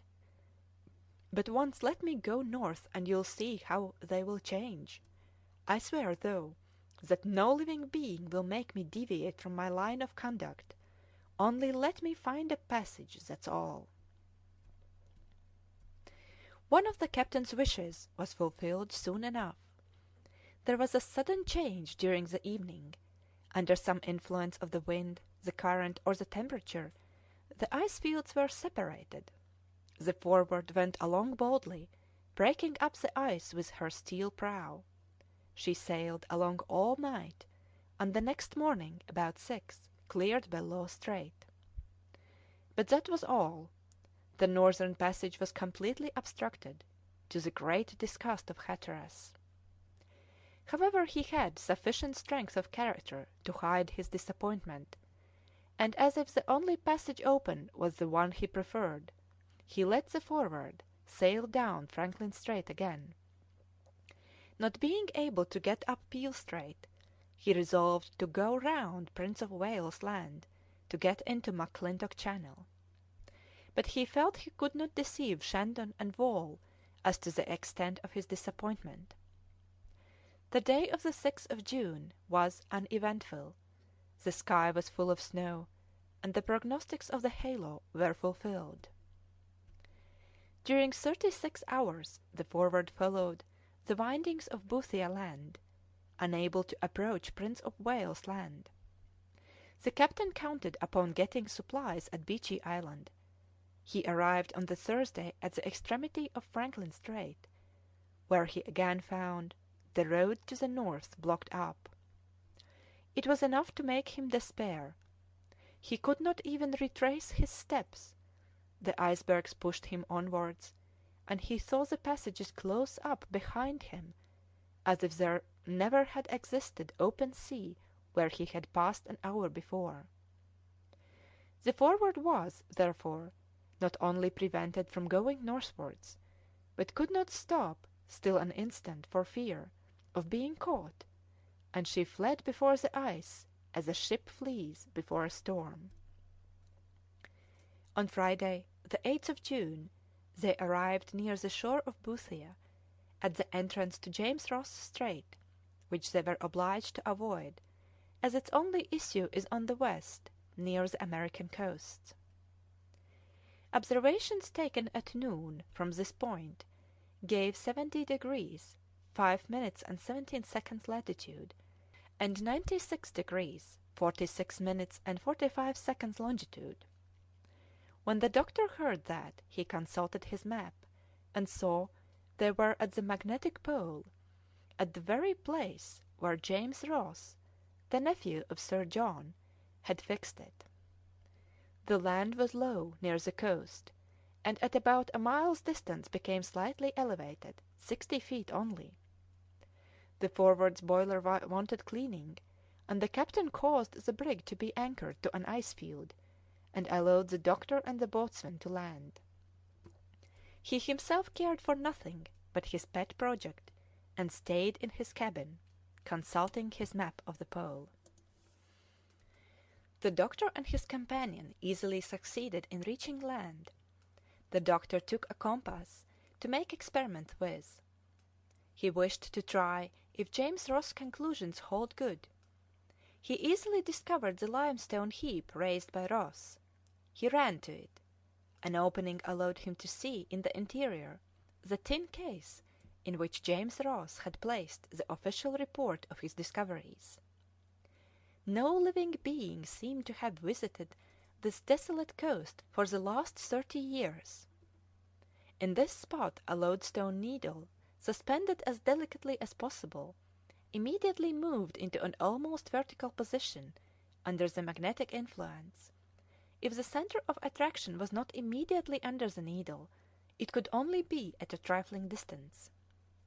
The doctor made the experiment carefully, and found that the imperfect instruments of James Ross had given his vertical needle an inclination of 89 degrees 59 minutes, making the real magnetic point at a minute's distance from the spot, but that his own at a little distance gave him an inclination of 90 degrees.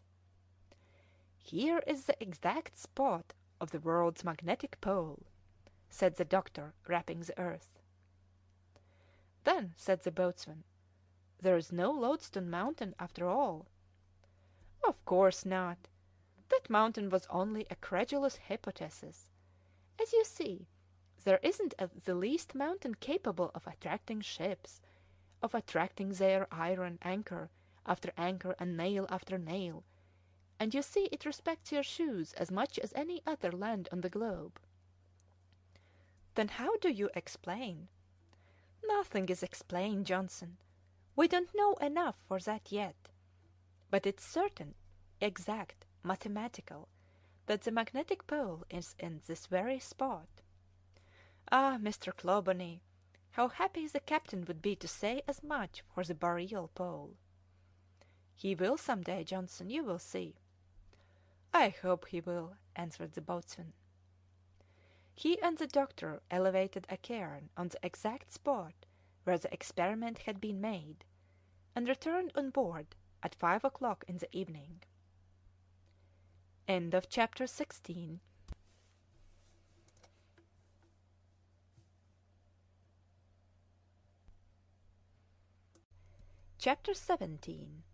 The Fate of Sir John Franklin.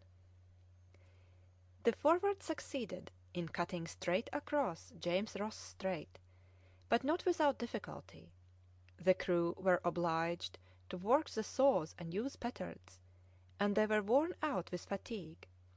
Happily the temperature was bearable, and 30° higher than that experienced by James Ross at the same epoch. The thermometer marked 34°.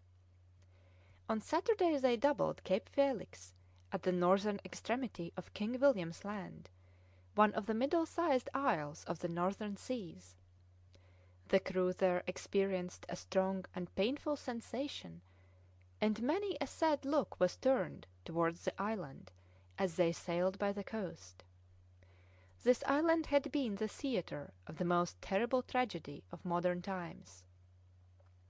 Some miles to the west the Erebus and the Terror had been lost for ever.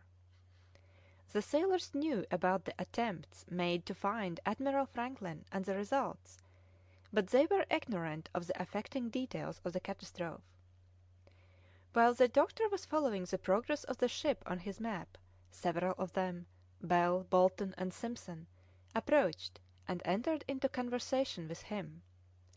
Their comrades, animated by curiosity, soon followed them. While the brig flew along with extreme rapidity, and the coast with its bays, capes, and promontories passed before their eyes like a gigantic panorama. Hatteras was marching up and down the poop with quick steps. The doctor on the deck looked round, and saw himself surrounded by almost the whole crew.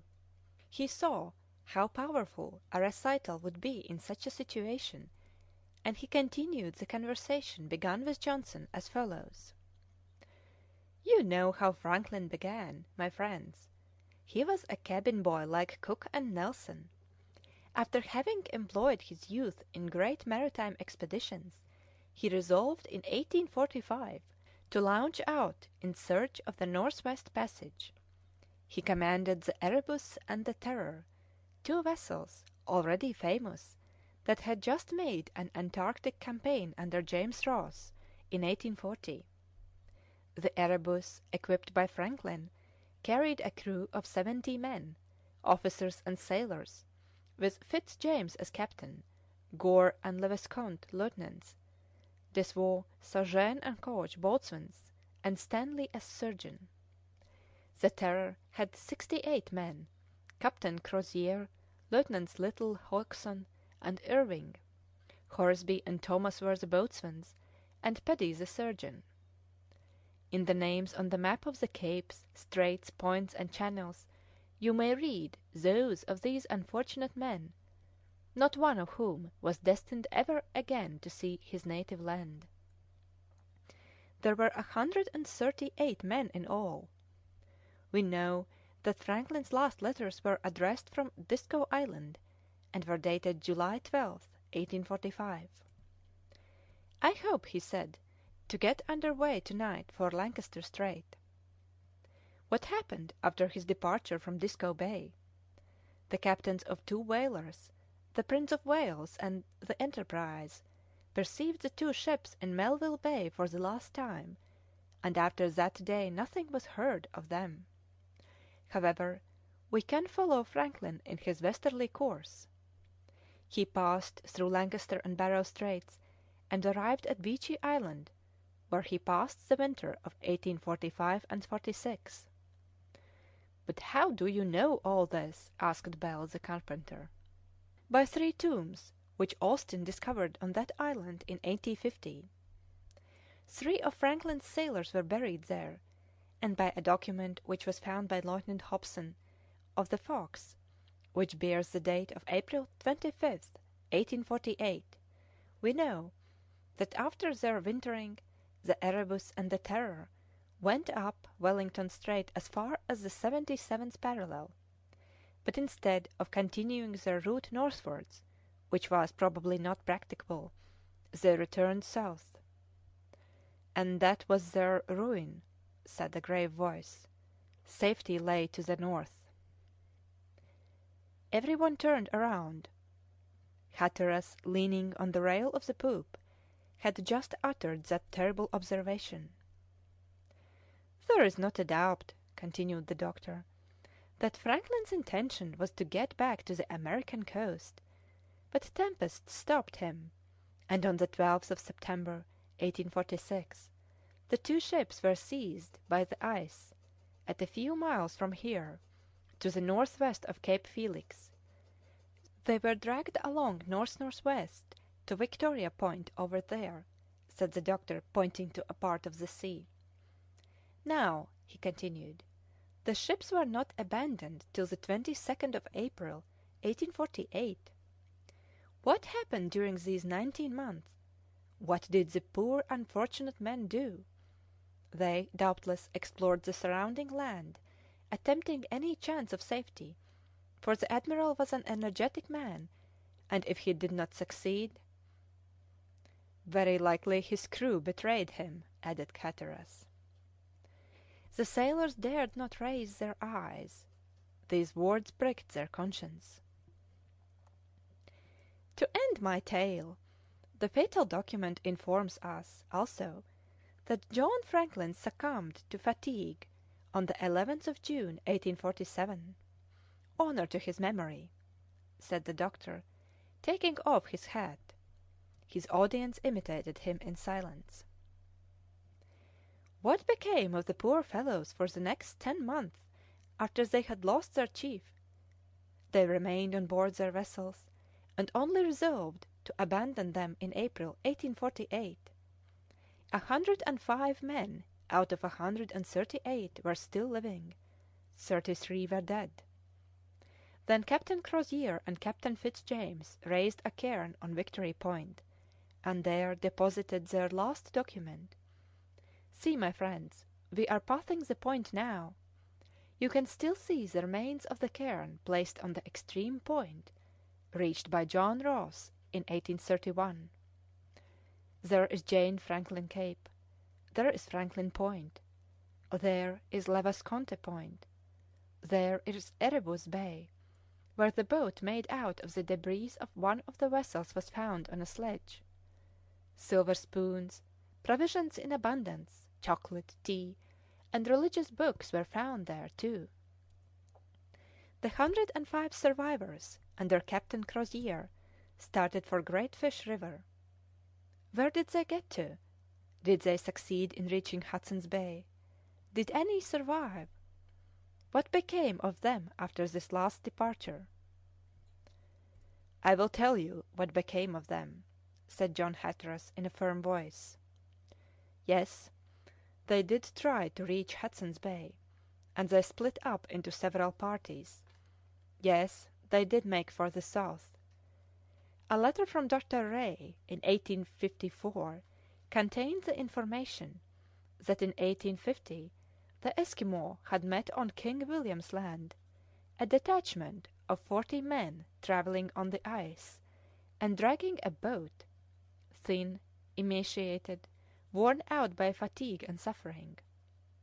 Later on, they discovered 30 corpses on the continent and 5 on a neighbouring island, some half buried, some left without burial, some under a boat turned upside down, others under the remains of a tent, here an officer with his telescope on his shoulder and a loaded gun at his side, further on a boiler with the remnants of a horrible meal.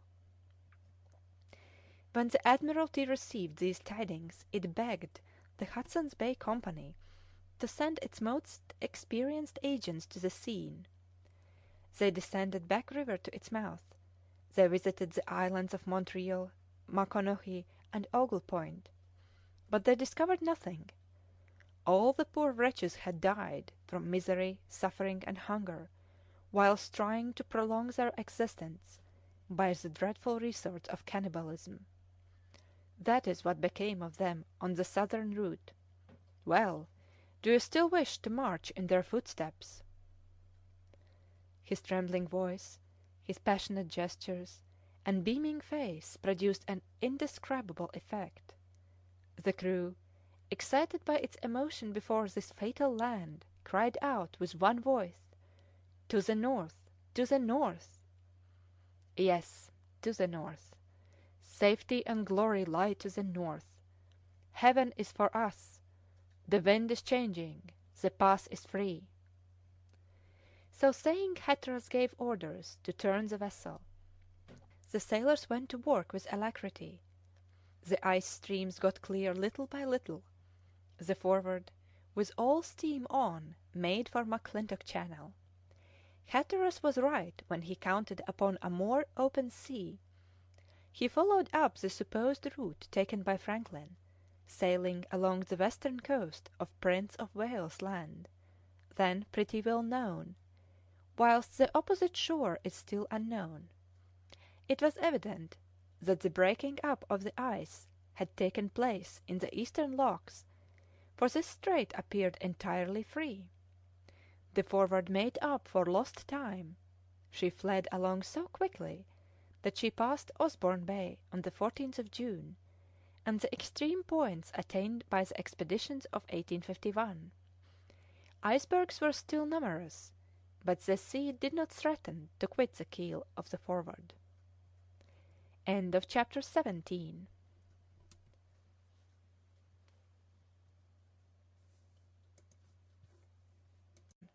Chapter 18. The Northern Route.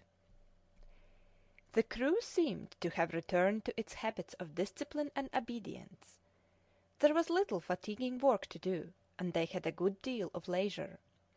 The temperature kept above freezing point, and it seemed as if the thaw had removed the great obstacles to navigation. Dick, now sociable and familiar, had made great friends with Dr. Clawbonny. But as in most friendships, one friend has to give way to the other. It must be acknowledged it was not the dog. Dick did what he liked with the doctor, who obeyed him as if he were the dog. He was amiable with most of the sailors and officers on board. Only by instinct, doubtless, he shunned Shandon's society. He also kept up a grudge against Pen and Foker. He vented his hatred of them by growling at their approach. But they dare not now attack the captain's dog, his familiar, as Clifton called him. On the whole, the crew had plucked up courage again and worked well. "It seems to me," said James Wall one day to Richard Shandon, "that our men took the captain's speech seriously. They no longer seem to be doubtful of success." "The more fools they," answered Shandon. "If they reflected, if they examined the situation, they would see that we are going out of one imprudence into another." "But," continued Wall, "the sea is open now, and we are getting back into well-known tracks. Aren't you exaggerating a bit, Shandon?" "No, I'm not exaggerating. The dislike I feel to Hatteras is not blinding me. Have you seen the coal holes lately?" "No," answered Wall. "Well, then, go and examine them. You will see how much there's left. He ought to have navigated under sail, and have kept the engine for currents and contrary winds. He ought only to have used his coal where he was obliged. Who can tell where we shall be kept, and for how many years? But Hatteras only thinks about getting north. Whether the wind is contrary or not, he goes along at full steam, and if things go on as they are doing now, we shall soon be in a pretty pickle." "If what you say is true, it is very serious." "Yes, it is, because of the wintering. What shall we do without coal in a country where even the thermometer freezes?" "But, if I am not mistaken, the captain counts upon renewing his stock of coal at Beechey Island. It appears there is a large provision there." "And suppose we can't reach Beechey Island, what will become of us then?" "You are right, Shandon. Hatteras seems to me very imprudent. But why don't you expostulate with him on the subject?" "No," said Shandon, with ill-concealed bitterness, "I won't say a word. It is nothing to do with me now. I shall wait to see what turns up. I shall obey orders, and not give my own opinion where it is not wanted." "Allow me to tell you that you are in the wrong, Shandon. You have as much interest in setting yourself against the captain's imprudence as we have." "He wouldn't listen to me if I were to speak. Do you think he would?" Wall dared not answer in the affirmative, and he added, But perhaps he would listen to the crew. The crew, answered Shandon, shrugging his shoulders. You don't know the crew. The men know they are nearing the 72nd parallel, and that they will earn £1,000 for every degree above that. The captain knew what he was doing when he offered them that. Of course he did, and for the present he can do what he likes with them. What do you mean? I mean that while they have nothing to do and there is an open sea, they will go on right enough. But wait till difficulty and danger come, and you will see how much they will think about the money. Then you don't think Hatteras will succeed? No, he will not. To succeed in such an enterprise there must be a good understanding between him and his officers, and that does not exist. Hatteras is a madman. All his past career proves it. Well, we shall see. Perhaps circumstances will force them to give the command to a less adventurous captain. Still, said Wall, shaking his head, he will always have on his side Dr. Clawbonny, a man who only cares for science, and Johnson, a sailor who only cares to obey, and perhaps 2 more men, like Bell, the carpenter, 4 at the most, and we are 18 on board. No, Wall, Hatteras has not got the confidence of his men, and he knows it. So he bribes them. He profited cleverly by the Franklin affair, but that won't last, I tell you, and if he doesn't reach Beechy Island he is a lost man. Suppose the crew should take it into its head. Don't tell the crew what I think, answered Shandon quickly. The men will soon see for themselves. Besides, just now we must go north. Who knows if Hatteras won't find that way will bring us back sooner. At the end of McClintock Channel lies Melville Bay, and from thence go the straits that lead to Baffin's Bay. Hatteras must take care. The way to the east is easier than the road to the north. Hatteras was not mistaken in his opinion that Shandon would betray him if he could. Besides, Shandon was right in attributing the contentment of the men to the hope of gain. Clifton had counted exactly how much each man would have. Without reckoning the captain and the doctor, who would not expect a share in the bounty money, there remained 16 men to divide it amongst. If ever they succeeded in reaching the Pole, each man would have £1,125, that is to say, a fortune. It would cost the captain £18,000, but he could afford it. The thoughts of the money inflamed the minds of the crew, and they were now as anxious to go north as before they had been eager to turn south. The Forward, during the day of June the 16th, passed Cape Aworth. Mount Rawlinson raised its white peaks towards the sky. The snow and fog made it appear colossal as they exaggerated its distance. The temperature still kept some degrees above freezing point. Improvised cascades and cataracts showed themselves on the sides of the mountains, and avalanches roared down with the noise of artillery discharges. The glaciers, spread out in long white sheets, projected an immense reverberation into space. Boreal nature, in its struggle with the frost, presented a splendid spectacle. The brig went very near the coast. On some sheltered rocks, rare heaths were to be seen, the pink flowers lifting their heads timidly out of the snows, and some meagre lichens of a reddish colour, and the shoots of a dwarf willow. At last, on the 19th of June, at the famous 73rd parallel, they doubled Cape Minto, which forms one of the extremities of Ommaney Bay. The brig entered Melville Bay, surnamed by Bolton Money Bay. The merry sailors joked about the name, and made Dr. Clawbonny laugh heartily. Notwithstanding a strong breeze from the north-east, the Forward made considerable progress, and on the 23rd of June she passed the 74th degree of latitude. She was in the midst of Melville Bay, one of the most considerable seas in these regions. This sea was crossed for the first time by Captain Parry in his great expedition of 1819, and it was then that his crew earned the prize of £5,000 promised by Act of Parliament. Clifton remarked that there were 2 degrees from the 72nd to the 74th, that already placed £120 to his credit.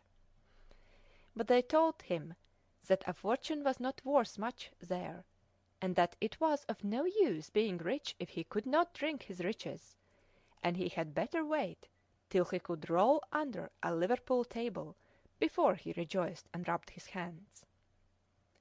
End of chapter 18.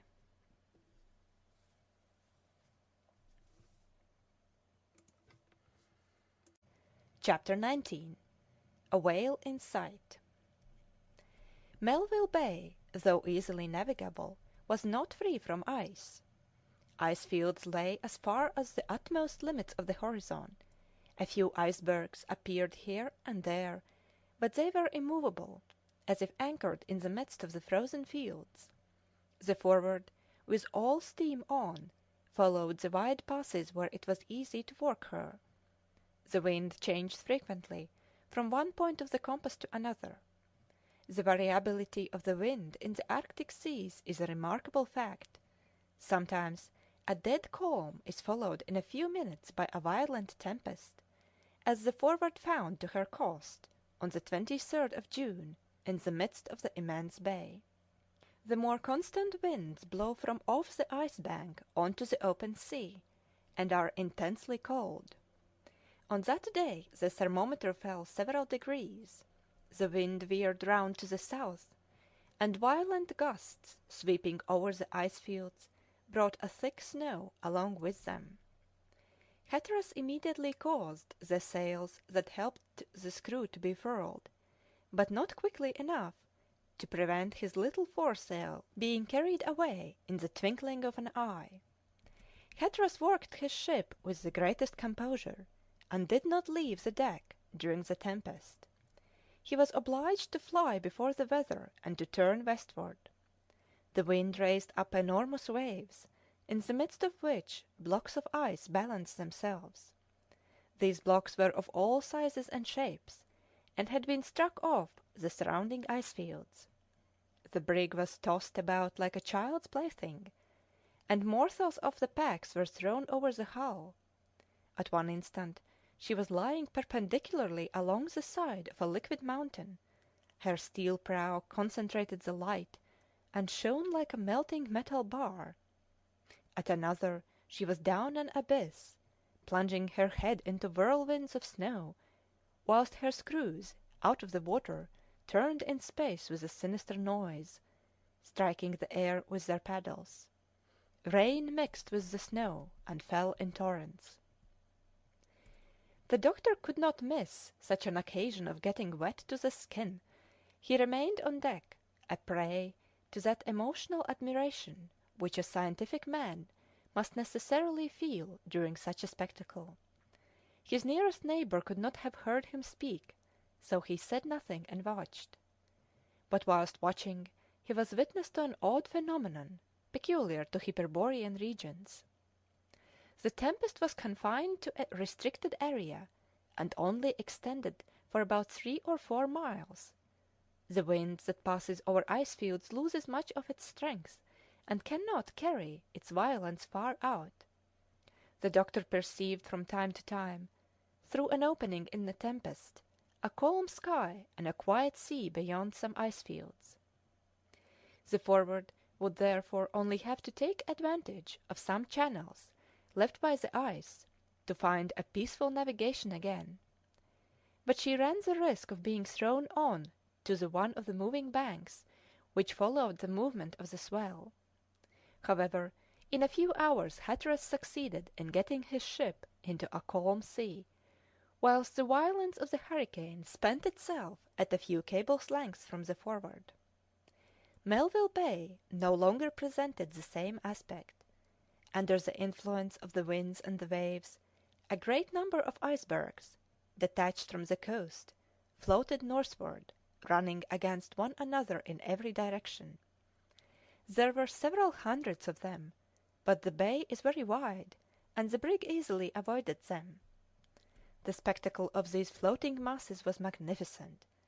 They seemed to be having a grand race for it on the open sea. The doctor was getting quite excited with watching them, when the harpooner, Simpson, came up and made him look at the changing tints in the sea. They varied from a deep blue to olive green. Long stripes stretched north and south in such decided lines that the eye could follow each shade out of sight. Sometimes a transparent sheet of water would follow a perfectly opaque sheet. "Well, Mr. Clawbonny, what do you think of that?" said Simpson.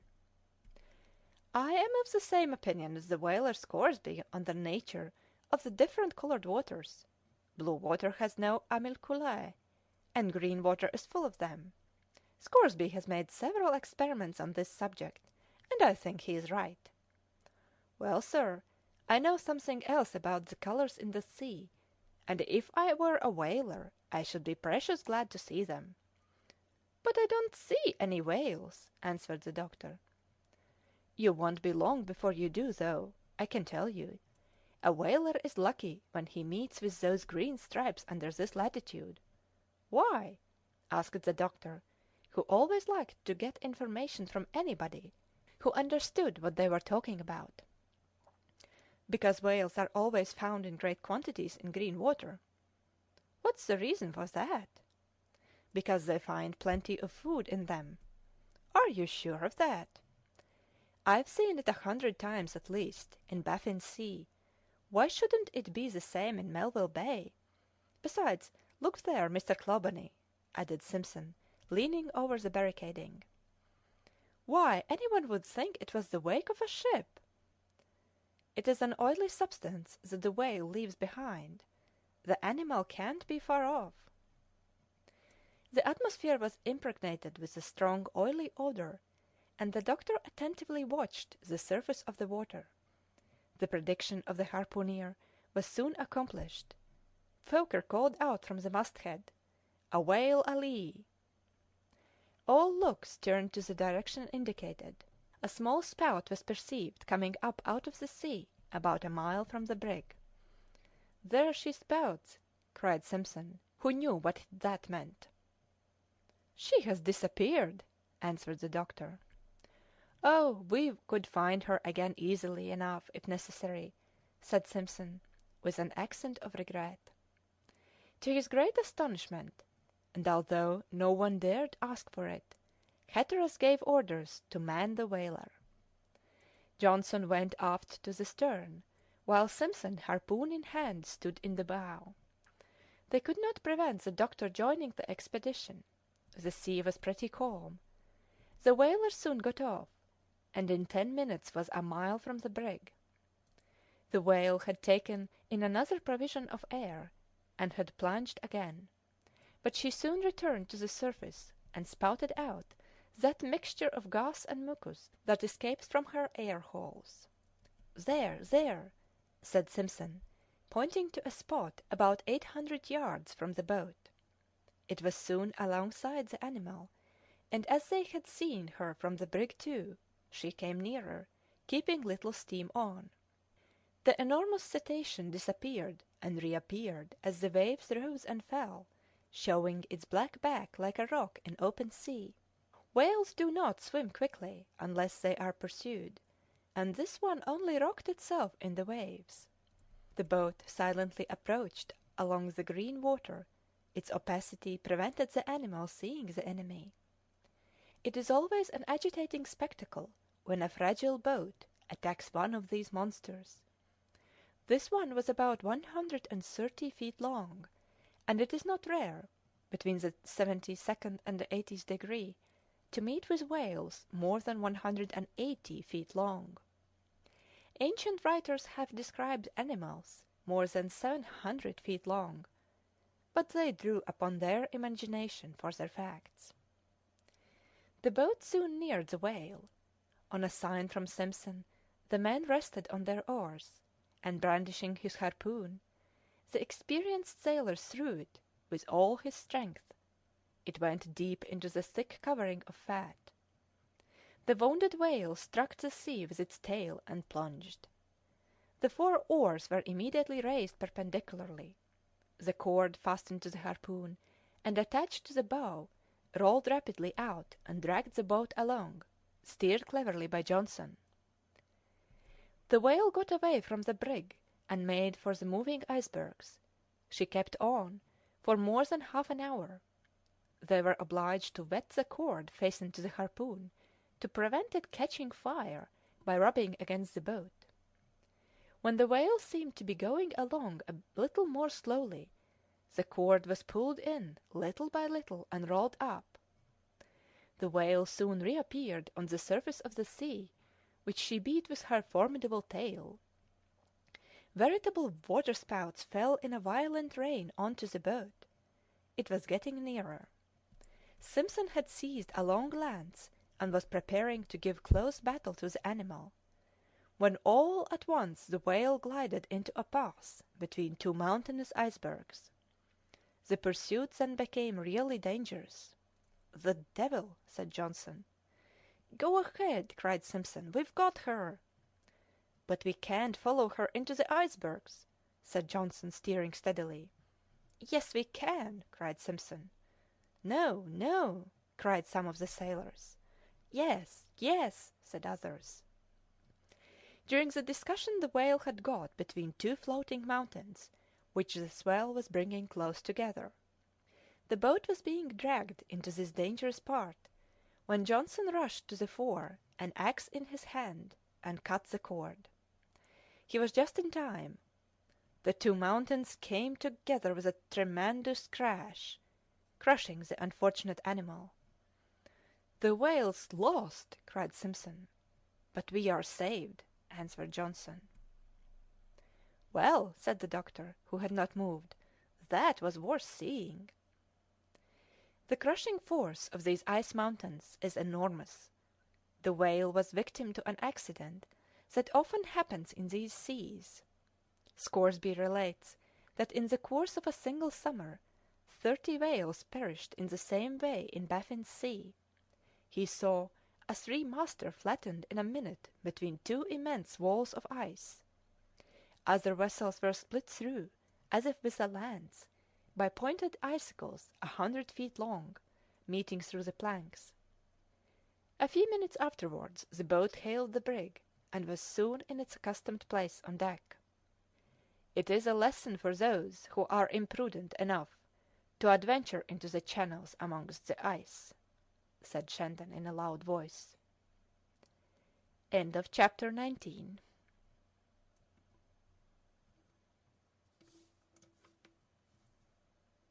Chapter 20. Beechy Island.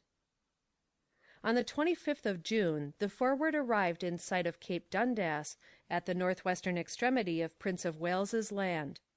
There the difficulty of navigating amongst the ice grew greater.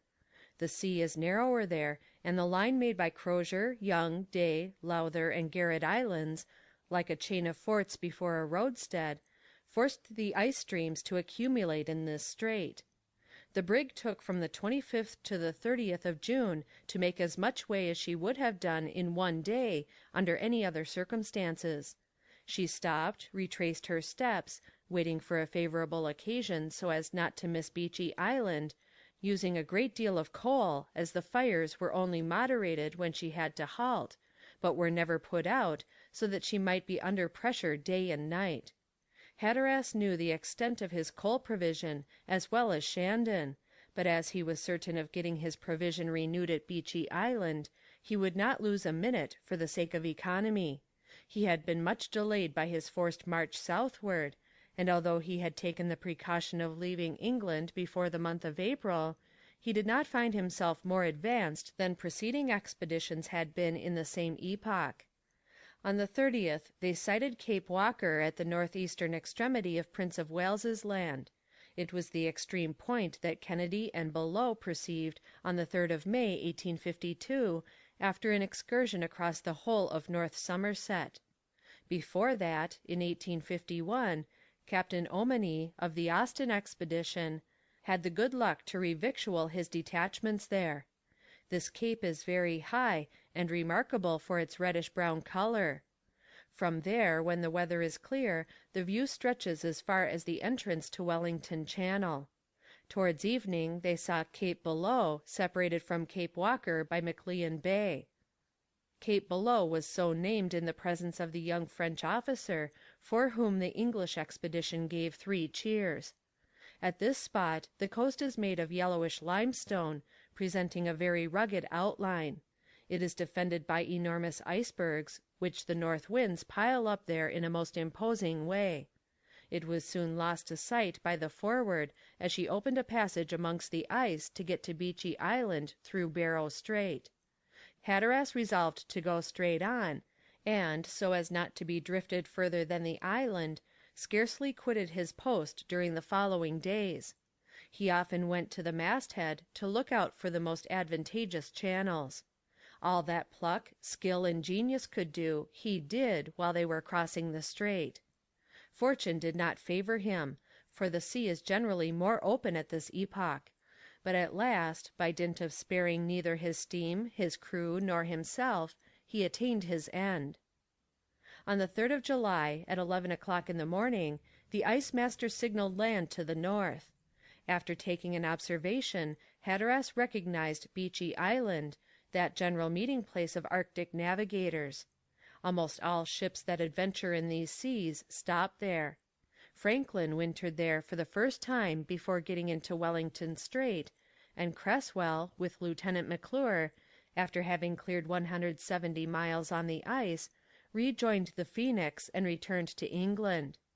The last ship which anchored at Beechey Island before the Forward was the Fox. McClintock revictualled there the 11th of August, 1858, and repaired the habitations and magazines. Only 2 years had elapsed since then, and Hatteras knew all these details. The boatswain's heart beat with emotion at the sight of this island. When he had visited it, he was the quartermaster on board the Phoenix. Hatteras questioned him about the coastline, the facilities for anchoring, how far they could go inland, etc. The weather was magnificent, and the temperature kept at 57 degrees. "Well, Johnson," said the captain, "do you know where you are?" "Yes, sir, that is Beechey Island, only you must let us get further north, the coast is more easy of access." "But where are the habitations and the magazines?" said Hatteras. "Oh, you can't see them until you land. They are sheltered behind those little hills you see yonder." "And is that where you transported a considerable quantity of provisions?" "Yes, sir. The Admiralty sent us here in 1853 under the command of Captain Inglefield, and the steamer Phoenix and a transport ship, the Breadalbane, loaded with provisions. We brought enough with us to revictual a whole expedition." "But the commander of the Fox took a lot of them in 1858, said Hatteras. "That doesn't matter, sir. There'll be plenty left for you. The cold preserves them wonderfully, and we shall find them as fresh and in as good a state of preservation as the first day." "What I want is coal," said Hatteras. "I have enough provisions for several years." "We left more than 1,000 tons there, so you can make your mind easy." "Are we getting near?" said Hatteras, who, telescope in hand, was watching the coast. "You see that point?" continued Johnson. "When we have doubled it, we shall be very near where we drop anchor. It was from that place that we started for England with Lieutenant Cresswell and the 12 invalids from the Investigator. We were fortunate enough to bring back McClure's lieutenant, but the officer below, who accompanied us on board the Phoenix, never saw his country again. It is a painful thing to think about. But, Captain, I think we ought to drop anchor here." "Very well," answered Hatteras, and he gave his orders in consequence. The Forward was in a little bay naturally sheltered on the north, east, and south, and at about a cable's length from the coast. "Mr. Wall," said Hatteras, "have the longboat got ready to transport the coal on board. I shall land in the pirogue with the doctor and the boatswain. Will you accompany us, Mr. Shandon?" "As you please," answered Shandon. A few minutes later the doctor, armed as a sportsman and a savant, took his place in the pirogue along with his companions. In 10 minutes they landed on a low and rocky coast. "Lead the way, Johnson," said Hatteras. "You know it, I suppose?" "Perfectly, sir, only there's a monument here that I did not expect to find." "That!" cried the doctor. "I know what it is. Let us go up to it. The stone itself will tell us." The 4 men advanced, and the doctor said, after taking off his hat, "This, my friends, is a monument in memory of Franklin and his companions."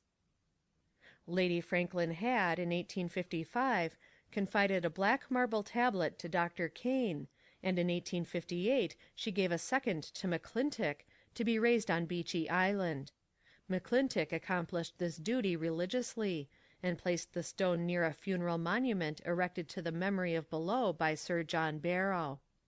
The tablet bore the following inscription: "To the memory of Franklin, Crozier, Fitzjames, and all their valiant brethren officers and faithful companions, who suffered for the cause of science and for their country's glory. This stone is erected near the place where they passed their first Arctic winter, and from whence they departed to conquer obstacles or to die. It perpetuates the regret of their countrymen and friends who admire them, and the anguish, conquered by faith, of her who lost in the chief of the expedition the most devoted and most affectionate of husbands. It is thus that he led them to the supreme haven where all men take their rest. 1855. This stone, on a forlorn coast of these far-off regions, appealed mournfully to the heart. The doctor, in presence of these touching regrets, felt his eyes fill with tears. At the very same place which Franklin and his companions passed full of energy and hope, there only remained a block of marble in remembrance. And notwithstanding this sombre warning of destiny, the Forward was going to follow in the track of the Erebus and the Terror. Hatteras was the first to rouse himself from the perilous contemplation, and quickly climbed a rather steep hill, almost entirely bare of snow. "Captain," said Johnson, following him, "we shall see the magazines from here." Shandon and the doctor joined them on the summit. But from there the eye contemplated the vast plains, on which there remained no vestige of a habitation. "This is singular," cried the boatswain. "Well, and where are the magazines?" said Hatteras quickly. "I don't know, I don't see," stammered Johnson. "You have mistaken the way," said the doctor. "It seemed to me that this was the very place," continued Johnson. "Well," said Hatteras impatiently, "where are we to go now?" "We had better go down, for I may be mistaken. I may have forgotten the exact locality in 7 years." "Especially when the country is so uniformly monotonous," added the doctor. "And yet," murmured Johnson. Shandon had not spoken a word. After walking for a few minutes, Johnson stopped. "But no," he cried, "I am not mistaken." "Well?" said Hatteras, looking round him. "Do you see that swell of the ground?" asked the boatswain, pointing to a sort of mound with 3 distinct swells on it. "What do you conclude from that?" asked the doctor. "Those are the 3 graves of Franklin's sailors. I am sure now that I am not mistaken. The habitations ought to be about 100 feet from here, and if they are not, they—" He dared not finish his sentence. Hatteras had rushed forward, a prey to violent despair. There, where the wished-for stores on which he had counted ought to have been, there ruin, pillage, and destruction had been before him. Who had done it? Animals would only have attacked the provisions, and there did not remain a single rag from the tent, a piece of wood or iron, and more terrible still, not a fragment of coal.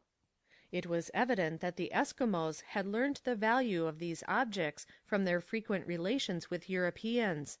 Since the departure of the Fox they had fetched everything away, and had not left a trace even of their passage.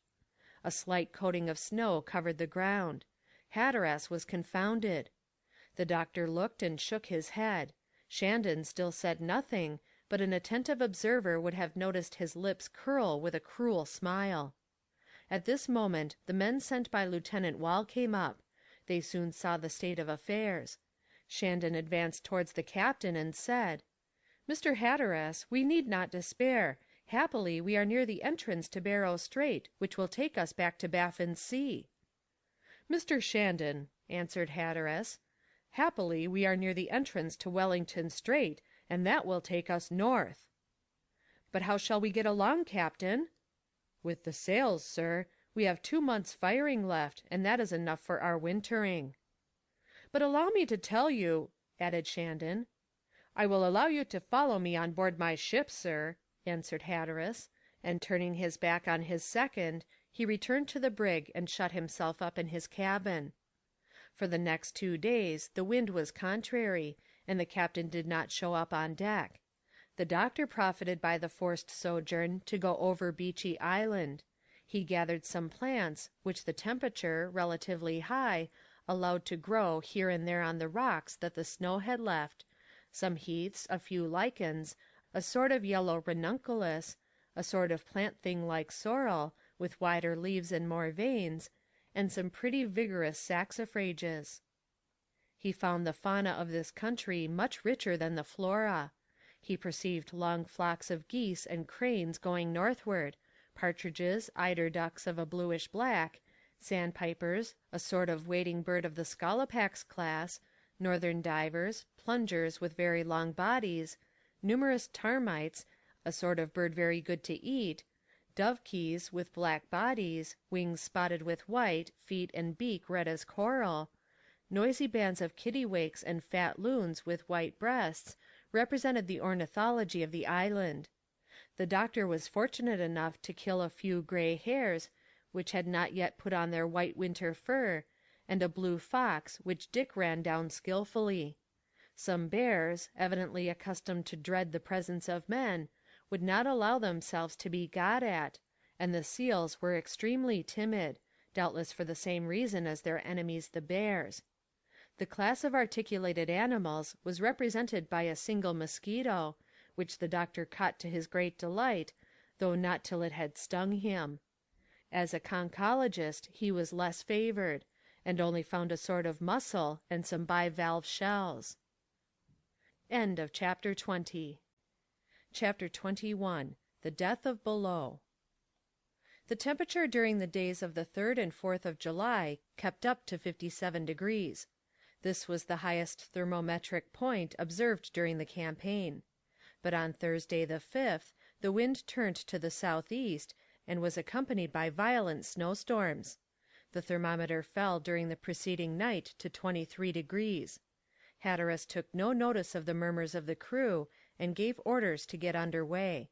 For the last 13 days, from Cape Dundas, the Forward had not been able to gain 1 more degree north, so the party represented by Clifton was no longer satisfied, but wished like Hatteras to get into Wellington Channel, and worked away with a will.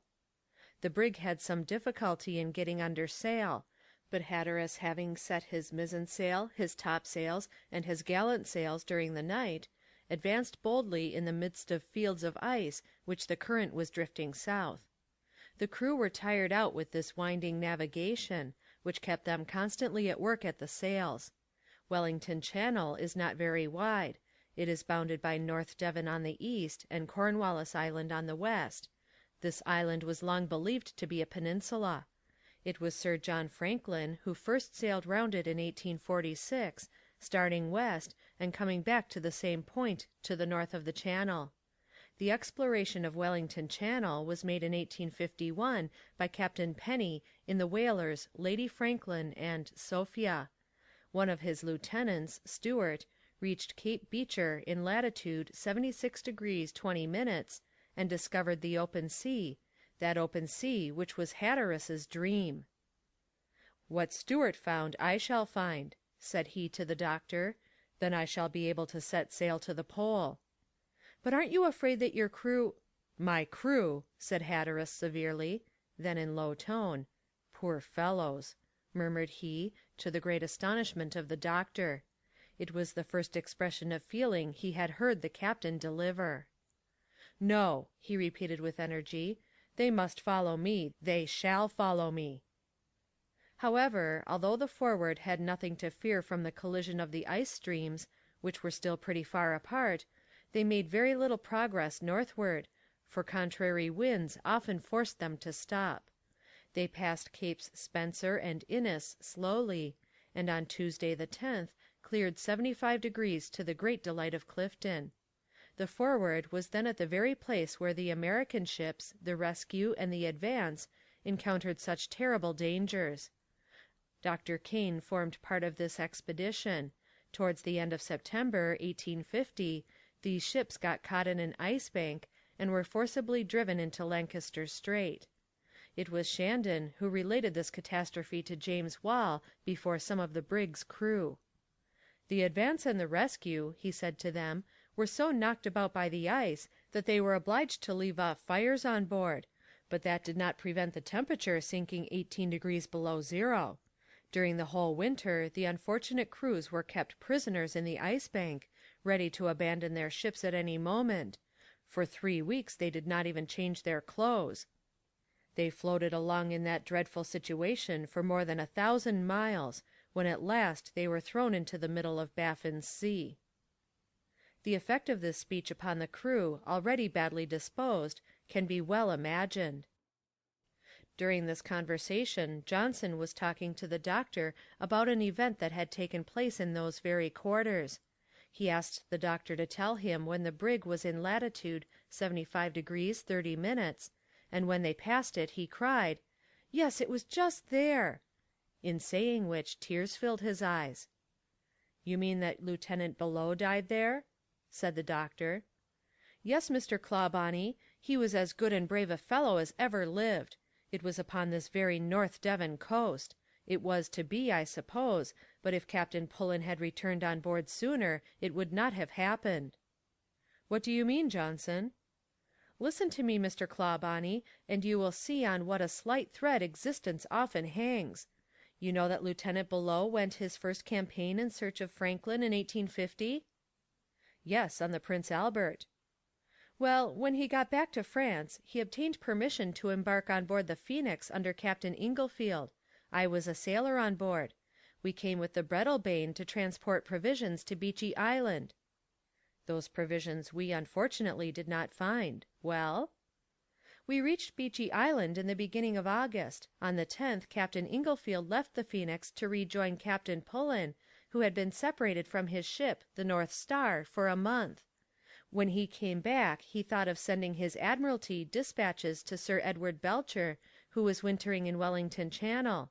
A little while after the departure of our captain, Captain Pullen got back to his ship. Why did he not arrive before the departure of Captain Inglefield? Lieutenant Beloe, fearing that our captain would be long away, and knowing that the Admiralty dispatches ought to be sent at once, offered to take them himself. He left the command of the 2 ships to Captain Pullen, and set out on the 12th of August with a sledge and an India-rubber boat. He took the boatswain of the North Star, Harvey, with him, and 3 sailors, Madden, David Hook, and me. We supposed that Sir Edward Belcher was to be found in the neighbourhood of Beecher Cape, to the north of the Channel. We made for it with our sledge along the eastern coast. The first day we encamped about 3 miles from Cape Innes. The next day we stopped on a block of ice about 3 miles from Cape Bowden. As land lay at about 3 miles distance, Lieutenant Beloe resolved to go and encamp there during the night, which was as light as the day. He tried to get to it in his India-rubber canoe. He was twice repulsed by a violent breeze from the southeast. Harvey and Madden attempted the passage in their turn, and were more fortunate. They took a cord with them, and established a communication between the coast and the sledge. 3 objects were transported by means of the cord, but at the 4th attempt we felt our block of ice move. Mr. Beloe called out to his companions to drop the cord, and we were dragged to a great distance from the coast. The wind blew from the southeast, and it was snowing, but we were not in much danger, and the lieutenant might have come back as we did. Here Johnson stopped an instant to take a glance at the fatal coast, and continued. After our companions were lost to sight, we tried to shelter ourselves under the tent of our sledge, but in vain. Then, with our knives, we began to cut out a house in the ice. Mr. Beloe helped us for a half an hour, and talked to us about the danger of our situation. I told him I was not afraid. By God's help, he answered, we shall not lose a hair of our heads. I asked him what o'clock it was, and he answered, about 6:15. It was 6:15 in the morning of Thursday, August 18th. Then Mr. Below tied up his books and said he would go and see how the ice floated. He had only been gone 4 minutes when I went round the block of ice to look for him. I saw his stick on the opposite side of a crevice, about 5 fathoms wide, where the ice was broken, but I could not see him anywhere. I called out, but no one answered. The wind was blowing great guns.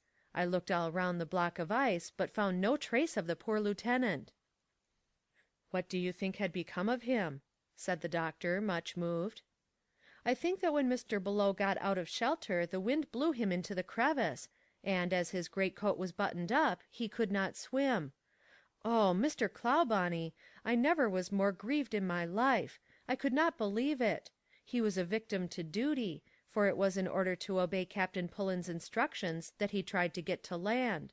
He was a good fellow, everybody liked him, even the Eskimos, when they learnt his fate from Captain Inglefield on his return from Pound Bay, cried while they wept, as I am doing now, Poor Belleau! Poor Belleau! But you and your companion, Johnson, said the doctor, how did you manage to reach land? Oh, we stayed 24 hours more on the block of ice, without food or firing, but at last we met with an ice field. We jumped onto it, and with the help of an oar we fastened ourselves to an iceberg that we could guide like a raft, and we got to land, but without our brave officer. By the time Johnson had finished his story, the Forward had passed the fatal coast, and Johnson lost sight of the place of the painful catastrophe. The next day they left Griffin Bay to the starboard, and 2 days after, Capes Grinnell and Helpman. At last, on the 14th of July, they doubled Osborne Point, and on the 15th the brig anchored in Bering Bay, at the extremity of the channel. Navigation had not been very difficult.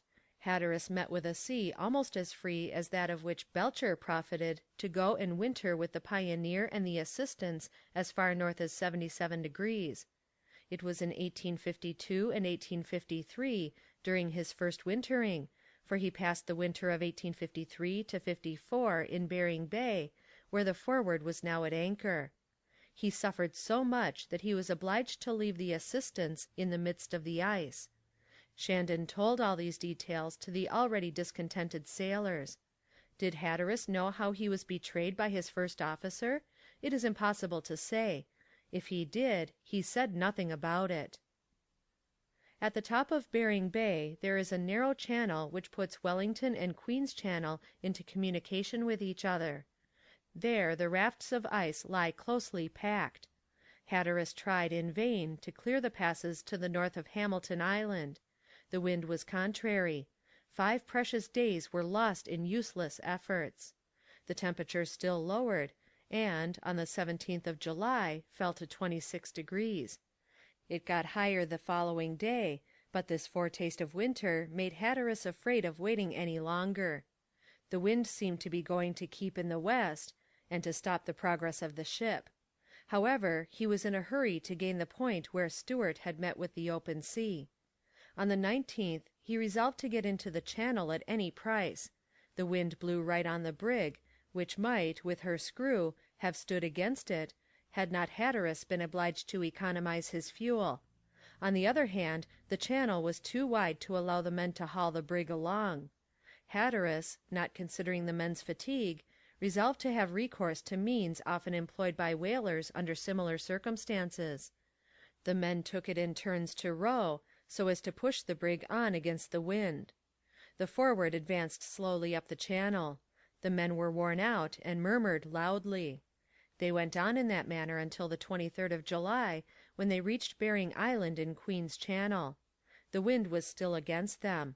The doctor thought the health of the men much shaken, and perceived the first symptoms of scurvy amongst them. He did all he could to prevent the spread of the wretched malady, and distributed lime juice to the men. Hatteras saw that he could no longer count upon his crew. Reasoning and kindness were ineffectual, so he resolved to employ severity for the future. He suspected Shandon and Wall, though they dare not speak out openly. Hatteras had the doctor, Johnson, Bell, and Simpson for him. They were devoted to him body and soul.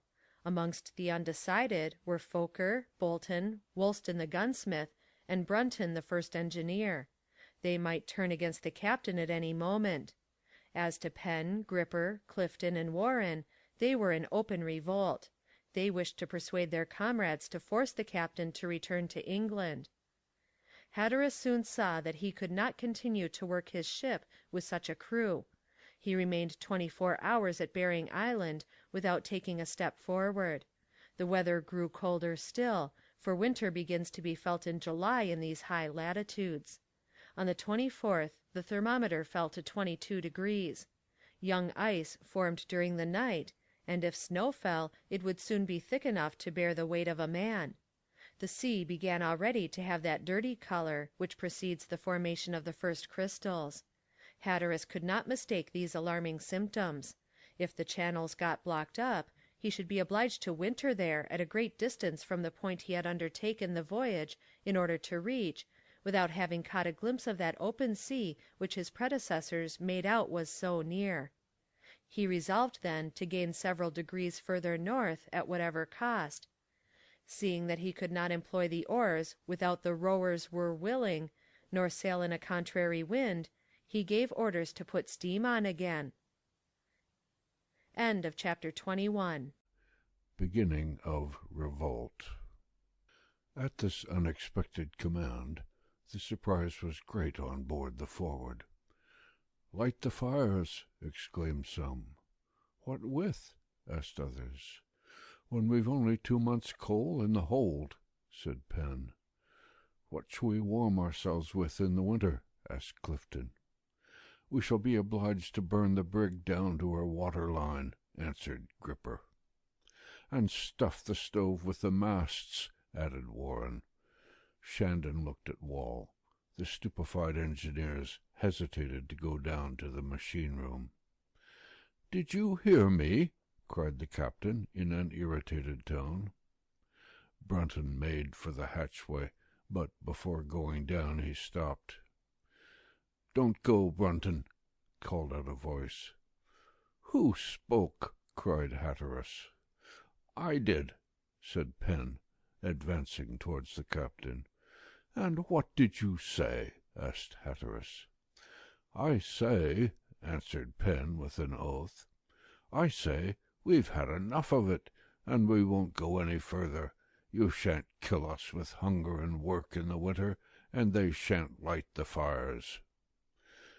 "Mr. Shandon," answered Hatteras calmly, "have that man put in irons." "But, Captain," replied Shandon, "what the man says—" "If you repeat what the man says," answered Hatteras, "I'll have you shut up in your cabin and guarded. Seize that man, do you hear, Johnson?" Bell and Simpson advanced towards the sailor, who was in a terrible passion. "The first who touches me," he said, brandishing a handspike. Hatteras approached him. "Penn," he said tranquilly, "if you move, I shall blow out your brains." So speaking, he cocked a pistol and aimed it at the sailor. A murmur was heard. "Not a word, men," said Hatteras, "or that man falls dead." Johnson and Bell disarmed Penn, who no longer made any resistance, and placed him in the hold. "Go, Brunton," said Hatteras. The engineer, followed by Plover and Warren, went down to his post. Hatteras returned to the poop. "That Penn is a wretched fellow," said the doctor. "No man has ever been nearer death," answered the captain simply. The steam was soon got up, the anchors were weighed, and the Forward veered away east, cutting the young ice with her steel prow. Between Bering Island and Beecher Point there are a considerable quantity of islands in the midst of ice fields. The streams crowd together in the little channels which cut up this part of the sea. They had a tendency to agglomerate under the relatively low temperature. Hummocks were formed here and there, and these masses, already more compact, denser, and closer together, would soon form an impenetrable mass. The Forward made its way with great difficulty amidst the snowstorms. However, with the mobility that characterizes the climate of these regions, the sun appeared from time to time, the temperature went up several degrees, obstacles melted as if by magic, and a fine sheet of water lay where icebergs bristled all the passes. The horizon glowed with those magnificent orange shades which rest the eye, tired with the eternal white of the snow. On the 26th of July, the Forward passed Dundas Island, and veered afterwards more to the north. But there Hatteras found himself opposite an ice bank 8 or 9 feet high, formed of little icebergs detached from the coast. He was obliged to turn west. The uninterrupted cracking of the ice, added to the noise of the steamer, was like sighs or groans. At last the brig found a channel, and advanced painfully along it. Often an enormous iceberg hindered her course for hours. The fog hindered the pilot's lookout. As long as he can see for a mile in front of him, he can easily avoid obstacles, but in the midst of the fog it was often impossible to see a cable's length, and the swell was very strong. Sometimes the clouds looked smooth and white, as though they were reflections of the ice banks, but there were entire days when the yellow rays of the sun could not pierce the tenacious fog. Birds were still very numerous, and their cries were deafening. Seals, lying idle on the floating ice, raised their heads, very little frightened, and moved their long necks as the brig passed. Pieces from the ship's sheathing were often rubbed off in her contact with the ice. At last, after 6 days of slow navigation, Point Beecher was sighted to the north on the 1st of August. Hatteras passed the last few hours at his masthead. The open sea that Stewart had perceived on May 30th, 1851, about latitude 76 degrees 20 minutes, could not be far off. But as far as the eye could reach, Hatteras saw no indication of it. He came down without saying a word. "Do you believe in an open sea?" asked Shandon of the lieutenant. "I'm beginning not to," answered Wall. "Wasn't I right to say the pretended discovery was purely imagination? But they would not believe me, and even you were against me, Wall." "We shall believe in you for the future, Shandon." "Yes," said he, "when it's too late." And so saying, he went back to his cabin, where he had stopped almost ever since his dispute with the captain. The wind veered round south towards evening. Hatteras ordered the brig to be put under sail, and the fires to be put out. The crew had to work very hard for the next few days. They were more than a week getting to Barrow Point. The Forward had only made 30 miles in 10 days. There the wind turned north again, and the screw was set to work. Hatteras still hoped to find an open sea beyond the 77th parallel, as Sir Edward Belcher had done. Ought he to treat these accounts as apocryphal, or had the winter come upon him earlier?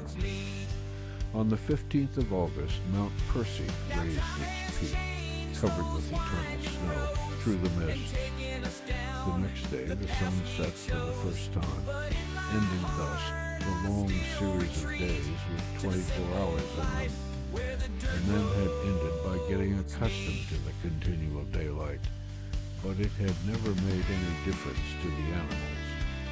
The Greenland dogs went to their rest at their accustomed hour, and Dick slept as regularly every evening as though darkness had covered the sky. Still, during the nights which followed the 15th of August, darkness was never profound. Although the sun set, he still gave sufficient light by refraction. On the 19th of August, after a pretty good observation, they sighted Cape Franklin on the east coast and Cape Lady Franklin on the west coast. The gratitude of the English people had given these names to the two opposite points, probably the last reached by Franklin. The name of the devoted wife, opposite to that of her husband, is a touching emblem of the sympathy which always united them. The doctor, by following Johnson's advice, accustomed himself to support the low temperature. He almost always stayed on deck, braving the cold, the wind, and the snow. He got rather thinner, but his constitution did not suffer. Besides, he expected to be much worse off, and joyfully prepared for the approaching winter.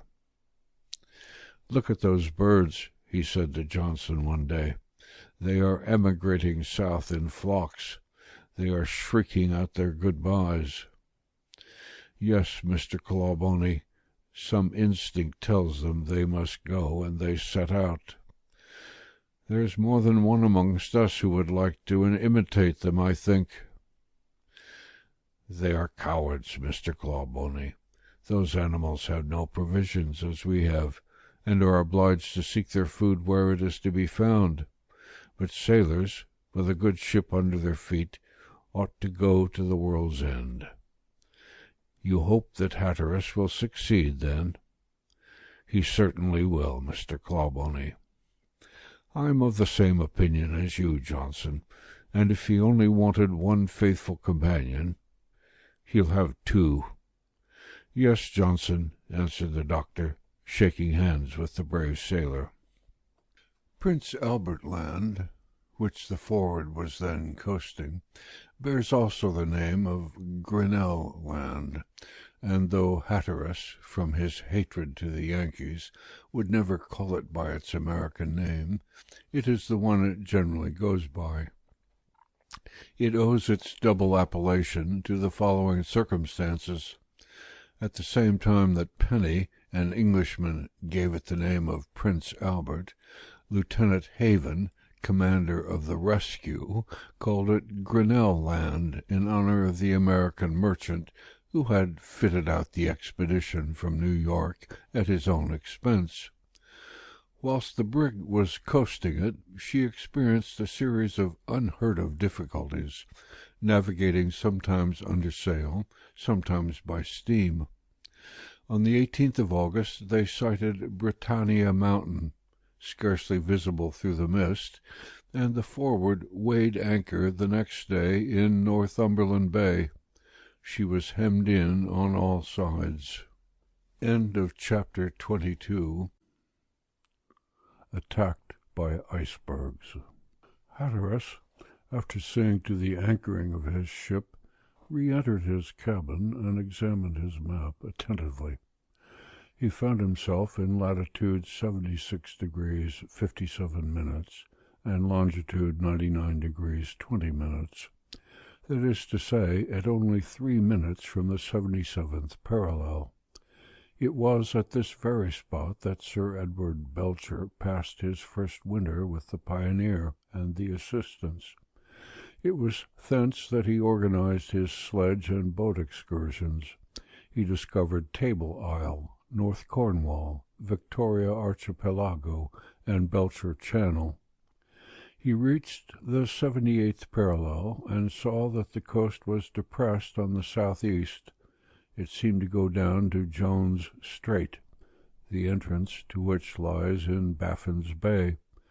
But to the northwest, on the contrary, says his report, an open sea lay as far as the eye could reach. Hatteras considered attentively the white part of the map, which represented the polar basin free from ice. After such testimony as that of Stewart, Penny, and Belcher, I can't have a doubt about it, he said to himself. They saw it with their own eyes. But if the winter has already frozen it— But no.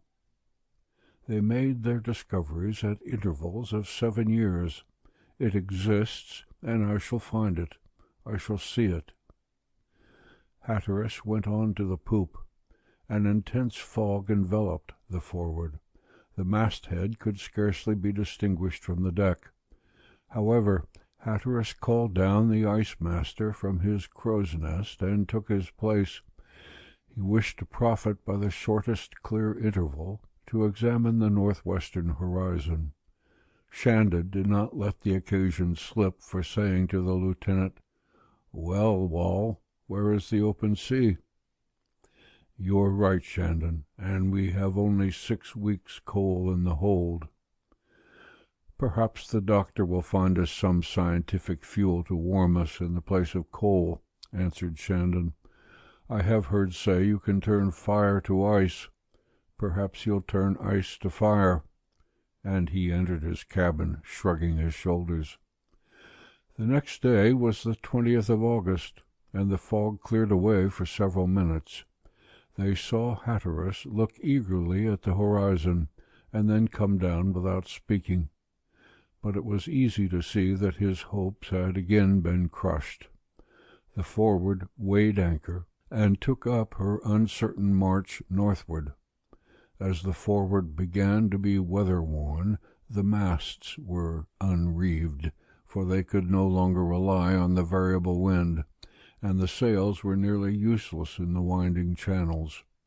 Large white marks appeared here and there on the sea like oil spots.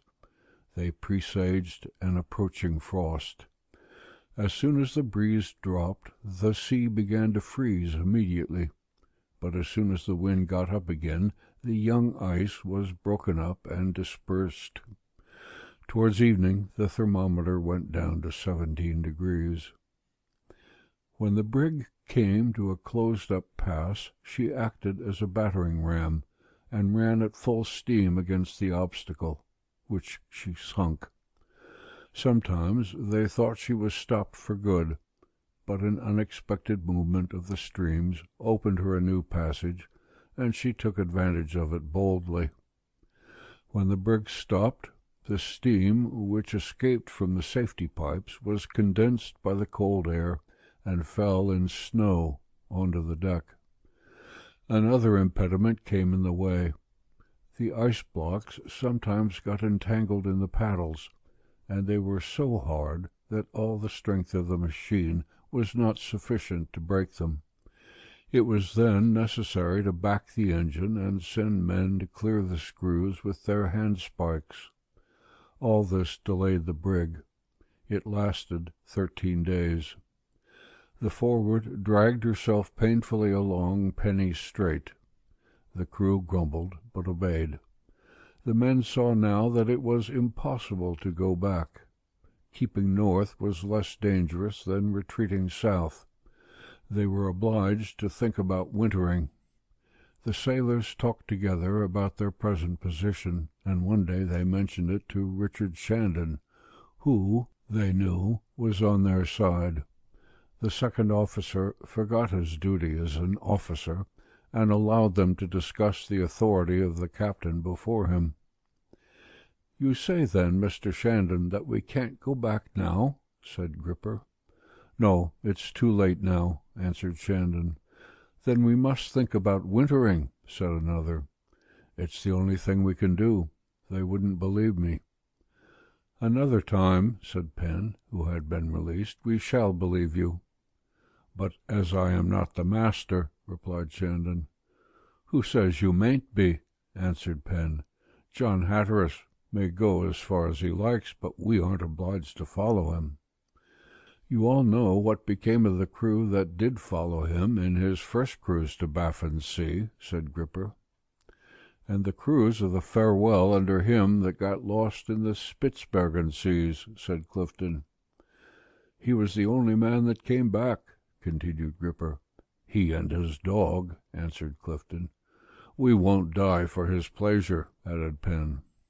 "Nor lose the bounty we've been at so much trouble to earn," cried Clifton. "When we've passed the 78th degree, and we aren't far off it, I know. That will make just the 375 pounds each." "But," answered Gripper, "shan't we lose it if we go back without the captain?" "Not if we prove that we were obliged to," answered Clifton. "But it's the captain." "You never mind, Gripper," answered Pen. "We will have a captain, and a good one. That Mr. Shandon knows. When one commander goes mad, folks have done with him, and they take another, don't they, Mr. Shandon?"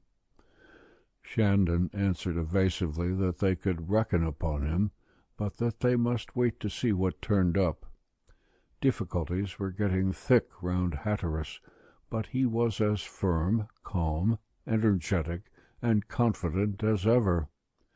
After all, he had done in 5 months what other navigators had taken 2 or 3 years to do.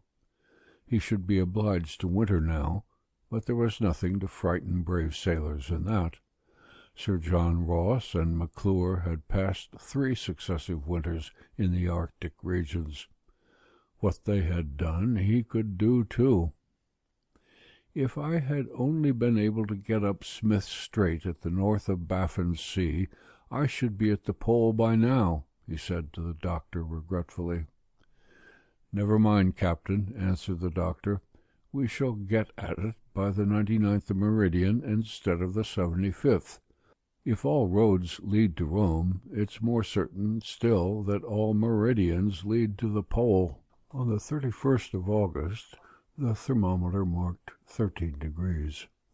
The end of the navigable season was approaching.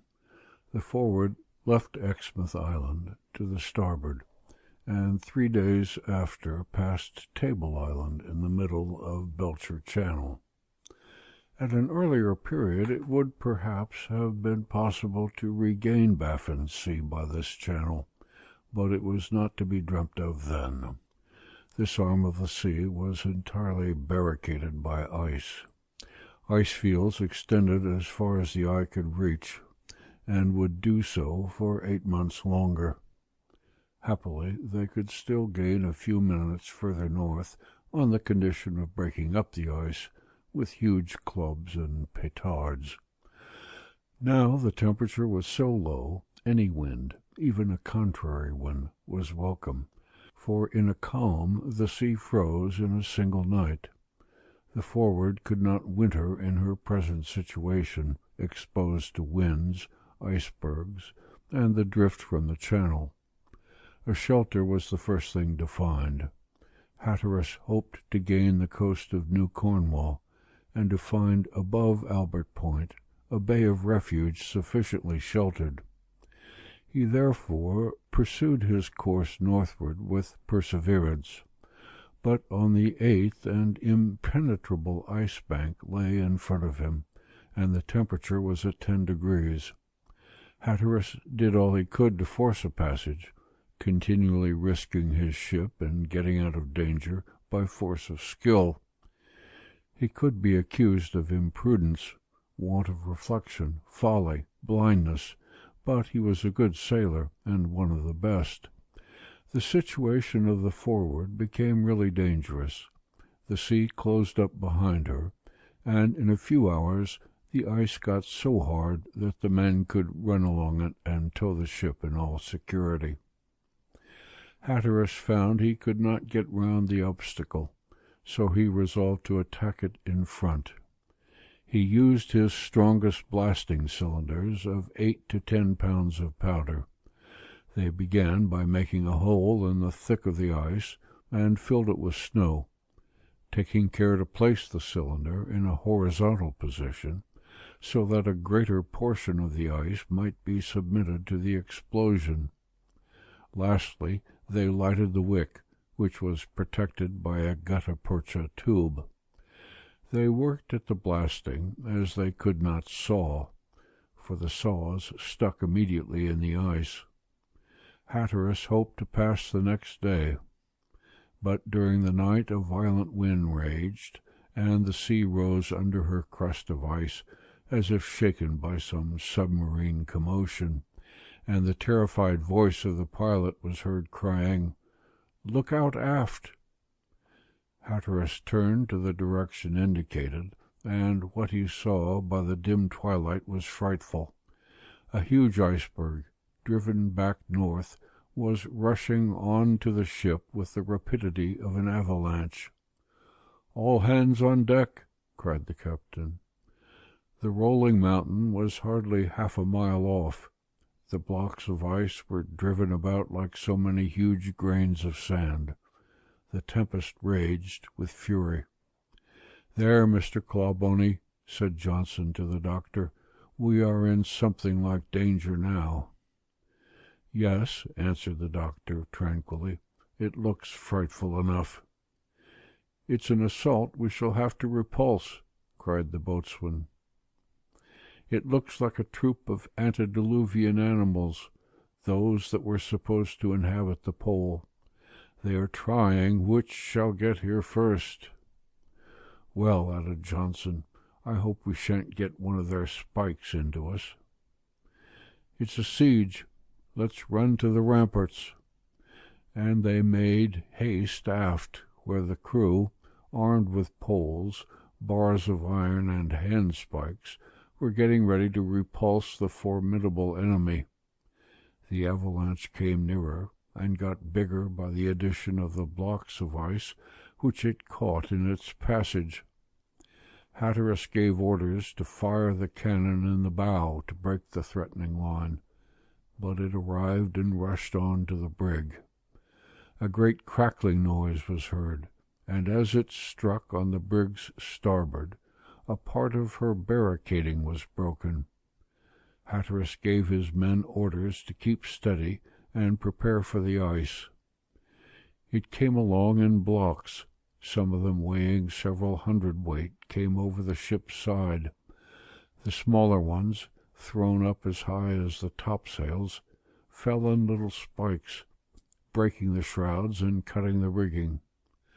The ship was boarded by these innumerable enemies, which in a block would have crushed 100 ships like the Forward. Some of the sailors were badly wounded whilst trying to keep off the ice, and Bolton had his left shoulder torn open. The noise was deafening.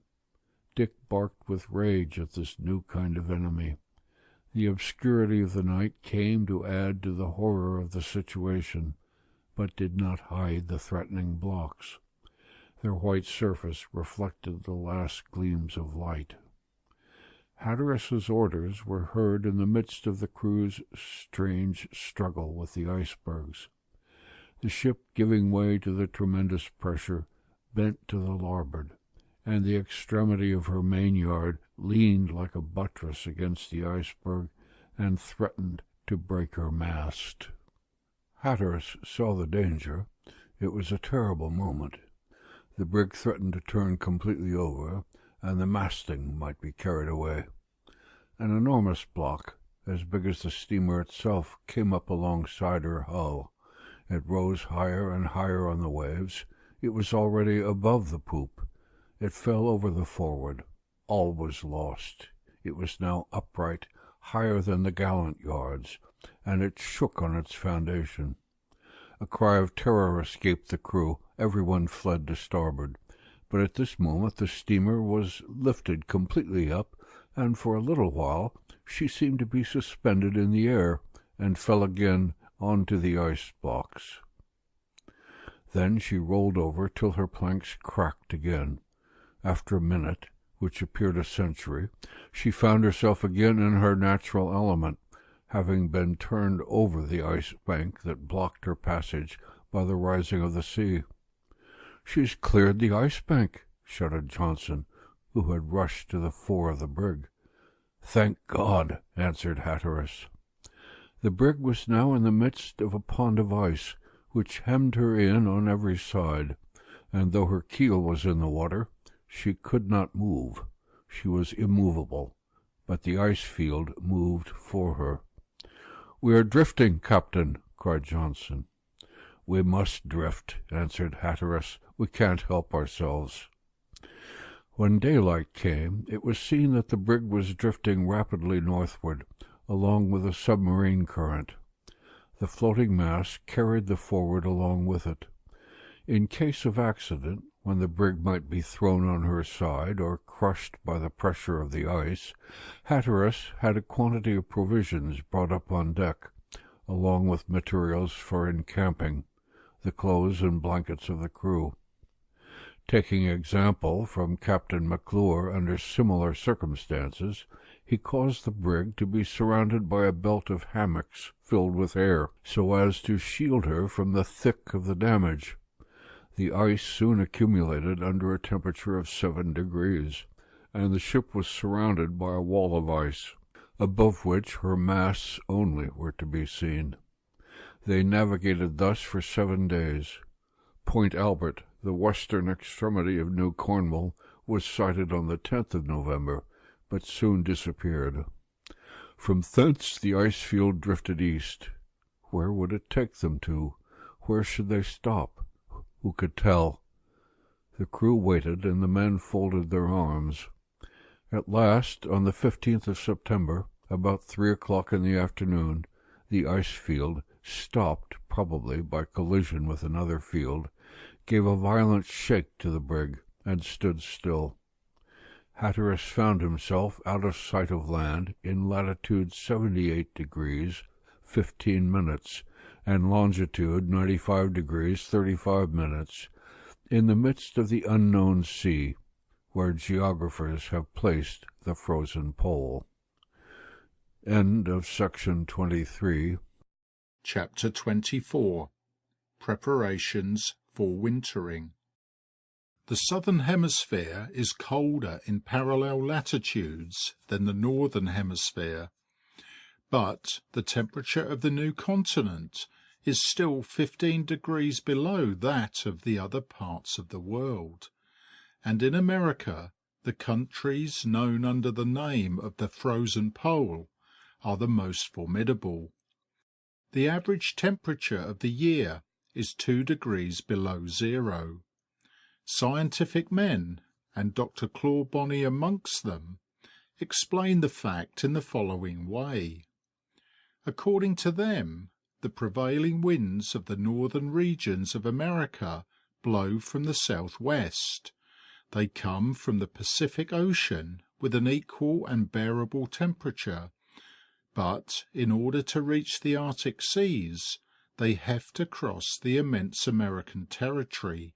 Covered with snow, they get cold by contact with it, and then cover the Hyperborean regions with their frigid violence. Hatteras found himself at the frozen pole, beyond the country seen by his predecessors. He, therefore, expected a terrible winter on a ship lost in the midst of the ice, with a crew nearly in revolt.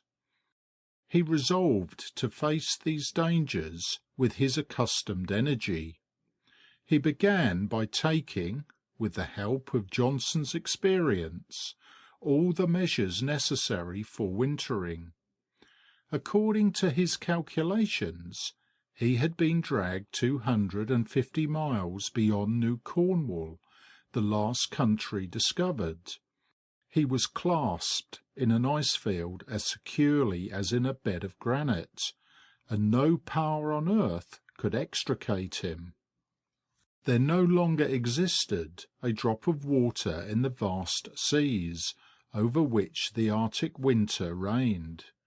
Ice fields extended as far as the eye could reach, bristling with icebergs, and the Forward was sheltered by 3 of the highest on 3 points of the compass. The southeast wind alone could reach her.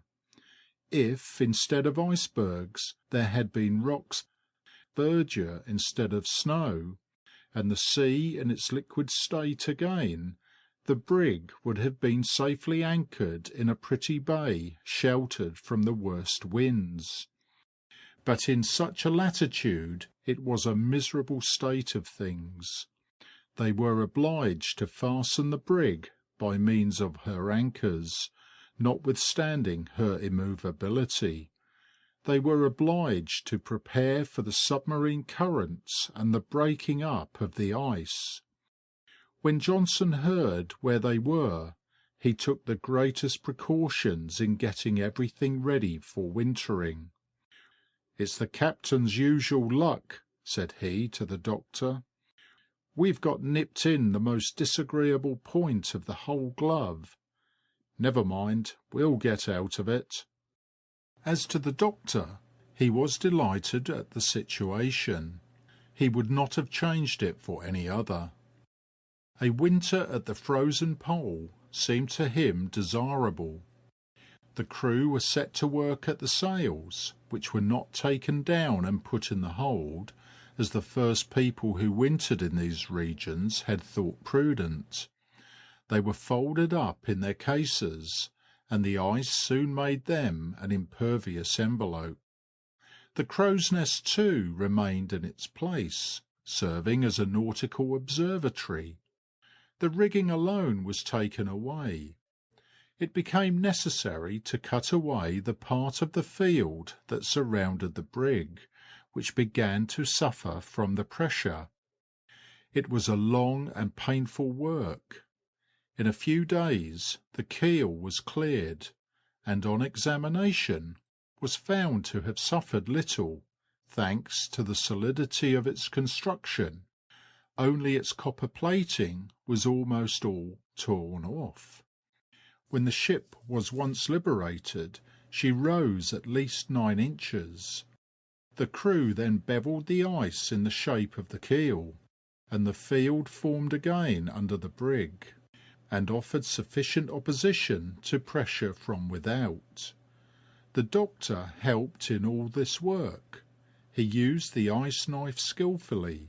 He incited the sailors by his happy disposition. He instructed himself and others, and was delighted to find the ice under the ship. "It's a very good precaution," said he. "We couldn't do it without Mr. Clawbonny," said Johnson. "Now we can raise a snow wall as high as the gunwale, and if we like we can make it 10 feet thick, for we've plenty of materials." "That's an excellent idea," answered the doctor. "Snow is a bad conductor of heat. It reflects it instead of absorbing it, and the heat of the interior does not escape." "That's true," said Johnson. "We shall raise a fortification against the cold, and against animals too, if they take it into their heads to pay us a visit. When the work is done, it will answer, I can tell you. We shall make 2 flights of steps in the snow, one from the ship and the other from outside. When once we've cut out the steps, we shall pour water over them, and it will make them as hard as rock. We shall have a royal staircase. It's a good thing that cold makes ice and snow, and so gives us the means of protecting ourselves against it. I don't know what we should do if it did not." A roofing of tarred cloth was spread over the deck and descended to the sides of the brig. It was thus sheltered from all outside impression, and made a capital promenade. It was covered with 2½ feet of snow, which was beaten down till it became very hard, and above that they put a layer of sand, completely macadamizing it. "With a few trees I should imagine myself in Hyde Park," said the doctor, "or in one of the hanging gardens of Babylon." They made a hole at a short distance from the brig. It was round like a well. They broke the ice every morning. This well was useful in case of fire, or for the frequent baths ordered to keep the crew in health. In order to spare their fuel, they drew the water from a greater depth by means of an apparatus invented by a Frenchman, Francois Arago. Generally, when a ship is wintering, all the objects which encumber her are placed in magazines on the coast, but it was impossible to do this in the midst of an ice field. Every precaution was taken against cold and damp. Men have been known to resist the cold and succumb to damp; therefore both had to be guarded against. The forward had been built expressly for these regions, and the common room was wisely arranged. They had made war on the corners, where damp takes refuge at first. If it had been quite circular, it would have done better; but, warmed by a vast stove and well ventilated, it was very comfortable. The walls were lined with buckskins, and not with woollen materials, for wool condenses the vapours, and impregnates the atmosphere with damp. The partitions were taken down in the poop, and the officers had a large comfortable room, warmed by a stove. Both this room and that of the crew had a sort of antechamber, which prevented all direct communication with the exterior, and prevented the heat going out. It also made the crew pass more gradually from one temperature to another. They left their snow-covered garments in these antechambers, and scraped their feet on scrapers, put there on purpose to prevent any unhealthy element getting in. Canvas hose let in the air necessary to make the stoves draw. Other hose served for escape pipes for the steam. 2 condensers were fixed in the 2 rooms. They gathered the vapour instead of letting it escape, and were emptied twice a week. Sometimes they contained several bushels of ice. By means of the air pipes the fires could be easily regulated, and it was found that very little fuel was necessary to keep up a temperature of 50 degrees in the rooms. But Hatteras saw with grief that he had only enough coal left for 2 months' firing. A drying room was prepared for the garments that were obliged to be washed, as they could not be hung in the air, or they would have been frozen and spoiled. The delicate parts of the machine were taken to pieces carefully, and the room where they were placed was closed up hermetically. The rules for life on board were drawn up by Hatteras and hung up in the common room. The men got up at 6 in the morning, and their hammocks were exposed to the air 3 times a week.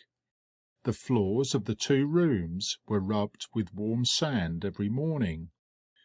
Boiling tea was served out at every meal, and the food varied as much as possible, according to the different days of the week.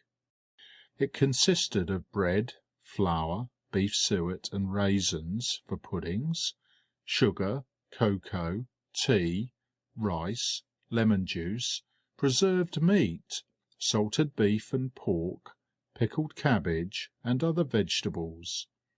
The kitchen was outside the common rooms, and the men were thus deprived of its heat. But cooking is a constant source of evaporation and humidity. The health of men depends a great deal on the food they eat. Under these high latitudes it is of great importance to consume as much animal food as possible. The doctor presided at the drawing up of the bill of fare. "We must take example from the Eskimo," said he. "They have received their lessons from nature, and are our teachers here. Although Arabians and Africans can live on a few dates and a handful of rice, it is very different here, where we must eat a great deal and often. The Eskimo absorb as much as 10 and 15 pounds of oil in a day. If you do not like oil, you must have recourse to things rich in sugar and fat. In a word, you want carbon in the stove inside you as much as the stove there wants coal." Every man was forced to take a bath in the half-frozen water condensed from the fire. The doctor set the example. He did it at first as we do all disagreeable things that we feel obliged to do, but he soon began to take extreme pleasure in it. When the men had to go out either to hunt or work, they had to take great care not to get frostbitten, and if by accident it happened, they made haste to rub the part attacked with snow to bring back the circulation of the blood.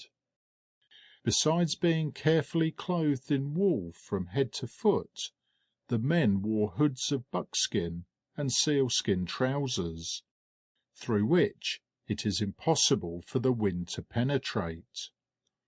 All these preparations took about 3 weeks, and the 10th of October came round without anything remarkable happening. End of chapter 24. An old fox. That day the thermometer went down to 3 degrees below zero.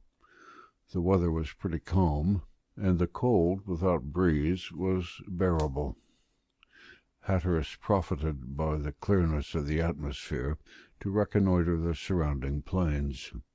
He climbed one of the highest icebergs to the north, and could see nothing, as far as his telescope would let him, but ice fields and icebergs. No land anywhere, but the image of chaos in its saddest aspect.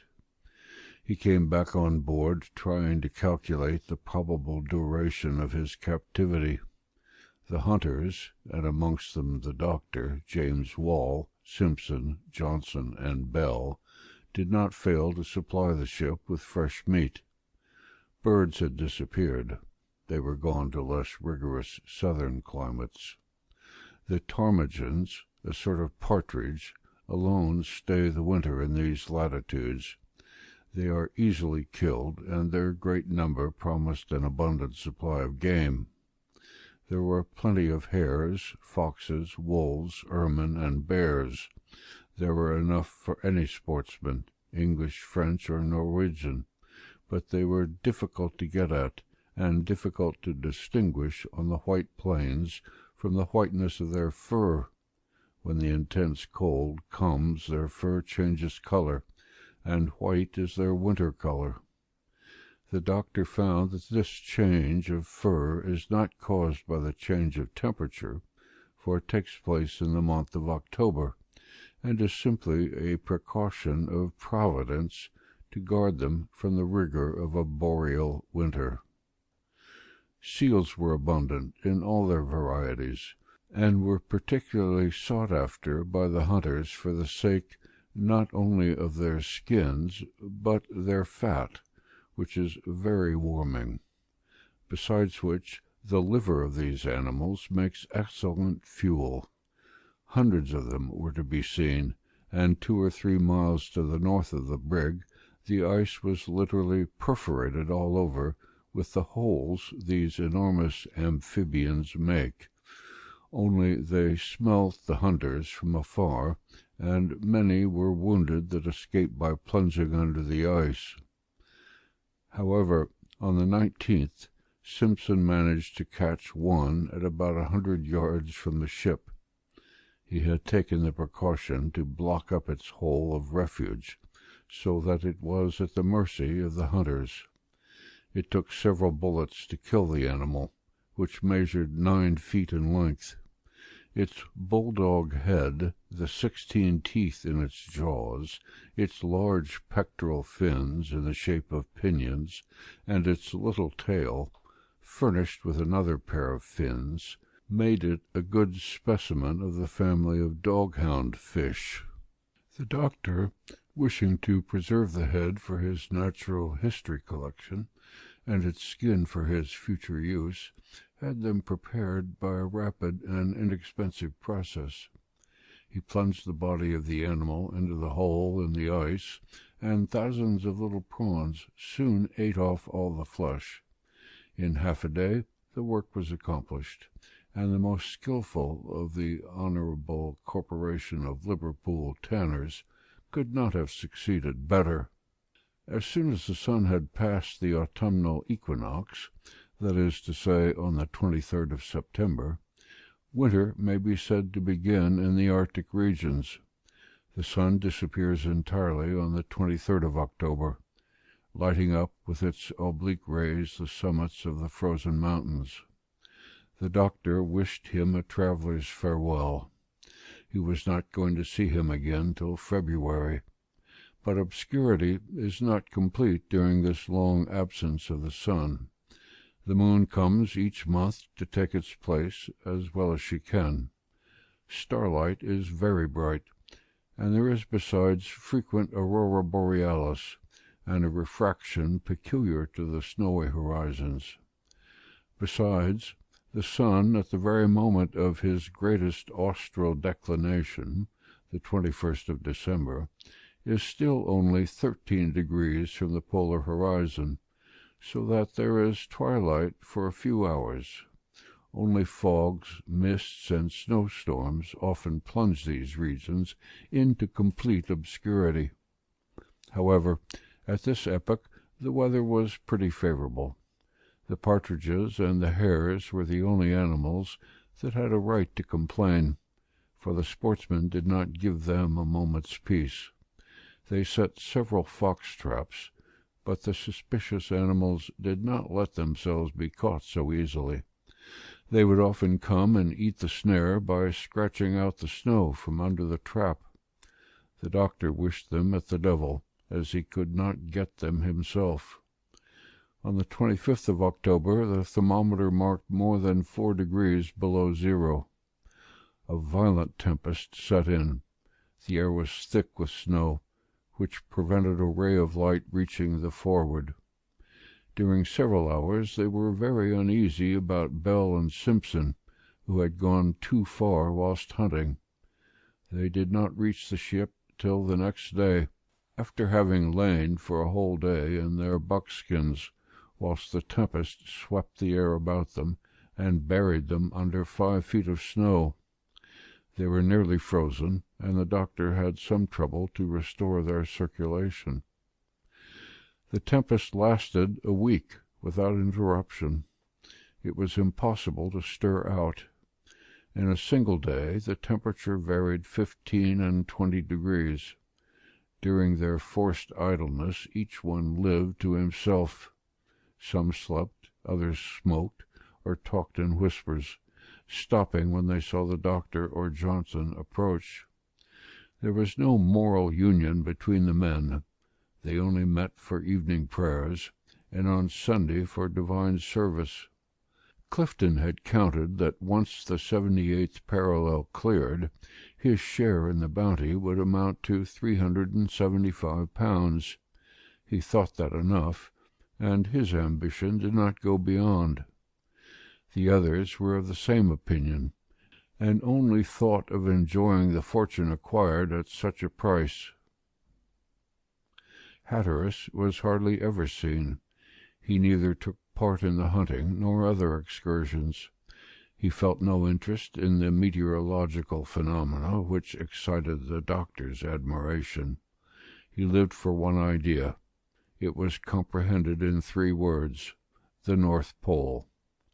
He was constantly looking forward to the moment when the Forward, once more free, would begin her adventurous voyage again. In short, it was a melancholy life.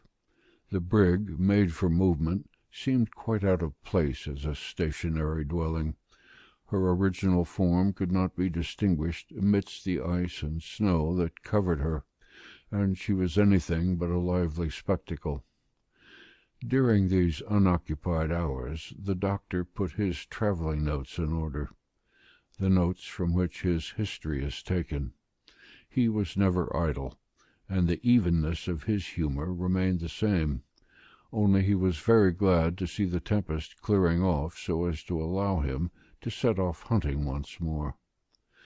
On the 3rd of November, at 6 in the morning, with the temperature at 5 degrees below zero, he started, accompanied by Johnson and Bell. The plains of ice were level. The snow, which covered the ground thickly, solidified by the frost, made the ground good for walking. A dry and keen cold lightened the atmosphere. The moon shone in all her splendor, and threw an astonishing light on all the asperities of the field. Their footsteps left marks on the snow, and the moon lighted up their edges, so that they looked like a luminous track behind the hunters, whose shadows fell on the ice with astonishing outlines. The doctor had taken his friend Dick with him. He preferred him to the Greenland dogs to run down the game for a good reason. The latter do not seem to have the scent of their brethren of more temperate climates. Dick ran on and often pointed out the track of a bear, but in spite of his skill, the hunters had not even killed a hare after 2 hours' walking. "Do you think the game has gone south too?" asked the doctor, halting at the foot of a hummock.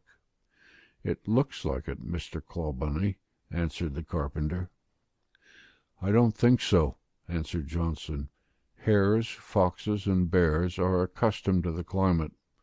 I believe the late tempest is the cause of their disappearance, but with the south winds they'll soon come back. Ah, if you said reindeers or musk oxen, it would be a different thing. But it appears those, too, are found in troops in Melville Island," replied the doctor. "That is much further south, I grant you. When Perry wintered there, he always had as much game as he wanted." "We are not so well off," said Bell. "If we could only get plenty of bear's flesh, I should not complain." "Bears are very difficult to get at," answered the doctor. "It seems to me they want civilizing. Bell talks about the bear's flesh, but we want its fat more than its flesh or its skin," said Johnson. "You are right, Johnson. You are always thinking about the fuel." "How can I help thinking about it? I know if we are ever so careful of it, we've only enough left for 3 weeks." "Yes," replied the doctor. "That is our greatest danger, for we are only at the beginning of November, and February is the coldest month of the year in the frozen zone. However, if we can't get bear's grease, we can rely on that of the seals." "Not for long, Mr. Clawbunny," answered Johnson. "They'll soon desert us too. Either through cold or fright, they'll soon leave off coming on to the surface of the ice." "Then we must get at the bears," said the doctor. "They are the most useful animals in these countries. They furnish food, clothes, light, and fuel. Do you hear, Dick?" continued he, caressing his friend. "We must have a bear, so look out."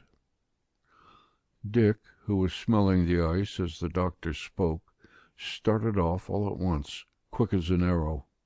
He barked loudly, and, notwithstanding his distance, the sportsman heard him distinctly. The extreme distance to which sound is carried in these low temperatures is astonishing. It is only equalled by the brilliancy of the constellations in the boreal sky. The sportsman, guided by Dick's barking, rushed on his traces. They had to run about a mile, and arrived quite out of breath, for the lungs are rapidly suffocated in such an atmosphere. Dick was pointing at about 50 paces from an enormous mass at the top of a mound of ice. "We've got him," said the doctor, taking aim. "And a fine one," added Bell, imitating the doctor. "It's a queer bear," said Johnson, waiting to fire, after his 2 companions. Dick barked furiously. Bell advanced to within 20 feet and fired, but the animal did not seem to be touched. Johnson advanced in his turn, and after taking a careful aim, pulled the trigger. "What?" cried the doctor. "Not touched yet? Why, it's that cursed refraction. The bear is at least 1,000 paces off." The 3 sportsmen ran rapidly towards the animal, whom the firing had not disturbed. He seemed to be enormous, and without calculating the dangers of the attack, they began to rejoice in their conquest. Arrived within reasonable distance, they fired again. The bear, mortally wounded, gave a great jump and fell at the foot of the mound. Dick threw himself upon it. "That bear wasn't difficult to kill," said the doctor. "Only 3 shots," added Bell in a tone of disdain, "and he's down." "It's very singular," said Johnson. "Unless we arrived at the very moment when it was dying of old age," said the doctor, laughing. So speaking, the sportsmen reached the foot of the mound, and, to their great stupefaction, they found Dick with his fangs in the body of a white fox. "Well, I never!" cried Bell. "We kill a bear, and a fox falls," added the doctor. Johnson did not know what to say. "Why," said the doctor, with a roar of laughter, "it's the refraction again." "What do you mean, Mr. Clawbonny?" asked the carpenter. "Why, it deceived us about the size as it did about the distance. It made us see a bear in a fox's skin." "Well," answered Johnson, "now we've got him, we'll eat him." Johnson was going to lift the fox onto his shoulders when he cried like Bell. "Well, I never!" "What is it?" asked the doctor. "Look, Mr. Clawbonny, look what the animal's got on its neck. It's a collar, sure enough." "A collar?" echoed the doctor, leaning over the animal. A half-worn-out collar encircled the fox's neck, and the doctor thought he saw something engraved on it. He took it off and examined it. "That bear is more than 12 years old, my friends," said the doctor. "It's one of James Ross's foxes, and the collar has been round its neck ever since 1848. "Is it possible?" cried Bell. "There isn't a doubt about it, and I'm sorry we've shot the poor animal.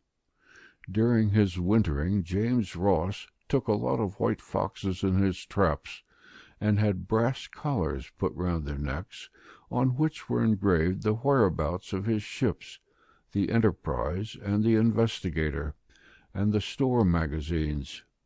He hoped one of them might fall into the hands of some of the men belonging to Franklin's expedition. The poor animal might have saved the lives of the ship's crews, and it has fallen under our balls." "Well, we won't eat him," said Johnson, "especially as he's 12 years old. Anyway, we'll keep his skin for curiosity's sake." So saying, he lifted the animal on his shoulders, and they made their way to the ship, guided by the stars. Still their expedition was not quite fruitless. They bagged several brace of ptarmigans. An hour before they reached the Forward, a phenomenon occurred which excited the astonishment of the doctor. It was a very rain of shooting stars. They could be counted by thousands, like rockets in a display of fireworks. They paled the light of the moon, and the admirable spectacle lasted several hours. A like meteor was observed at Greenland by the Moravian brothers in 1799. The doctor passed the whole night watching it, till it ceased at 7 in the morning, amidst the profound silence of the atmosphere. End of section 25. Chapter 26. The Last Lump of Coal. It seemed certain that no bears were to be had. Several seals were killed during the days of the 4th, 5th, and 6th of November. Then the wind changed, and the thermometer went up several degrees. But the snowdrifts began again with great violence. It became impossible to leave the vessel, and the greatest precaution was needed to keep out the damp. At the end of the week there were several bushels of ice in the condensers. The weather changed again on the 15th of November, and the thermometer, under the influence of certain atmospherical conditions, went down to 24 degrees below zero. It was the lowest temperature observed up till then.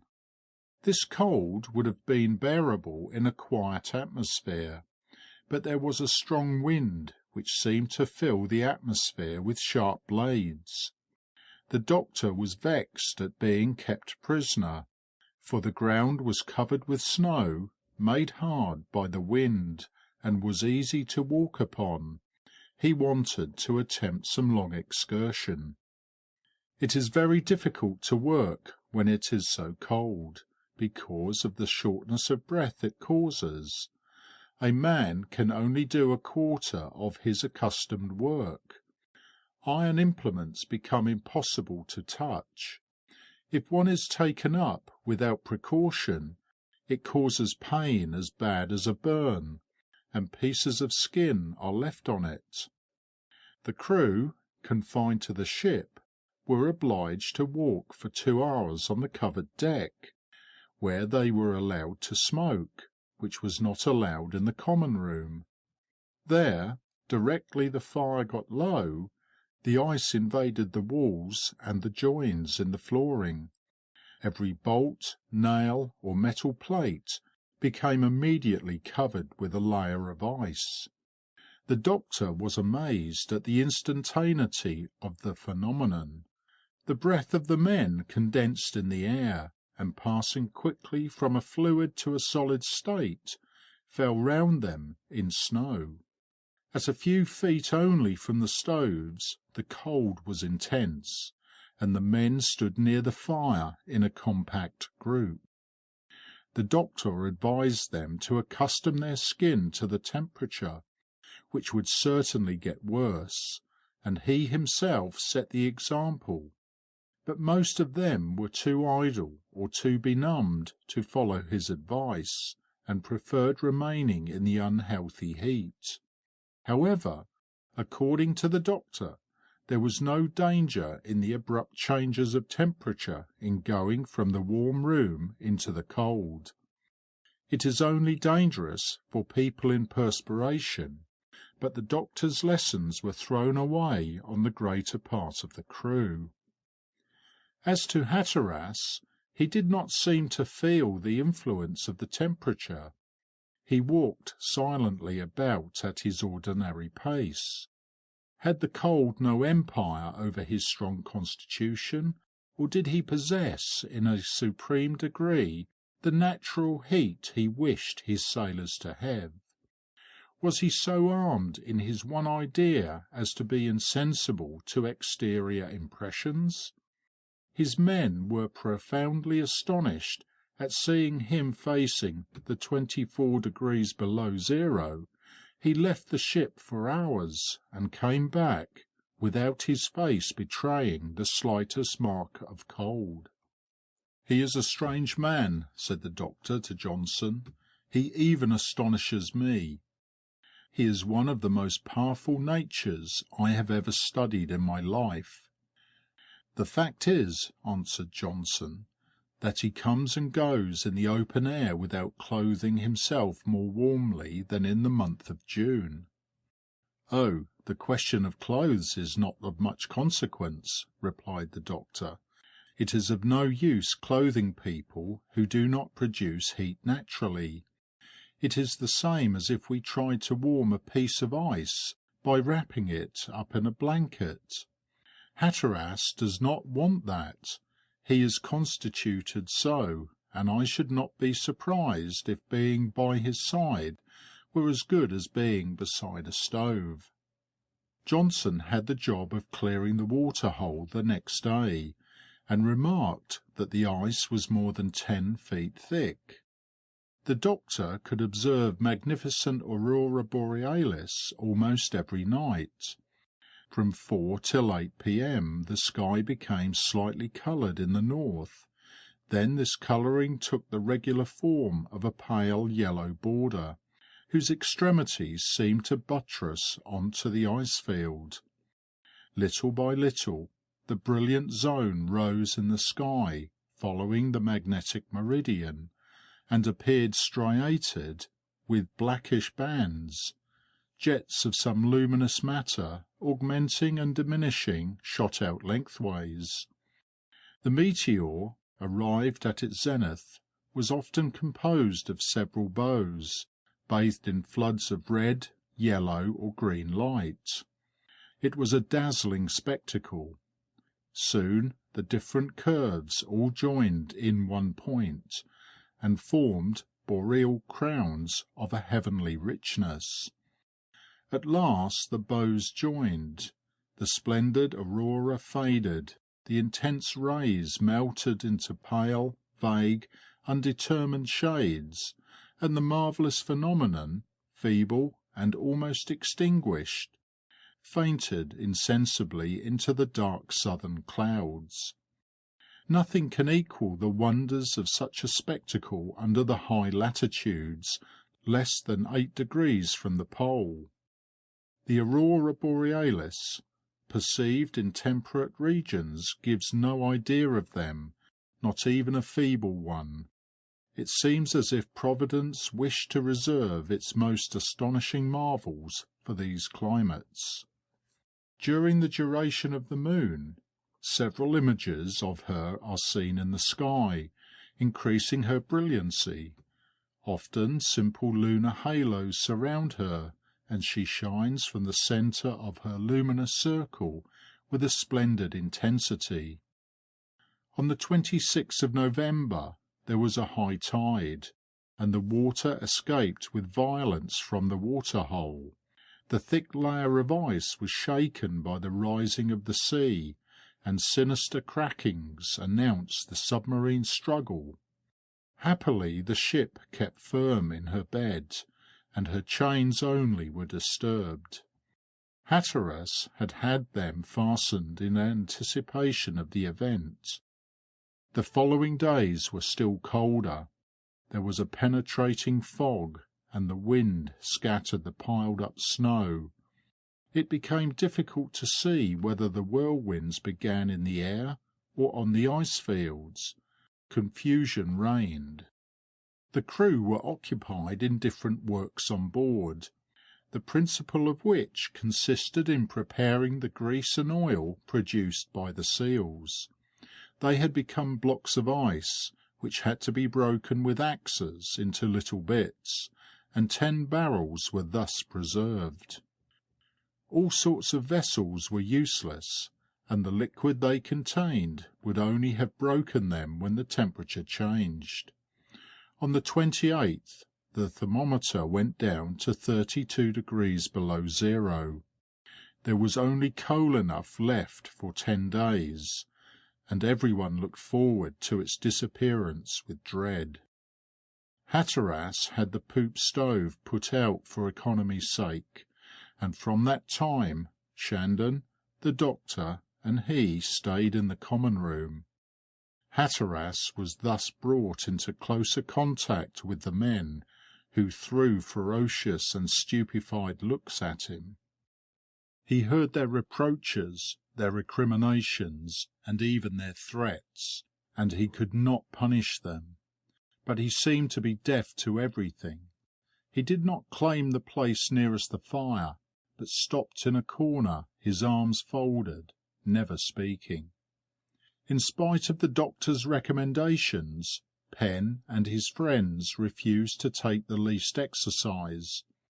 They passed whole days leaning against the stove, or lying under the blankets of their hammocks. Their health soon began to suffer. They could not bear up against the fatal influence of the climate, and the terrible scurvy made its appearance on board. The doctor had, however, begun some time ago to distribute lime juice and lime pastilles every morning, but these preservatives, generally so efficacious, had very little effect on the malady, which soon presented the most horrible symptoms. The sight of the poor fellows, whose nerves and muscles contracted with pain, was pitiable. Their legs swelled in an extraordinary fashion, and were covered with large blackish blue spots. Their bloody gums and ulcerated lips only gave passage to inarticulate sounds. The vitiated blood no longer went to the extremities. Clifton was the first attacked, then Gripper, Brunton, and Strong took to their hammocks. Those that the malady still spared could not lose sight of their sufferings. They were obliged to stay there, and it was soon transformed into a hospital, for out of 18 sailors of the Forward, 13 were attacked in a few days. Penn seemed destined to escape contagion. His vigorous nature preserved him from it. Shandon felt the first symptoms, but they did not go further, and exercise kept the two in pretty good health. The doctor nursed the invalids with the greatest care, and it made him miserable to see the sufferings he could not alleviate. He did all he could to keep his companions in good spirits. He talked to them, read to them, and told them tales, which his astonishing memory made it easy for him to do. He was often interrupted by the complaints and groans of the invalids, and he stopped his talk to become once more the attentive and devoted doctor. His health kept up well. He did not get thinner, and he used to say that it was a good thing for him that he was dressed like a seal or a whale, who, thanks to its thick layer of fat, easily supports the Arctic atmosphere. Hatteras felt nothing, either physically or morally.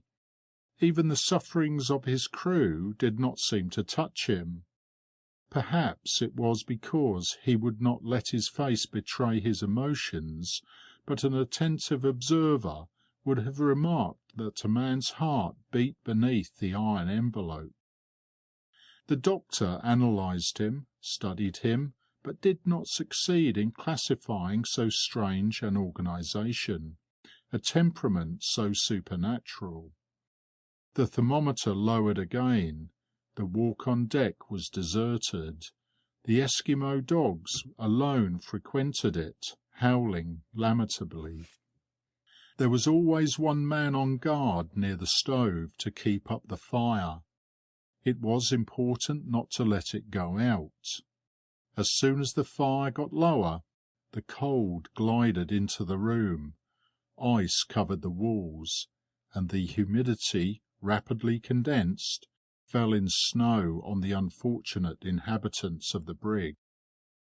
It was in the midst of these unutterable tortures that the 8th of December was reached. That morning the doctor went as usual to consult the exterior thermometer. He found the mercury completely frozen. 44 degrees below zero, he cried with terror. And that day they threw the last lump of coal into the stove. End of chapter 26. Christmas. There was then a movement of despair. The thought of death, and death from cold, appeared in all its horror. The last piece of coal burnt away as quickly as the rest, and the temperature of the room lowered sensibly. But Johnson went to fetch some lumps of the new fuel which the marine animals had furnished him with, and he stuffed it into the stove. He added some oakum, impregnated with frozen oil, and soon obtained enough heat. The smell of the grease was abominable, but how could they get rid of it? They were obliged to get used to it. Johnson agreed that his expedient left much to wish for, and would have no success in a Liverpool house. However, added he, the smell may have one good result. "What's that?" asked the carpenter. "It will attract the bears. They are very fond of the stink." "And what do we want with bears?" added Bell.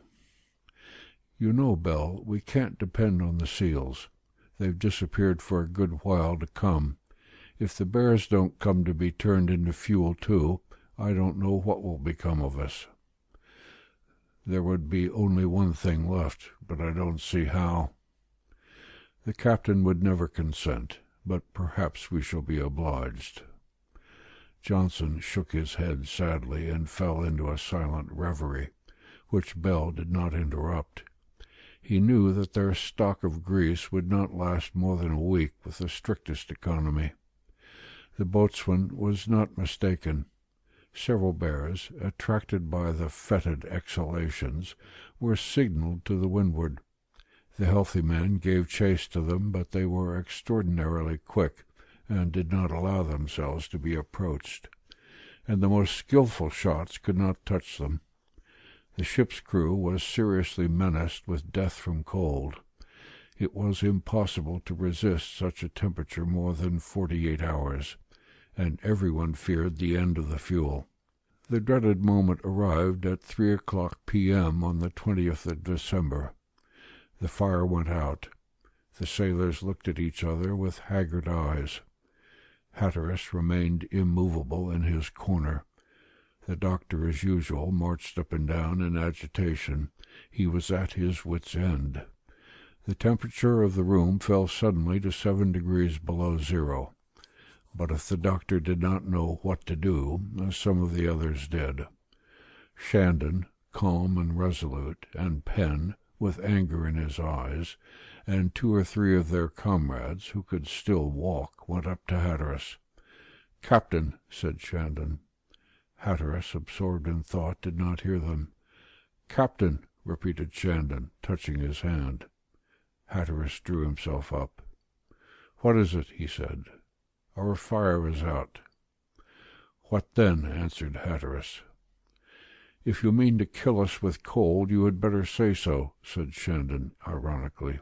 "I mean," said Hatteras gravely, "to require every man to do his duty to the end." "There's something higher than duty, Captain. There's the right to one's own preservation. I repeat that the fire is out, and if it is not relighted, not one of us will be alive in 2 days. "I have no fuel," answered Hatteras, with a hollow voice. "Very well," cried Penn violently. "If you have no fuel, we must take it where we can." Hatteras grew pale with anger. "Where?" said he. "On board," answered the sailor insolently. "On board!" echoed the captain, his fists clenched, his eyes sparkling. He had seized an axe, and he now raised it over Penn's head. "Wretch!" he cried. The doctor rushed between the captain and Penn. The axe fell to the ground, its sharp edge sinking into the flooring. Johnson, Bell, and Simpson were grouped around Hatteras, and appeared determined to give him their support. But lamentable and plaintive voices came from the beds. "Some fire! Give us some fire!" cried the poor fellows. Hatteras made an effort and said calmly, "If we destroy the brig, how shall we get back to England?" "We might burn some of the rigging and the gunwale, sir," said Johnson. "Besides, we should still have the boats left," answered Shandon, "and we could build a smaller vessel with the remains of the old one." "Never!" cried Hatteras. "But—" began several sailors, raising their voices. "We have a great quantity of spirits of wine," answered Hatteras. "Burn that to the last drop." "Ah, we didn't think of that," said Johnson, with affected cheerfulness, and by the help of large wicks steeped in spirits he succeeded in raising the temperature a few degrees. During the days that followed this melancholy scene, the wind went round the south, and the thermometer went up. Some of the men could leave the vessel during the least damp part of the day, but ophthalmia and scurvy kept the greater number on board. Besides, neither fishing nor hunting was practicable. But it was only a short respite from the dreadful cold, and on the 25th, after an unexpected change in the wind, the mercury again froze. They were then obliged to have recourse to the spirits of wine thermometer, which never freezes. The doctor found, to his horror, that it marked 66 degrees below zero. Men had never been able to support such a temperature. The ice spread itself in long tarnished mirrors on the floor. A thick fog invaded the common room. The damp fell in thick snow. They could no longer see one another. The extremities became blue as the heat of the body left them. A circle of iron seemed to be clasping their heads, and made them nearly delirious. A still more fearful symptom was that their tongues could no longer articulate a word. From the day they had threatened to burn his ship, Hatteras paced the deck for hours. He was guarding his treasures. The wood of the ship was his own flesh, and whoever cut a piece off cut one of his limbs. He was armed and mounted guard, insensible to the cold, the snow, and the ice, which stiffened his garments and enveloped him in granite armor. His faithful Dick accompanied him, and seemed to understand why he was there. However, on Christmas Day he went down to the common room. The doctor, taking advantage of what energy he had left, went straight to him and said, "Hatteras, we shall all die if we get no fuel." "Never," said Hatteras, knowing what was coming. "We must," said the doctor gently. "Never," repeated Hatteras, with more emphasis still. "I will never consent. They can disobey me if they like." Johnson and Bell took advantage of the half-permission and rushed on deck. Hatteras heard the wood crack under the axe. He wept. What a Christmas day for Englishmen was that on board the Forward! The thought of the great difference between their position and that of the happy English families who rejoiced in their roast beef, plum pudding, and mince pies added another pang to the miseries of the unfortunate crew. However, the fire put a little hope and confidence into the men. The boiling of coffee and tea did them good, and the next week passed less miserably, ending the dreadful year 1860. Its early winter had defeated all Hatteras's plans. On the 1st of January, 1861, the doctor made a discovery. It was not quite so cold, and he had resumed his interrupted studies. He was reading Sir Edward Belcher's account of his expedition to the polar seas. All at once a passage struck him. He read it again and again.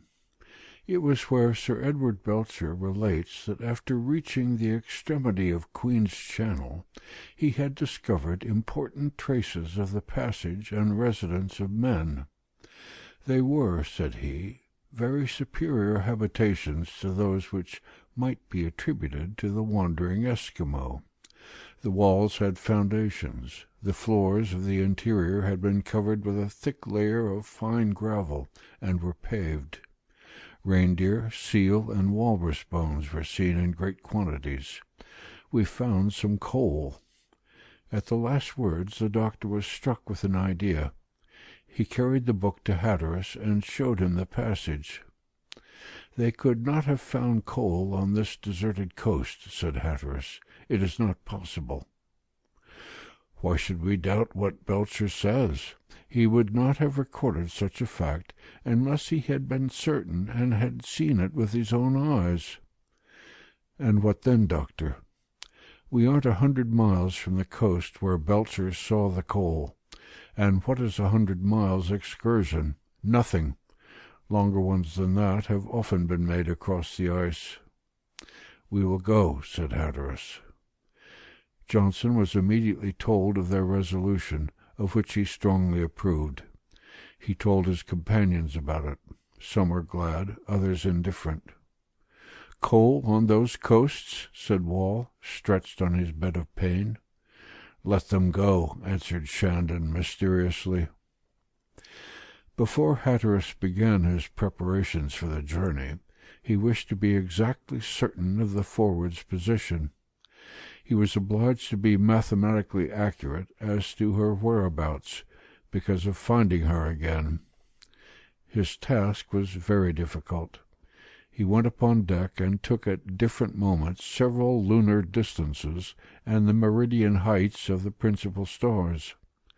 These observations were hard to make, for the glass and mirrors of the instrument were covered with ice from Hatteras's breath. He burnt his eyelashes more than once by touching the brass of the glasses. However, he obtained exact bases for his calculations, and came down to make them in the room.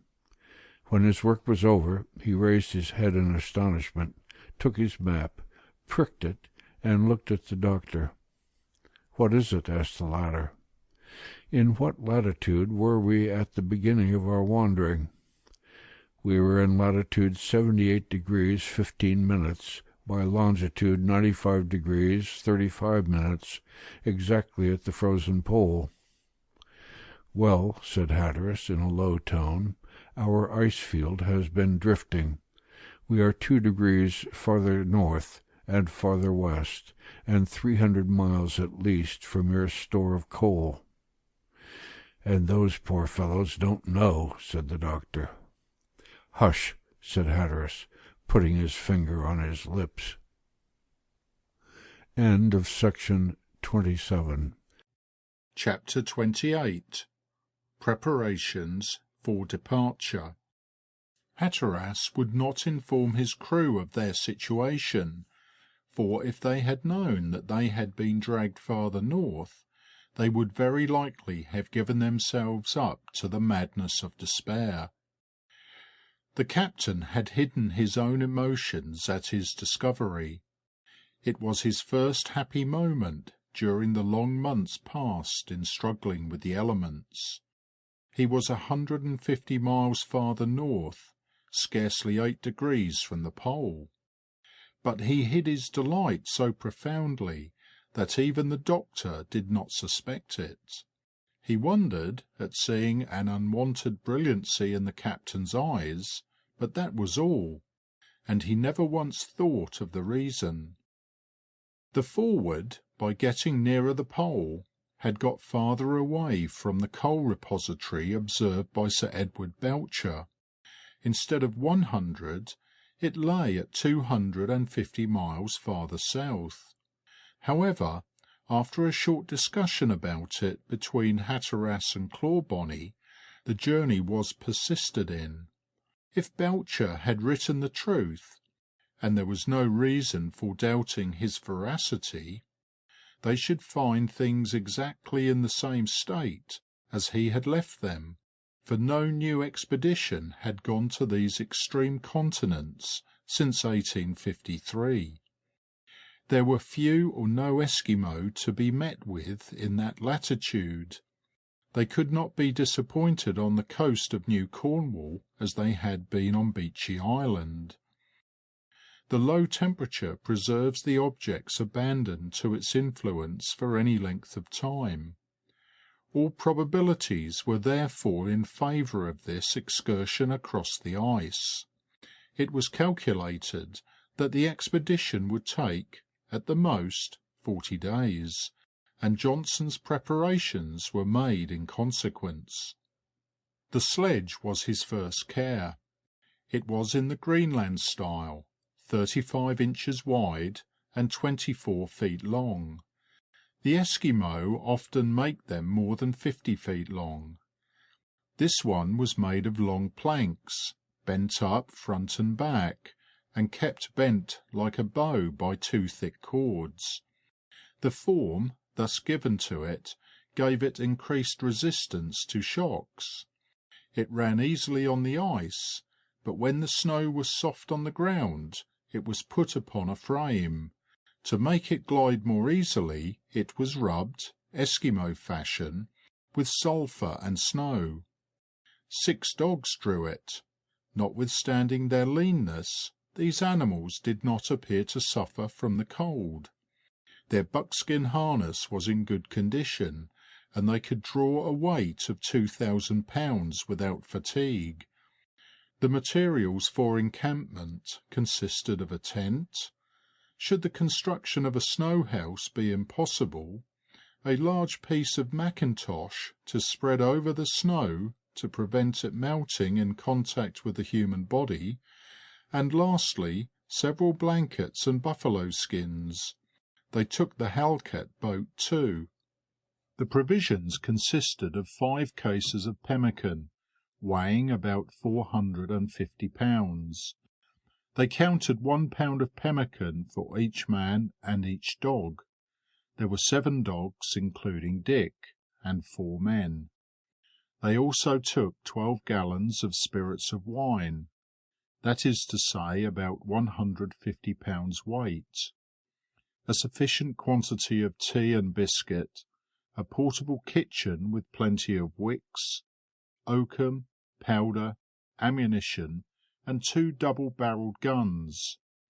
They also used Captain Parry's invention of India-rubber belts, in which the warmth of the body and the movement of walking keeps tea, coffee, and water in a liquid state. Johnson was very careful about the snowshoes. They are a sort of wooden pattern, fastened on with leather straps. When the ground was quite hard and frozen, they could be replaced by buckskin moccasins. Each traveller had 2 pairs of both.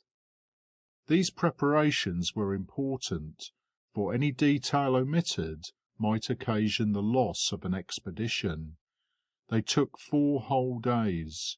Each day at noon Hatteras took care to set the position of his ship. They had ceased to drift. He was obliged to be certain in order to get back. He next set about choosing the men he should take with him. Some of them were not fit either to take or leave, but the captain decided to take none but sure companions, as the common safety depended upon the success of the excursion. Shandon was, therefore, excluded, which he did not seem to regret. James Wall was ill in bed. The state of the sick got no worse, however, and as the only thing to do for them was to rub them with lime juice and give them doses of it, the doctor was not obliged to stop, and he made one of the travellers. Johnson very much wished to accompany the captain in his perilous enterprise, but Hatteras took him aside, and said, in an affectionate tone, "Johnson, I have confidence in you alone. You are the only officer in whose hands I can leave my ship. I must know that you are there to overlook Shandon and the others. They are kept prisoners here by the winter, but I believe them capable of anything. You will be furnished with my formal instructions, which, in case of need, will give you the command. You will take my place entirely.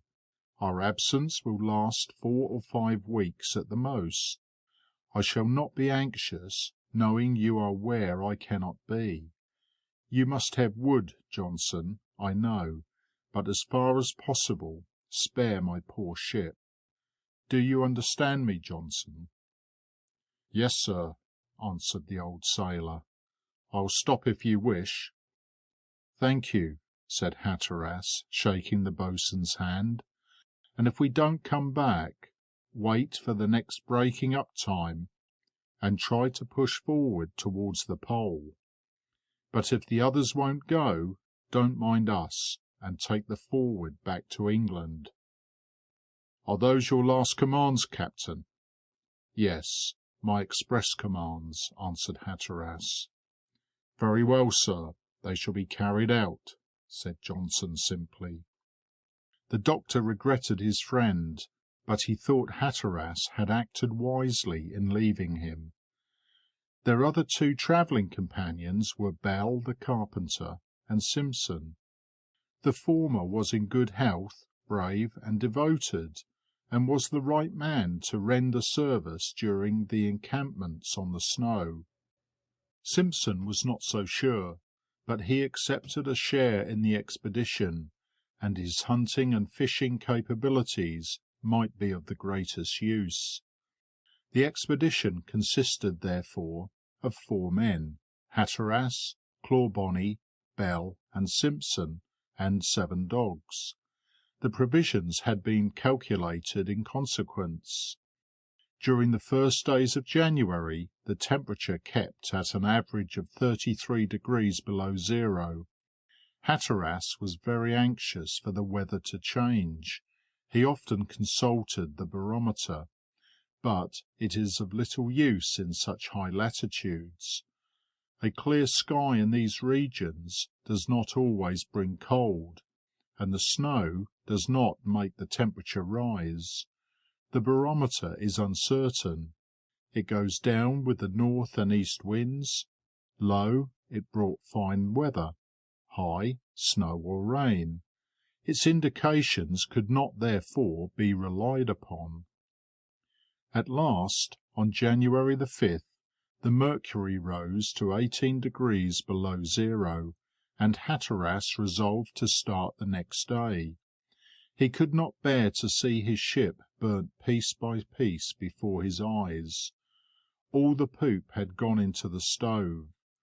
On the 6th, then, in the midst of whirlwinds of snow, the order for departure was given. The doctor gave his last orders about the sick. Bell and Simpson shook hands silently with their companions.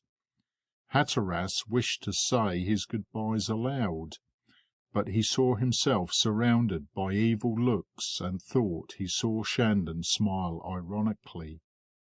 He was silent, and perhaps hesitated for an instant about leaving the Forward, but it was too late to turn back. The loaded sledge, with the dogs harnessed to it, awaited him on the ice field. Bell started the first, the others followed. Johnson accompanied the travellers for a quarter of a mile. Then Hatteras begged him to return on board, and the old sailor went back after making a long farewell gesture.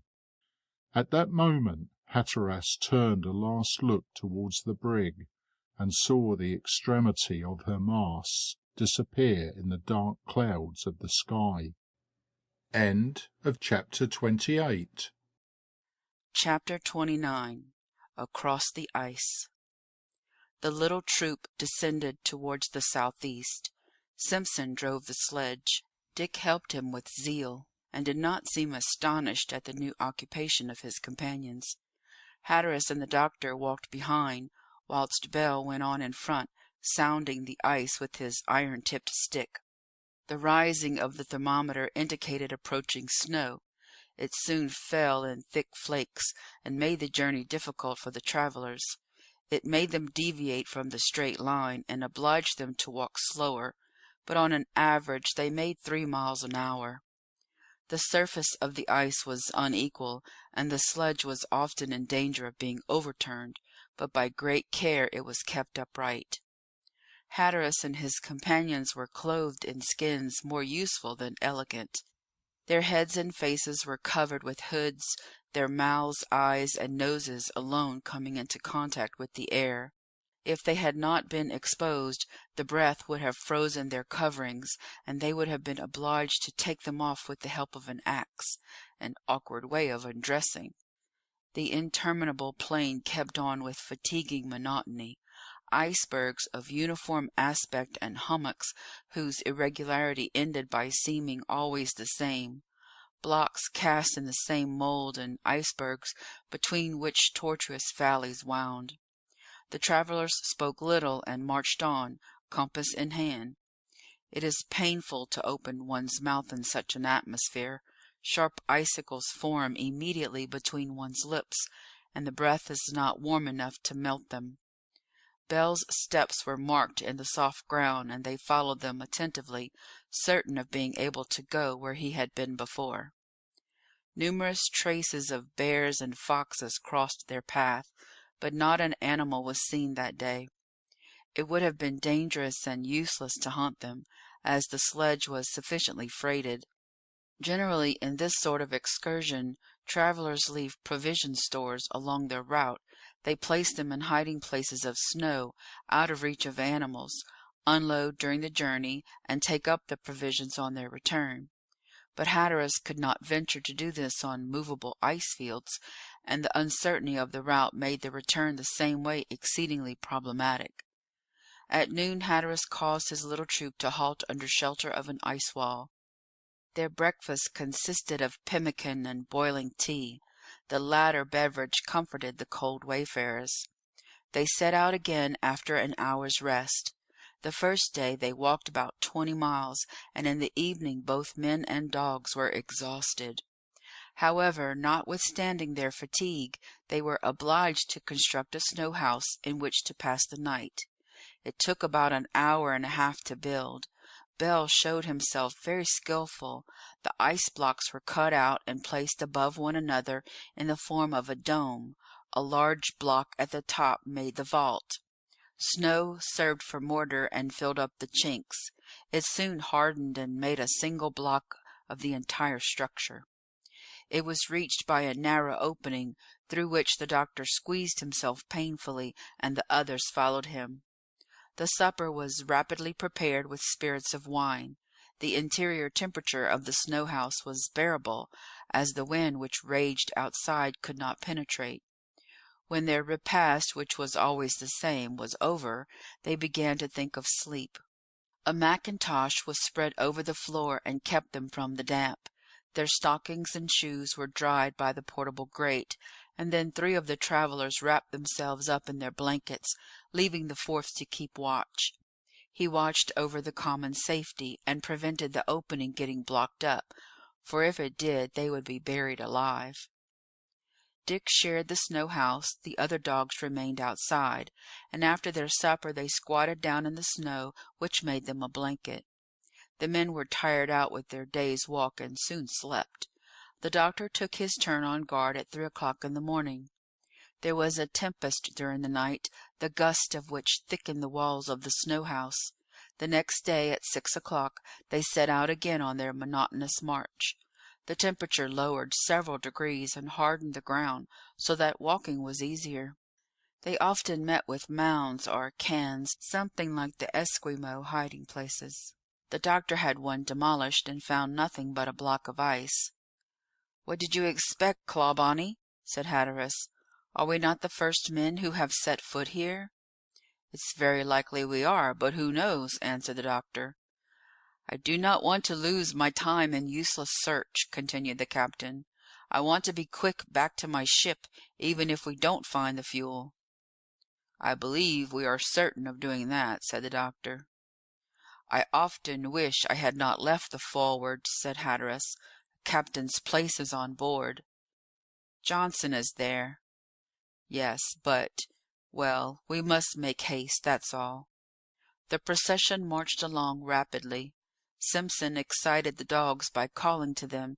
In consequence of a phosphorescent phenomenon, they seemed to be running on a ground in flames, and the sledges seemed to raise a dust of sparks. The doctor went on in front to examine the state of the snow, but all at once he disappeared. Bell, who was nearest to him, ran up. "Well, Mr. Clawbonny," he called out in anxiety, "where are you?" "Doctor," called the captain. "Here, in a hole," answered a reassuring voice.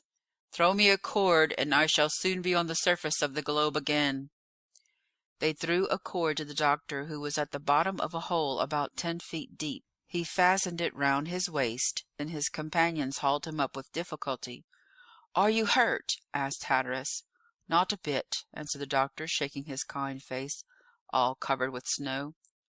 "But how did you tumble down there?" "Oh, it was the refraction's fault," he answered, laughing. "I thought I was stepping across about a foot's distance, and I fell into a hole 10 feet deep. I never shall get used to it. It will teach us to sound every step before we advance. Ears hear and eyes see all topsy-turvy in this enchanted spot." "Can you go on?" asked the captain. "Oh, yes, the little fall has done me more good than harm." In the evening the travellers had marched 25 miles. They were worn out, but it did not prevent the doctor climbing up an iceberg while the snow house was being built. The full moon shone with extraordinary brilliancy in the clearest sky. The stars were singularly bright. From the top of the iceberg the view stretched over an immense plain, bristling with icebergs. They were of all sizes and shapes, and made the field look like a vast cemetery in which 20 generations slept the sleep of death. Notwithstanding the cold, the doctor remained a long time in contemplation of the spectacle, and his companions had much trouble to get him away. But they were obliged to think of rest. The snow hut was ready. The four companions burrowed into it like moles, and soon slept the sleep of the just. The next day and the following ones passed without any particular incident. The journey was easy or difficult according to the weather. When it was cold and clear, they wore their moccasins and advanced rapidly; when damp and penetrating, their snowshoes, and made little way. They reached thus the 15th of January. The moon was in her last quarter, and was only visible for a short time. The sun, though still hidden below the horizon, gave 6 hours of a sort of twilight, not sufficient to see the way by. They were obliged to stake it out according to the direction given by the compass.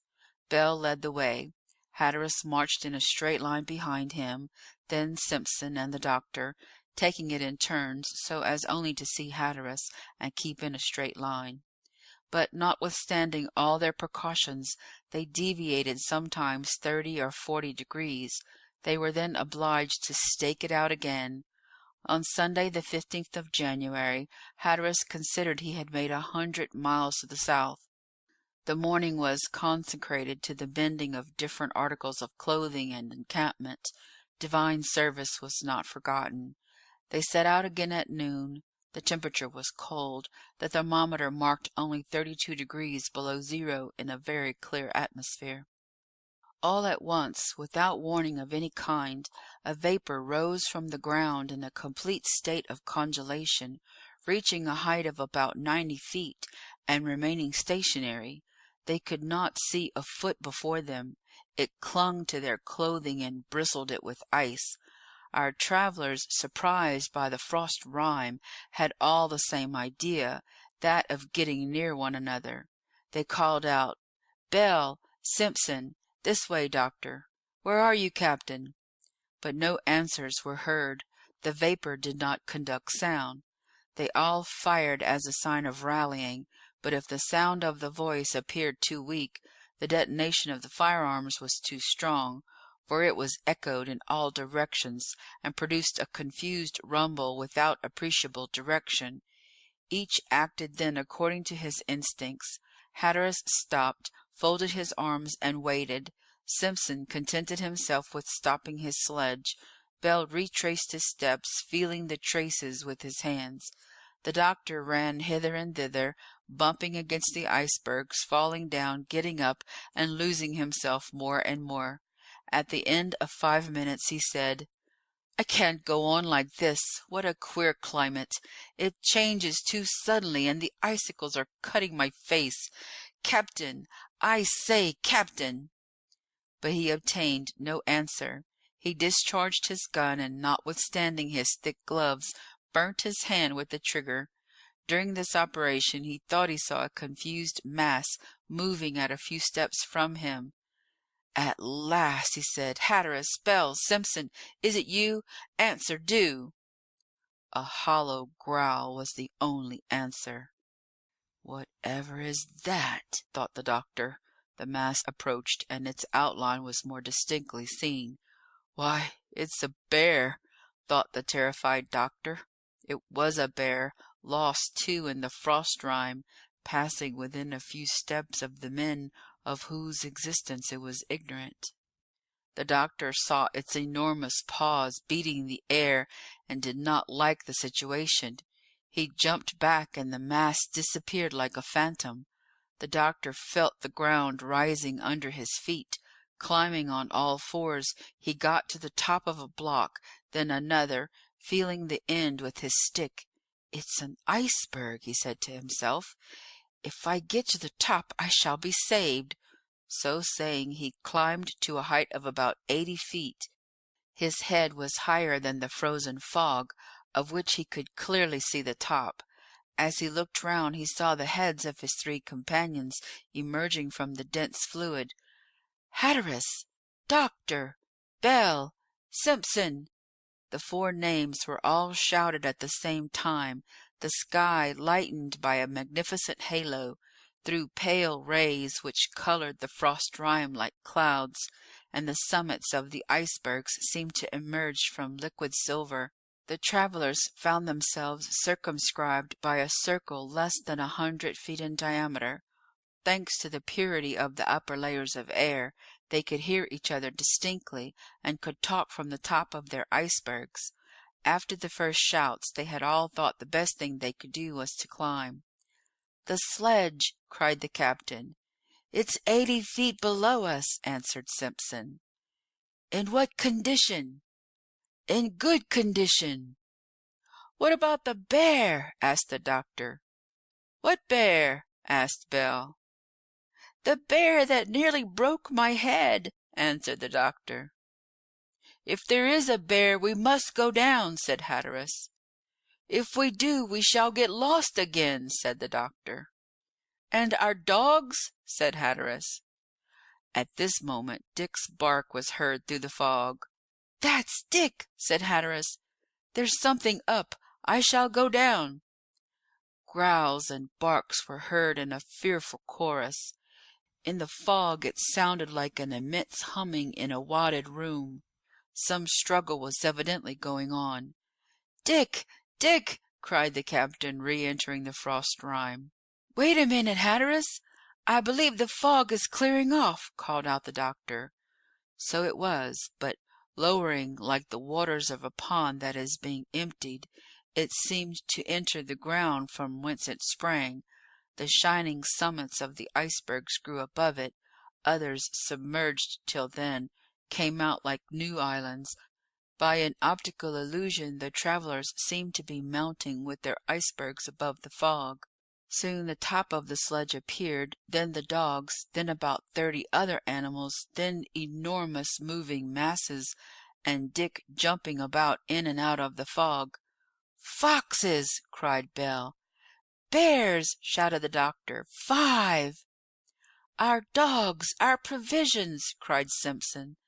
A band of foxes and bears had attacked the sledge and were making havoc with the provisions. The instinct of pillage made them agree.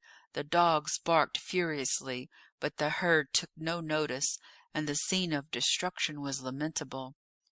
"Fire!" cried the captain, discharging his gun. His companions imitated him. Upon hearing the quadruple detonation, the bears raised their heads, and with a comical growl gave the signal for departure.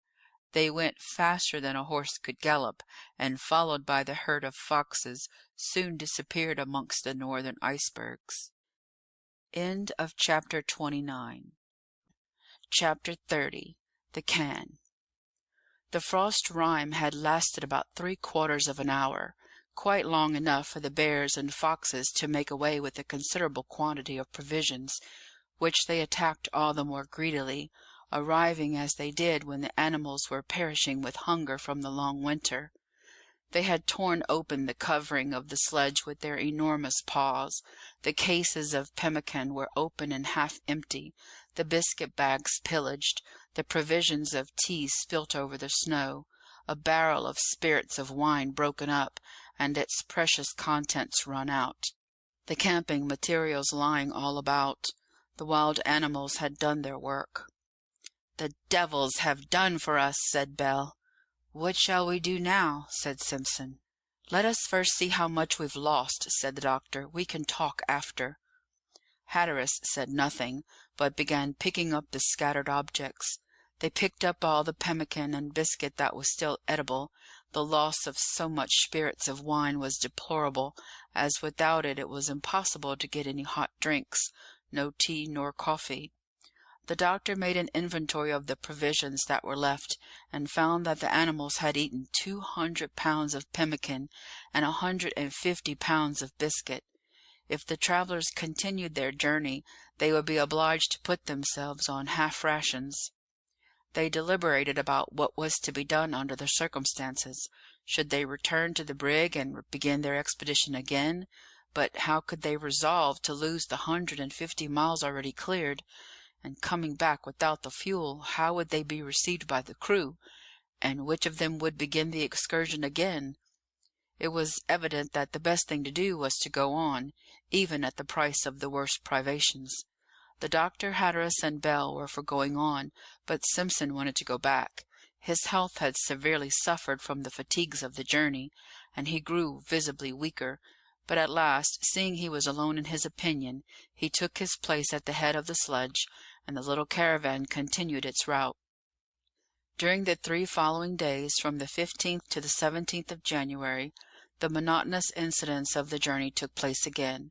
They went on more slowly. The travellers were soon tired, their legs ached with fatigue, and the dogs drew with difficulty. Their insufficient food told upon them. The weather changed with its usual quickness, going suddenly from intense cold to damp and penetrating fogs.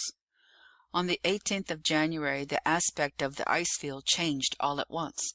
A great number of peaks, like pyramids, ending in a sharp point at a great elevation, showed themselves on the horizon. The soil in certain places was seen through the layer of snow. It seemed to consist of schist and quartz, with some appearance of calcareous rock.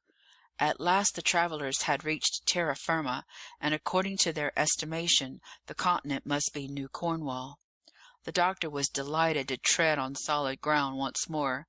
The travellers had only 100 more miles to go before reaching Belcher Cape, but the trouble of walking increased on this rocky soil, full of inequalities, crevices, and precipices. They were obliged to plunge into the interior of the land and climb the high cliffs on the coast, across narrow gorges, in which the snow was piled up to a height of 30 or 40 feet. The travellers soon had cause to regret the levels they had left, on which the sledge rolled so easily. Now they were obliged to drag it with all their strength. The dogs were worn out and had to be helped. The men harnessed themselves along with them, and wore themselves out too. They were often obliged to unload the provisions in order to get over a steep hill, whose frozen surface gave no hold. Some passages 10 feet long took hours to clear. During the first day they only made about 5 miles on that land, so well named Cornwall. The next day the sledge attained the upper part of the cliffs.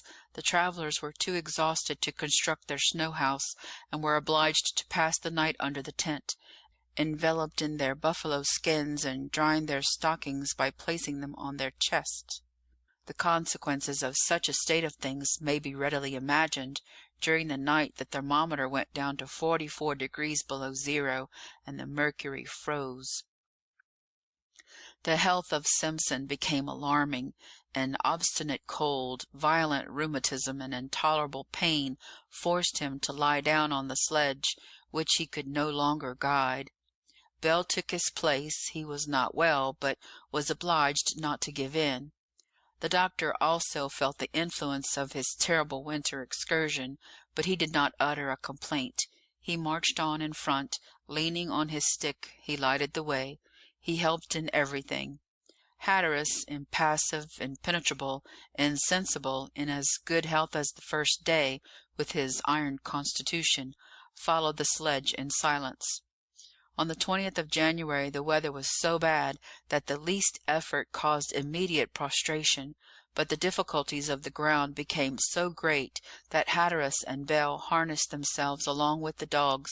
The front of the sledge was broken by an unexpected shock, and they were forced to stop and mend it. Such delays occurred several times a day. The travellers were journeying along a deep ravine, up to their waist in snow, and perspiring, notwithstanding the violent cold. No one spoke. All at once Bell looked at the doctor in alarm, picked up a handful of snow, and began to rub his companion's face with all his might.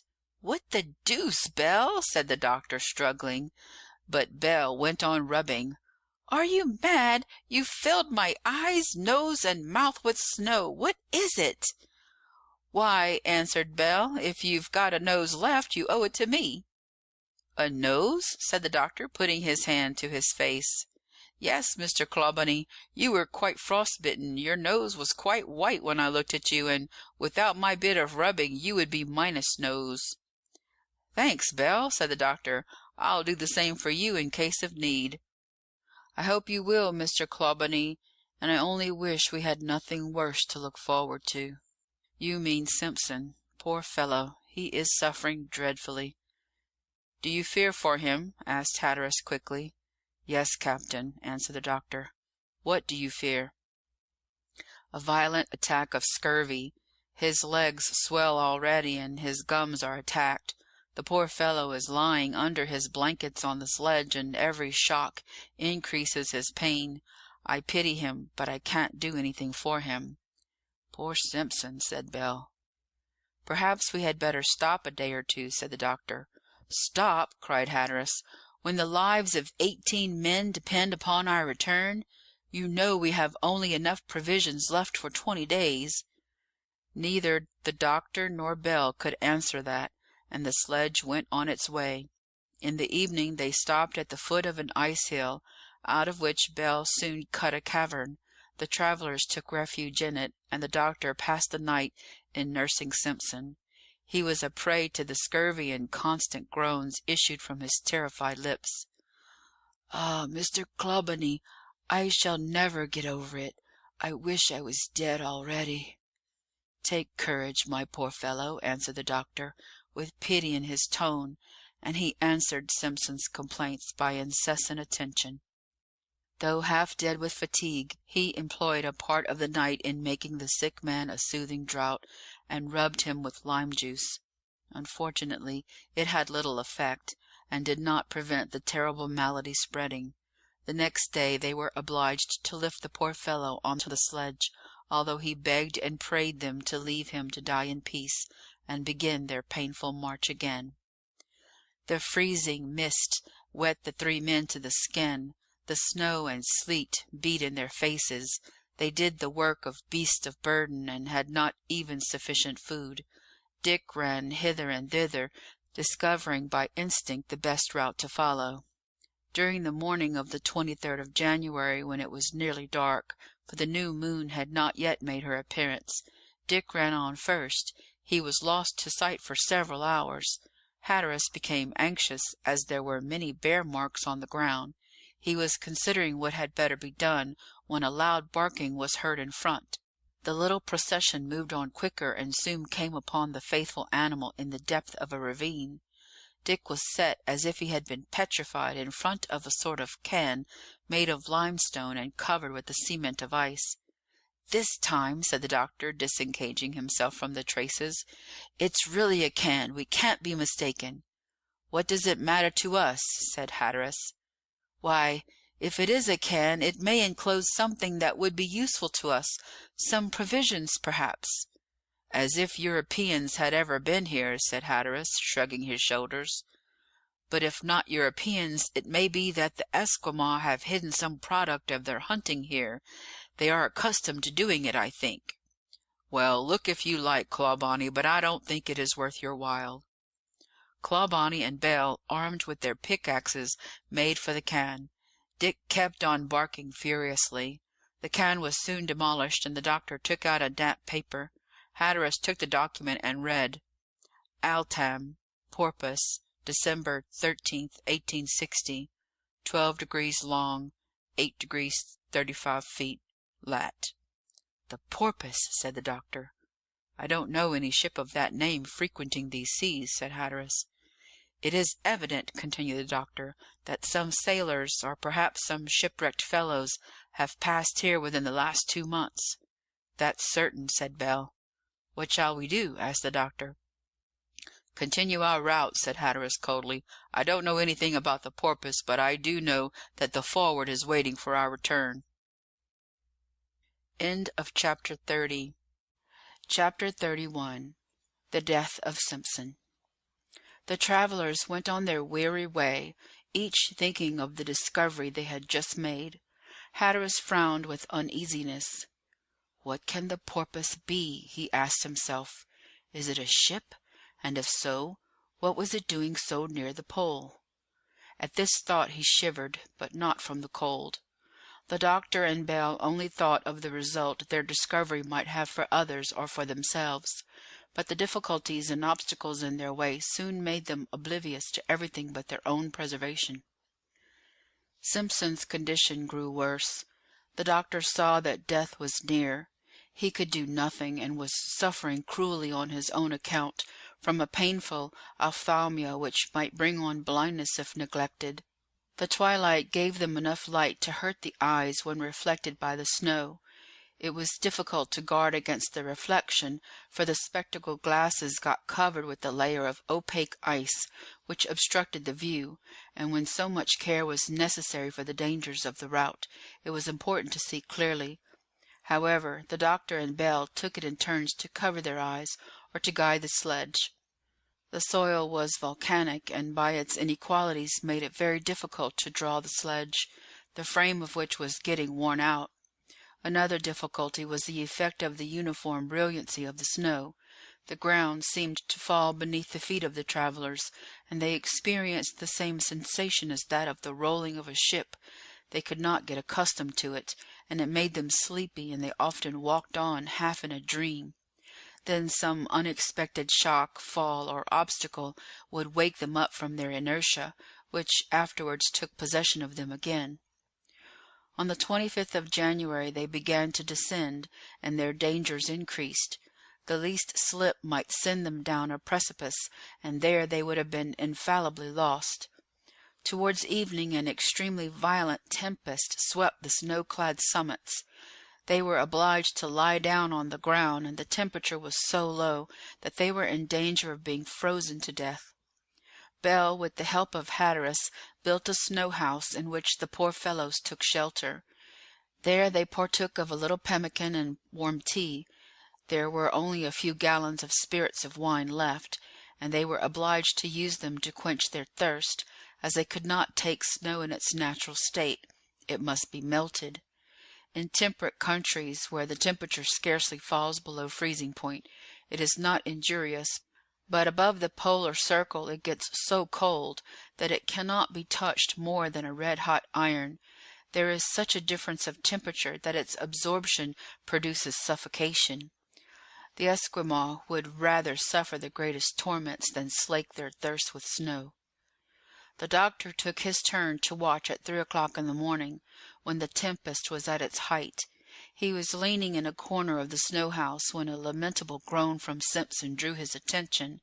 He rose to go to him and struck his head against the roof. Without thinking of the accident, he began to rub Simpson's swollen limbs.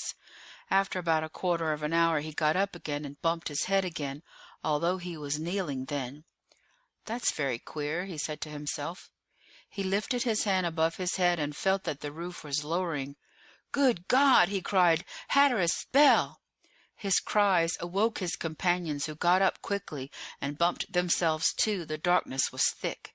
"The roof is falling in!" cried the doctor. They all rushed out, dragging Simpson with them. They had no sooner left their dangerous retreat than it fell in with a great noise. The poor fellows were obliged to take refuge under the tent covering, which was soon covered with a thick layer of snow, which, as a bad conductor, prevented the travellers being frozen alive. The tempest continued all through the night. When Bell harnessed the dogs the next morning, he found that some of them had begun to eat their leather harness, and that 2 of them were very ill and could not go much further. However, the caravan set out again. There only remained 60 miles to go. On the 26th, Bell, who went on in front, called out suddenly to his companions. They ran up to him, and he pointed to a gun leaning against an iceberg. "A gun!" cried the doctor. Hatteras took it. It was loaded and in good condition. "The men from the Porpoise can't be far off," said the doctor. Hatteras remarked that the gun was of American manufacture, and his hands crisped the frozen barrel. He gave orders to continue the march, and they kept on down the mountain slope. Simpson seemed deprived of all feeling. He had no longer the strength to complain. The tempest kept on, and the sledge proceeded more and more slowly. They scarcely made a few miles in 24 hours, and in spite of the strictest economy, the provisions rapidly diminished. But as long as they had enough for the return journey, Hatteras kept on. On the 27th they found a sextant half buried in the snow, then a leather bottle. The latter contained brandy, or rather a lump of ice with the ball of snow in the middle, which represented the spirit. It could not be used. It was evident that they were following in the steps of some poor shipwrecked fellows who, like them, had taken the only practical route. The doctor looked carefully round for other cans, but in vain. Sad thoughts came into his mind. He could not help thinking that it would be a good thing not to meet with their predecessors. What could he and his companions do for them? They wanted help themselves. Their clothes were in rags, and they had not enough to eat. If their predecessors were numerous, they would all die of hunger. Hatteras seemed to wish to avoid them, and could he be blamed? But these men might be their fellow countrymen, and however slight might be the chance of saving them, ought they not to try it? He asked Bell what he thought about it, but the poor fellow's heart was hardened by his own suffering, and he did not answer. Clawbonny dared not question Hatteras, so he left it to Providence. In the evening of the 27th, Simpson appeared to be at the last extremity. His limbs were already stiff and frozen, his difficult breathing formed a sort of mist round his head, and convulsive movements announced that his last hour was come. The expression of his face was terrible, desperate, and he threw looks of powerless anger towards the captain. He accused him silently, and Hatteras avoided him and became more taciturn and wrapped up in himself than ever.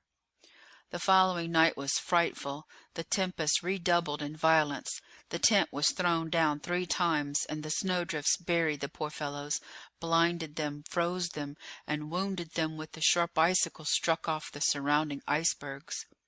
The dogs howled lamentably. Simpson lay exposed to the cruel atmosphere.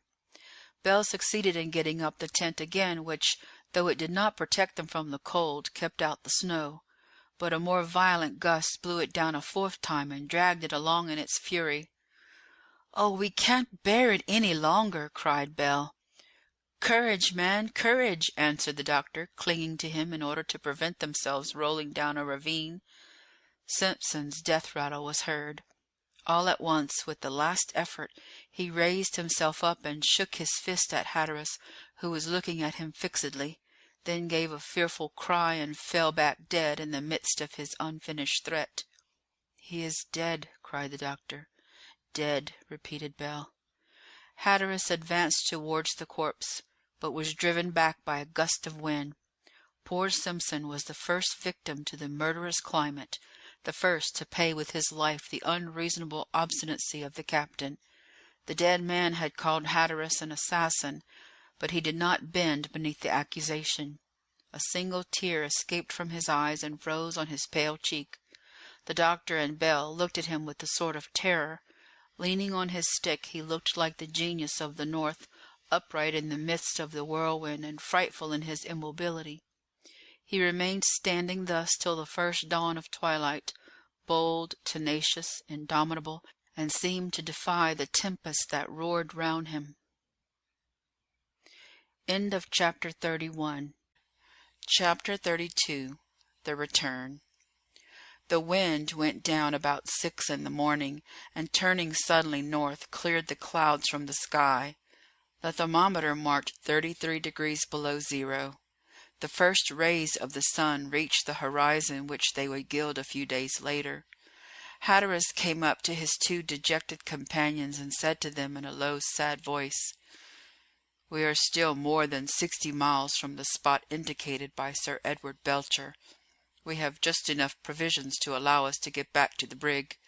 If we go on any further, we shall meet with certain death, and that will do good to no one. We had better retrace our steps." "That is a sensible resolution, Hatteras," answered the doctor. "I would have followed you as far as you led us, but our health gets daily weaker. We can scarcely put one foot before the other. We ought to go back." "Is that your opinion too, Bell?" asked Hatteras. "Yes, captain," answered the carpenter. "Very well," said Hatteras. "We will take 2 days' rest. We want it. The sledge wants mending. I think we had better build ourselves a snow house and try to regain a little strength." After this was settled, our 3 men set to work with vigor. Bell took the necessary precautions to assure the solidity of the construction, and they soon had a good shelter at the bottom of the ravine, where the last halt had taken place. It had cost Hatteras a great effort to interrupt his journey. all their trouble and pain lost. A useless excursion, which one man had paid for with his life. What would become of the crew now that all hope of coal was over? What would Shandon think? Notwithstanding all these painful thoughts, he felt it impossible to go on any further. They began their preparations for the return journey at once. The sledge was mended. It had now only 200 pounds weight to carry. They mended their clothes, worn out, torn, soaked with snow, and hardened by the frost. New moccasins and snowshoes replaced those that were worn out. This work took the whole day of the 29th and the morning of the 30th. The three travelers rested and comforted themselves as well as they could. During the 36 hours passed in the snow house and on the icebergs of the ravine, the doctor had noticed that Dick's conduct was very strange. He crept, smelling about a sort of rising in the ground made by several layers of ice.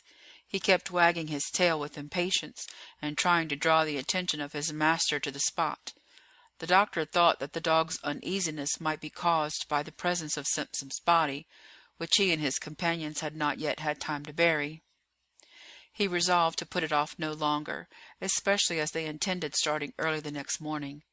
Bell and the doctor took their pickaxes and directed their steps towards the lowest part of the ravine. The mound indicated by Dick seemed to be a good spot to place the corpse in. They were obliged to bury it deep to keep it from the bears. They began by removing the layer of soft snow, and then attacked the ice. At the third blow of his pickaxe, the doctor broke some hard obstacle. He took out the pieces and saw that it was a glass bottle. Bell discovered a small biscuit sack with a few crumbs at the bottom. "Whatever does this mean?" said the doctor. "I can't think," answered Bell, suspending his work. They called Hatteras, who came immediately. Dick barked loudly and began scratching at the ice. "Perhaps we have found a provision store," said the doctor. "It is possible," said Bell. "Go on," said Hatteras. Some remains of food were drawn out, and a case a quarter full of pemmican. "If it is a hiding place," said Hatteras, "the bears have been before us. See, the provisions are not intact." "I am afraid so," answered the doctor, for he was interrupted by a cry from Bell, who had come upon a man's leg, stiffened and frozen. "A corpse!" cried the doctor. "It is a tomb," answered Hatteras. When the corpse was disinterred, it turned out to be that of a sailor about 30 years old, perfectly preserved. He wore the clothes of an Arctic navigator. The doctor could not tell how long he had been dead, but after this corpse Bell discovered a second, that of a man of 50, bearing the mark of suffering that had killed him on his face. "These are not buried bodies," cried the doctor. "The poor fellows were surprised by death just as we find them." "You are right, Mr. Clawbonny," answered Bell. Go on," said Hatteras. Bell obeyed tremblingly, for who knew how many human bodies the mound contained? "These men have been the victims of the same accident that almost happened to us," said the doctor. "Their snow house tumbled in. Let us see if any one of them is still alive." The place was soon cleared, and Bell dug out a third body, that of a man of 40 who had not the cadaverous look of the others. The doctor examined him and thought he recognized some symptoms of existence. "He is alive!" he cried. Bell and he carried the body into the snow house, whilst Hatteras, unmoved, contemplated their late habitation. The doctor stripped the resuscitated man and found no trace of a wound on him. He and Bell rubbed him vigorously with oakum steeped in spirits of wine, and they saw signs of returning consciousness, but the unfortunate man was in a state of complete prostration and could not speak a word. His tongue stuck to his palate as if frozen. The doctor searched his pockets, but they were empty. He left Bell to continue the friction and rejoined Hatteras. The captain had been down into the depths of the snow house and had searched about carefully. He came up holding a half-burnt fragment of a letter. These words were on it: Tamont, Orpus, W. York. "Altamont," cried the doctor, "of the ship Porpoise, of New York." "An American," said Hatteras. "I'll save him," said the doctor, "and then we shall know all about it." He went back to Altamont whilst Hatteras remained pensive. Thanks to his attentions, the doctor succeeded in recalling the unfortunate man to life, but not to feeling. He neither saw, heard, nor spoke, but he lived. The next day Hatteras said to the doctor, "We must start at once." "Yes, the sledge is not loaded. We'll put the poor fellow on it and take him to the brig." "Very well, but we must bury these bodies first." The two unknown sailors were placed under the ruins of the snow house again, and Simpson's corpse took Altamont's place. The three travellers buried their companion, and at 7 o'clock in the morning they set out again. Two of the Greenland dogs were dead, and Dick offered himself in their place. He pulled with energy. During the next 20 days the travellers experienced the same incidents as before, but as it was in the month of February they did not meet with the same difficulty from the ice. It was horribly cold, but there was not much wind. The sun reappeared for the first time on the 31st of January, and every day he stopped longer above the horizon. Bell and the doctor were almost blinded and half lame. The carpenter was obliged to walk upon crutches. Altamont still lived, but he was in a state of complete insensibility. The doctor took great care of him, although he wanted attention himself. He was getting ill with fatigue. Hatteras thought of nothing but his ship. What state should he find it in? On the 24th of February he stopped all of a sudden. A red light appeared about 300 paces in front, and a column of black smoke went up to the sky.